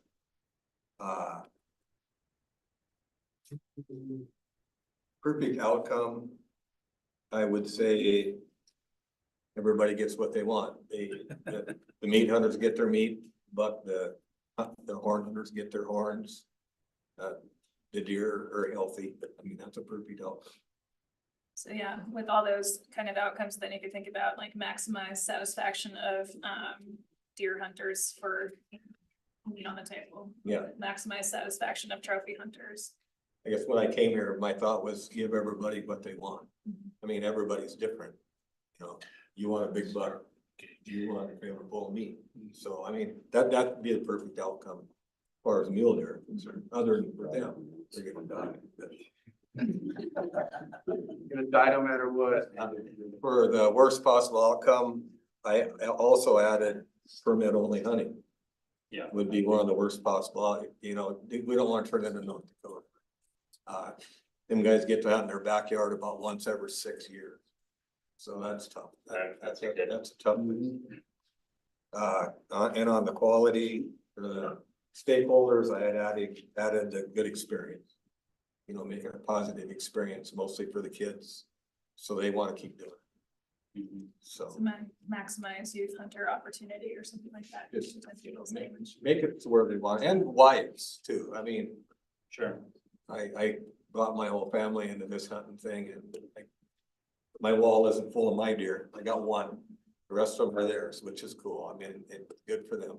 Mm-hmm. So that's where I came with for the stakeholders, was the experience. Great. Okay, mine are pretty much the same, except that what's wrong with mule deer? Numbers are going down, CWDs. I mean, and if we don't do something, deer numbers are gonna go down and all this other things that go with it. And CWD will continue to go up and exacerbate that. And what's the next one? What does a perfect outcome look like? Anyway, we need to address the stabilization of mule deer populations with their environment, carrying capacity, if you want to call it that. And try to do something about CWD, stabilize CWD. Can't do away with it. Minimize prevalence. And so what is the Worst perfect outcome? Okay, that is a dynamic carrying capacity of mule deer and CWD moderate and control best we can.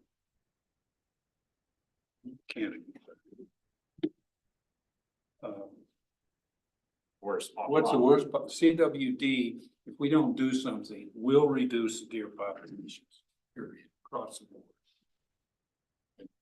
Then all these other things we want to do don't make much sense. And we have very little ability to do that. We can do it to some degree. Now, what are stakeholders' concerns? CWD and the ability to hunt deer, which are the things you touch, the way we've been doing it. But that's it. Right, any other things you came up with? Well, in the broad range, no. I mean, those were the things about hunting. And so I tried to bring it into a little more definitive objective, and that is just landowner input. I think that being addressed, maybe something that hasn't been touched with these guys yet. And That'd be stakeholders concerned. okay, because it affects a myriad of the Indiana. Absolutely. But no, and then another caveat of what kind of cooperation is there between the agencies? Looking at another stakeholder that maybe we haven't addressed is, you know, how do we work with NRCS and BLM in sharing that? But I don't know, there's still just a lot out there. It feels like floating, so.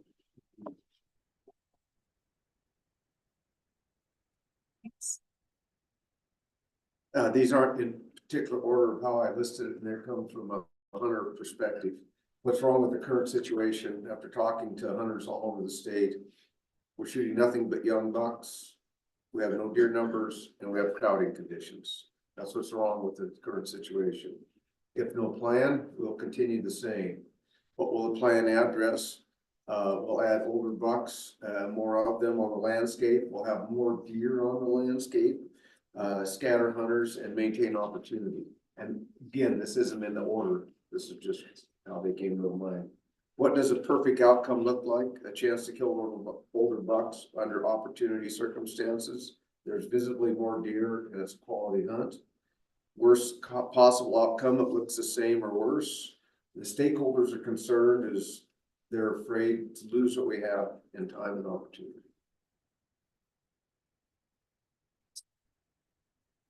Mine's pretty much gonna be the same. It's, we've got a finite resource, there's infinite pressure on from two-legged and four-legged predators. And if we don't do something about the overcrowding issue by going to a pick your region, pick your species type situation, changing the season, we're gonna remain in the same spot we're at and do that.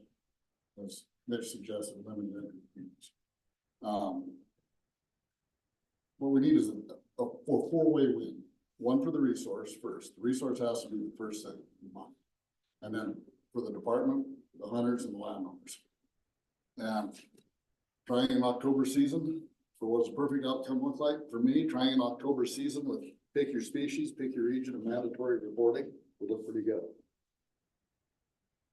The worst possible outcome will probably be no change at all. If that doesn't improve anything, then we are at limited entry permits. And stakeholders are concerned, mine are the resource. Our mule deer are my concern. Then after that, I'll worry about the department and myself as an outfitter third. But the resource should be our first concern. It's taking care of that.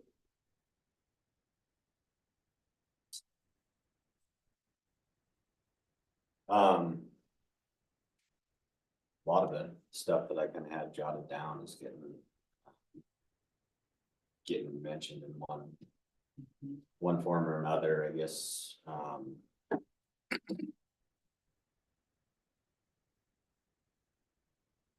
Perfect outcome, I guess I touch on one. I guess it's bolstering the resource first and foremost, and then, you know, I guess establishing better metrics to, you know,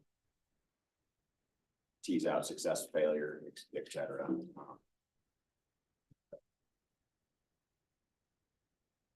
I have more to say, but Yeah, not gonna echo what's been said. I guess I'll just touch also on perfect outcome, just because it might be a little different, but it's first the mule deer itself, but then managing with as little possible as we need to do. If we start changing everything, we'll never know what worked, what didn't work. So finding a way that we can make an impact with as little changes as we can, whatever that looks like. But that's my perfect outcome. And then stakeholders for me is just more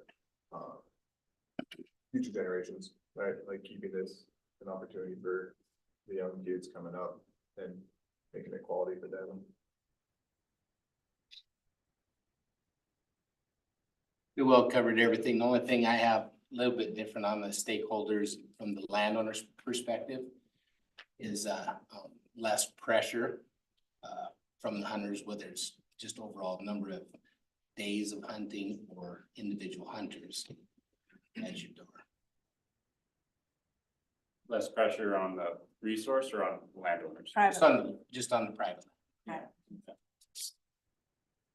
Yeah, well, the stuff I wrote down has already been discussed. I guess my perfect outcome is populations across the state that are either stable or moving. And the other thing that falls into that perfect outcome is no changes in opportunity from what we have. I'd like to see us be able to keep opportunity the way it has been, the way it is. I think a lot of times we take it for granted what we have here. We're the only state in the West with this opportunity. If we give it away, I'm afraid it's never coming back. You give something away, you're not getting it back. Yeah, worst case scenario, permit only for mule deer.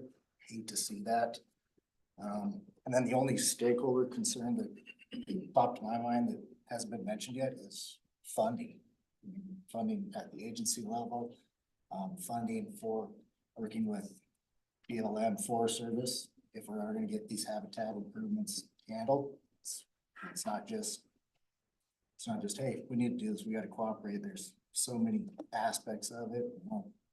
In Region 1, we deal with a lot of ESA implications when it comes to habitat work there. So that was the one thing that wasn't mentioned that I did have in mind. I have nothing to add that hasn't been said already.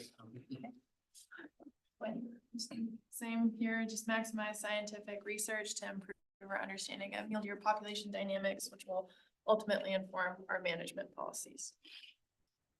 I think just in addition, like what's wrong, I guess in addition to just some of the points being made about mule deer declines and lack of age diversity, I think one of the things that's sort of happening in the state is we're managing, like hunters, but we're not, to a large extent, are not managing the drivers of population in this state. And I think there's opportunity there. Also, I'll just add, like bonus points provide little value in drawing special management districts, and CWD is a problem. I think if sort of nothing's done, mule deer populations might recover some, but we're seeing long-term declines, and those declines aren't going to change under the status quo.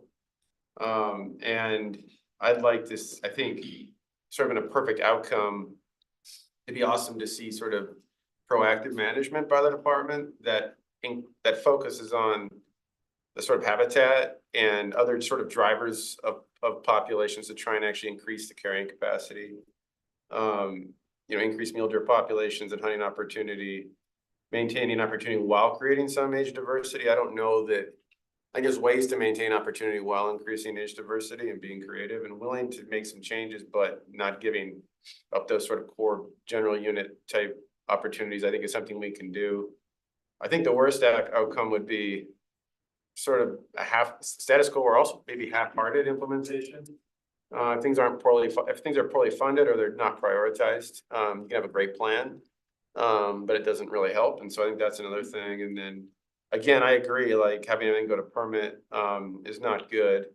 I also think with some creativity, we could have some general seasons and then permits. But yeah, I'll just leave it at that. Okay. Pretty sure. All right, I've got The quality of the public land hunting experience has declined. That's the problem, current situation. What will happen? I think we're probably looking at limited entry sooner or later. Statewide. Because as we continue limited entry across, it seems like limited entry right now is slowly moving from west to east across Montana. The next one. Service plan, I don't think I answered that one. What does the perfect outcome look like? I would say maintaining opportunity while improving the quality of the hunt on public land. And that's not necessarily, oh, I want big deer. I want a quality experience. Doesn't mean you have to have a big deer involved. It means for some, it may mean a big deer, some it may mean I want less crowding, I want to be able to go, I want all kinds of stuff. Take a bath in the field and put the guy from Washington in front end, is that what? Yeah, can we do that? Well, okay. I'll give an example. When I first started hunting in southeastern Montana in the 80s, I would get up early in the morning, I would walk 2 hours in the dark, I would get into a high point, and I would glass from there and have all this public land over. Now I'm more often getting up 2 hours in the morning, driving to a 160-acre piece of BLM, so I'm the first guy there. And you're Yeah. not. And I just may not be, yeah. And then hoping that something walks across. That's not necessarily what I would consider a quality experience anymore. Whereas what I had in the 80s was We have more. about 50 other guys are doing the same thing. Exactly. The same place. So. Worst possible outcome. Tragedy of the commons on public. Complete commercialization on private. You know, we're not that far off in parts of eastern Montana right now. Would you agree with that?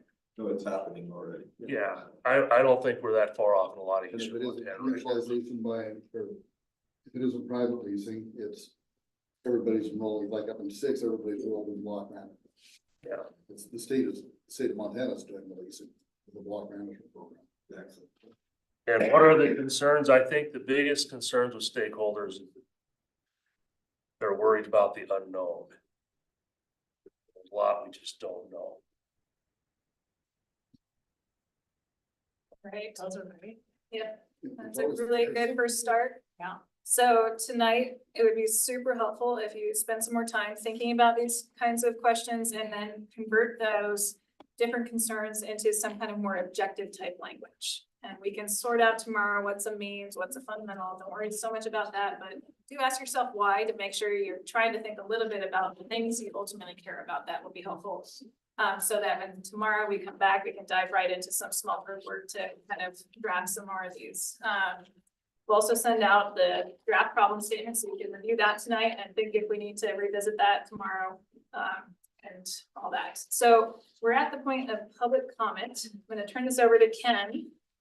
Stop sharing my screen. Folks online, this is your chance, and then Ken will give you instructions on what to do.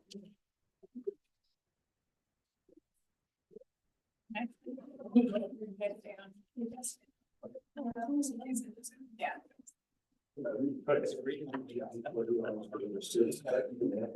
Consensus is already formed out. No. Maybe for 20 to 15.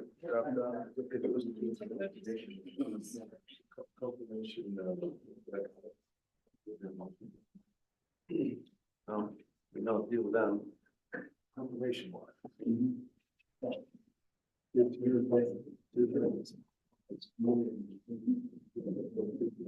There's 10 people. Doing the interactive on. All right, so typically with FWP, being public entity with public processes, we do include opportunity for public comment. This is the opportunity for people who've been listening in to comment to you guys, the committee here, on thoughts they have. Typically, we, you know, if there's lots of questions and things, we don't respond. Just because that could take all night. But if you guys want to respond, raise your hand, let me know. Deb says we have about 10 people that have registered for public comment on here, so we'll start going through That that. much that everybody could stay inside and watch us today? Did we record this? Yeah, I can. This is recorded, so you guys can go back and watch it again if you want. I'll get on that. So we can spend the rest of the week reliving this. So for you folks online, we're gonna give you about 2 minutes. So try and be succinct with your thoughts. And I'll let you know when your 2 minutes is up. And if we get through this and there's more, we can see where we are with time. Oh, it's too far. What do we do? So you just say, like, Preston is up, so you can talk to Preston and say, Preston, if you're ready to give comment, we'll allow you to talk, we'll unmute you. So you just click on talk. Preston, you got us? No, just. I needed help here. We can't hear you. Can you hear us? Oh, yeah. Preston, you're muted. Did you want this There you go. recorded too? Hello? Hello? Hey, Preston, go ahead. How you guys doing today?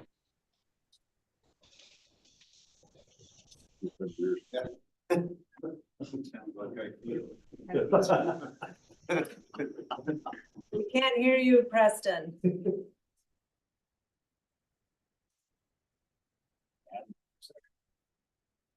Come back.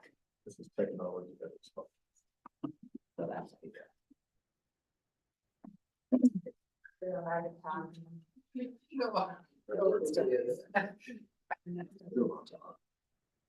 Hey, Preston, we can't hear you, so we're gonna move on and then I'll come back to you. So, We gotta mute him. I did. I can see your hand. Hung up, so he's gone. all right, Jess Wagner, if you're on, I see you're unmuted, go ahead. Hello, committee members. My name is Jess Wagner. I'm a hunter from Lewistown. I want to thank you all for serving on the Mule Deer Citizens Advisory Committee. I know it is a big commitment and I appreciate you devoting your time trying to help mule deer in Montana. Yesterday, your committee discussed FWP's Hunter Opinion Survey on mule deer management. It seems that the options always get framed as hunters having only two choices. One option is the status quo, where we continue with unlimited over-the-counter rifle hunting throughout the duration of the mule deer rut. The other option is to have a better opportunity at harvesting mature buck, but not having the opportunity to hunt antlered mule deer every year. I feel that these are two opposite ends of the spectrum, and there is a lot of room to make some changes in between that the majority of Montana hunters would be content with. Through tweaks to season dates and or length, we could maintain plenty of opportunity while not hunting mule deer when they are vulnerable in the rut. Aside from rut hunting, I also ask you to take into consideration the effects of opportunistic harvest of mule deer by elk hunters, mule deer distribution on public lands, hunter pressure, and overcrowding.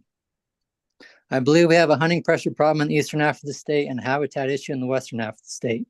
I think it is very important for the department to work with land agencies to try and improve habitat in western Montana, because the eastern half of the state shouldering the mule deer hunting load is no longer sustainable.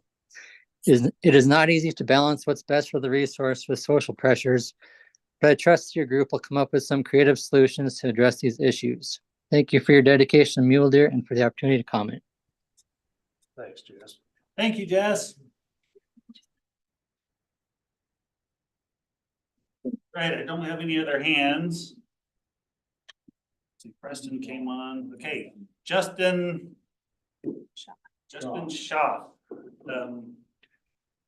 You unmute yourself. There you go. Go ahead. Hello, members of the committee. My name is Justin Schaff. I'm a lifelong Eastern Montanan from all the way out here in Glasgow. I'd like to start by thanking you all for volunteering for the Mule Deer CAC. I was given the opportunity a few years ago to volunteer for the initial elk management plan, CAC, and I'm forever grateful and proud of that experience and as well as the product that we came up with. Really believe your work here is important for our mule deer and to help lay the groundwork for managing mule deer into our future. I think we can all agree that mule deer need all Montanans working together. The work you have done so far is refreshing and shows once again that when people sit down across from one another at a table, great things can be accomplished. One thing I would like to point out is that our hunting regulations and deer and elk management are all kind of tied together in one way. What you do with one may have some unintended consequences for the other. I urge the committee to think broadly in terms of long-term solutions such as habitat and improving mule deer populations, as well as some short-term changes like distributing hunters on the landscape. I'm just one person within a group of hunters, landowners, and outfitters that sat down this January and worked on a season-setting aspect of this issue, and I believe I can speak for that group that we are all excited to help support you and encourage your work on this Citizens Advisory Committee. In closing, thank you for your work and good luck through the rest of the process. Great, thank you, Justin. All right, C. Taylor. You're unmuted, so go ahead. You're unmuted on my end. So you unmute, there you go. Go ahead. Hi, well, thank you for your time to hear my comment. First, I'd like to share my appreciation for each of you for your service on behalf of this great state. A valuable spread of great understanding and experience within our Mule Deer Citizen Advisory Committee, who've dedicated time to take a long look at our mule deer management, and it's certainly time for some changes, in my opinion. I'm also aware of a citizens group setting proposal outside of the CAC, and I believe it complements your efforts and a more certain improvement over the current status quo. As a resident of Montana, Columbia Falls Region 1 area, 3 thoughts to kind of add or echo to certain sentiments shared. One is Michigan, Utah, New Mexico, on and on have versions of mandatory harvest reporting. I believe that's a valuable resource for biological assessments and population quality and so forth. They have issues or ways of mitigating it from $150 charge for up to next year's license being held back until the report has been made. Also, if funding is present, it would be great to hear R1 has operational helicopter surveys versus continuous aerial survey issues we constantly see in our population estimates up here. I also believe, and this is a wide shot, but I'll share it anyways, I believe removing muzzleloader season at the end would reduce the continued pressure on mule deer and other ungulates. In exchange, I think there's a way to mitigate this because I value the heritage of Montana and our traditional use of technology versus the current technology. And what I think would be valuable is maybe removing the last week of archery and making that a traditional recurve longbow, and maybe removing the first week of general rifle and making that a traditional muzzleloader. That would space it out pretty good and give the animals a little bit of a break and reduce that pressure at the end. In the end, I'd like to thank you for your time. It's greatly appreciated. It's great to see this type of citizenry. Let me just leave it that way, and I'll leave it at that. So thank you very much. Great, thanks, Justin. C. Taylor. Taylor, C. Taylor. Sorry. Yeah, I know what you're saying. All right, Preston, you were on and then you went off again. I don't have any more hands. If you're on and want to speak, raise your hand.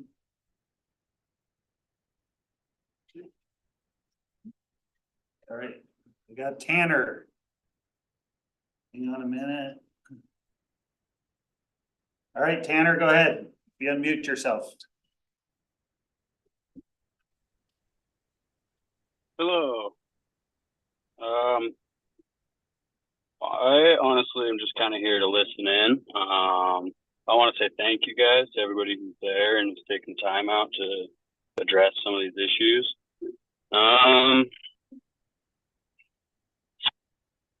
a couple things that I wrote down from yesterday. I would be interested to see the non-resident stats and harvest in region 6 and 7 when the doe tags reduction comes in this season. I don't see any issues with any more reporting requirements, like whether it be mandatory or voluntary. I think it could be a solid step to collecting some of the useful data that we need. Other than that, I honestly feel like a lot of my concerns have been addressed, and I think that this discussion is gonna drive mule deer into the right direction. At least I would hope.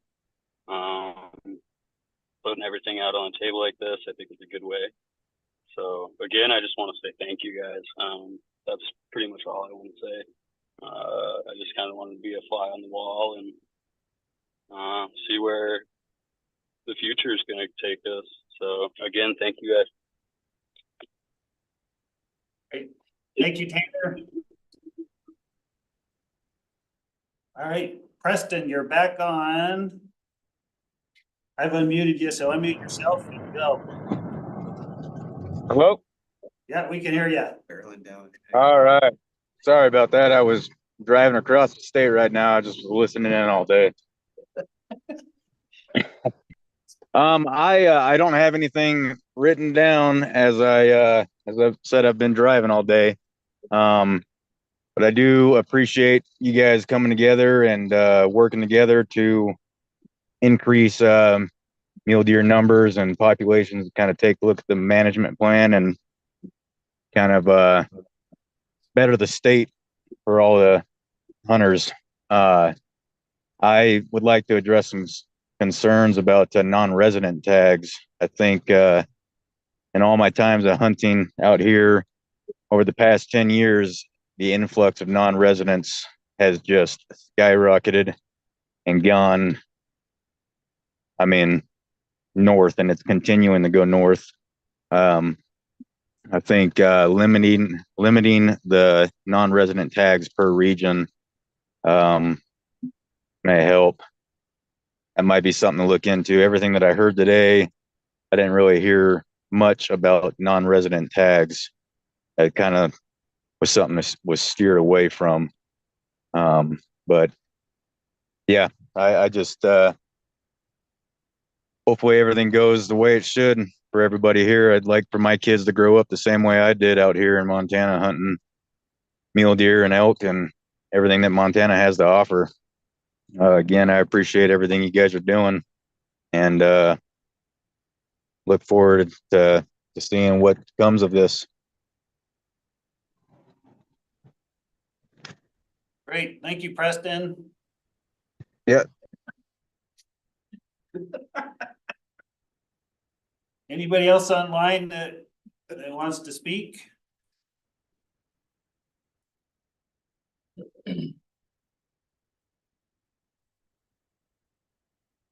Maybe you could just call on them and just ask them directly. All right, the one, well, You might be like me, they might not be able to figure out what does the question. Well, right, like I'm worried they don't know how to raise their hand. Raise your hand. yeah, raise your hand if you want to speak. I've got showing at least online Craig, Jedediah, and Tanner, another Tanner.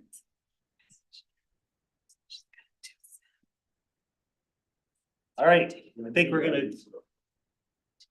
we'll have another opportunity tomorrow, I believe. She was talking about just calling on them. Like say, Craig, can you unmute and? Yep. I'm on the spot. Yeah. Craig. Grab Craig, watch him hang up. Well, what we wanna do is thank us, I'm good without hearing that. I got, If they wanna cuss us, I'm really good without hearing that. yeah. So I got, There he is. all right, Craig. He heard us talking. We know who he is. That was my.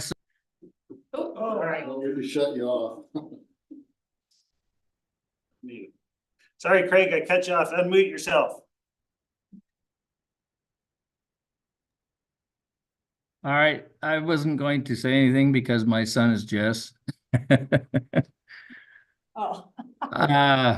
I support the at least adjusting seasons to see what happens. I'm kind of a quality hunter. I've been here my whole life hunting. I am a landowner too. I feel sorry for the all private or public lands hunters these days with Onyx and all the technology. We have a limited resource and we've just got too much pressure on it, in my opinion. I used to hunt public land for years with the old BLM maps, and it was a great experience, and I gave it up just because it's too crowded. The quality of hunting out there has gone down. People think an average buck now is a really big one. It's just kind of disappointing to me. So I've been pushing. I wrote letters to commissioners. This was several years ago, trying to get them to just move the season back a week and close it 2 weeks earlier, just to see what that would do. Trying to keep opportunity going, but people don't want to give anything up, and that's the biggest problem we have. Is they think of themselves. It seems like I don't shoot much anymore because I guess I'm picky, and there's a lot of elk to eat out there. So the meat side of it, I'd rather have an elk, I'm sorry, than a deer to eat. And I've been fortunate enough, we've been getting some elk. And so, but I won't shoot something just because I need to fill my tag, put it that way. I haven't shot a deer I think in 7 years now in Montana.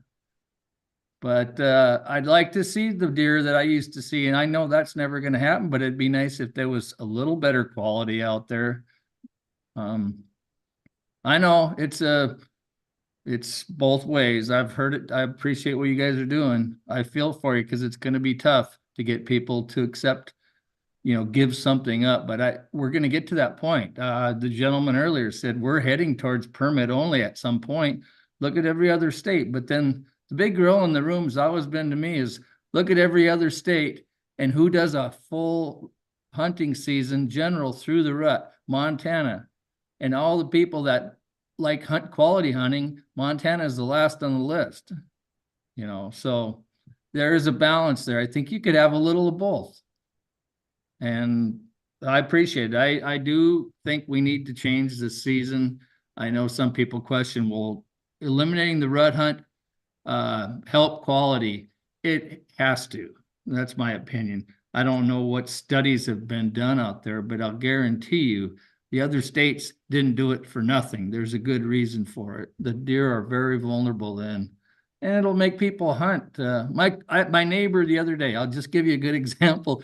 I told him about the proposal for some of the season changes. He goes, well, that'd be great because I'm so sick and tired of all these locals that just show up when the rut starts and they drive the roads, hoping to catch these bucks moving, looking for does. There's a lot to that. And I imagine it goes on all over the state like that, but I'm in Glendive, so Eastern Montana, that's a lot of what happens. And that's not really a quality hunt, in my opinion. The quality hunt is like the other gentleman said, you get out and you do some glass and walk and enjoy the outdoors. And hopefully you see some deer, right? That's what we're all looking for. So. Thanks. I'm done. Thank you, Craig. Uh-huh. All right, Jedediah or Tanner, do you want to speak? If you do, raise your hand. Forever hold your peace. Otherwise, the last name on my list is Deb Wambach. I got Right, nothing. put a nice ball. I bet. That is not true. That's relevant and interesting. All right, not seeing any more hands raised. I think we'll call it in the public comment. I think we have another opportunity tomorrow, right, Deb? You do. Yeah, Yeah. so there'll be another opportunity tomorrow. That's all I got. Thanks, everybody. Yeah, thanks. Great. Any, Sarah? I'm assuming everyone's ready to call it a day at this point. Well, we still have 20 minutes. I know, it's not 20 minutes. Sorry about that. You can make these guys say, we can't make. All right, so yeah, we'll resume tomorrow morning at 8:30 again, right? 8:30. 8:30. And we'll dive right into those objectives, so please do spend a little time on that this evening, once you've had a little break.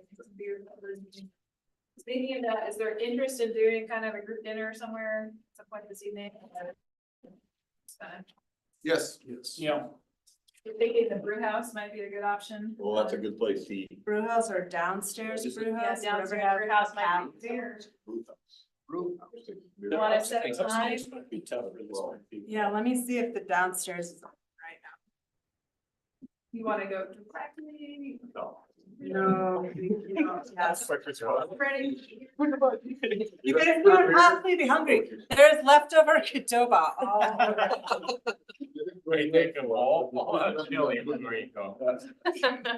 So it's the brew house. Yeah, do you wanna say 5:30? Is that too soon? But wait, they might be closed, so give me a Okay. second here.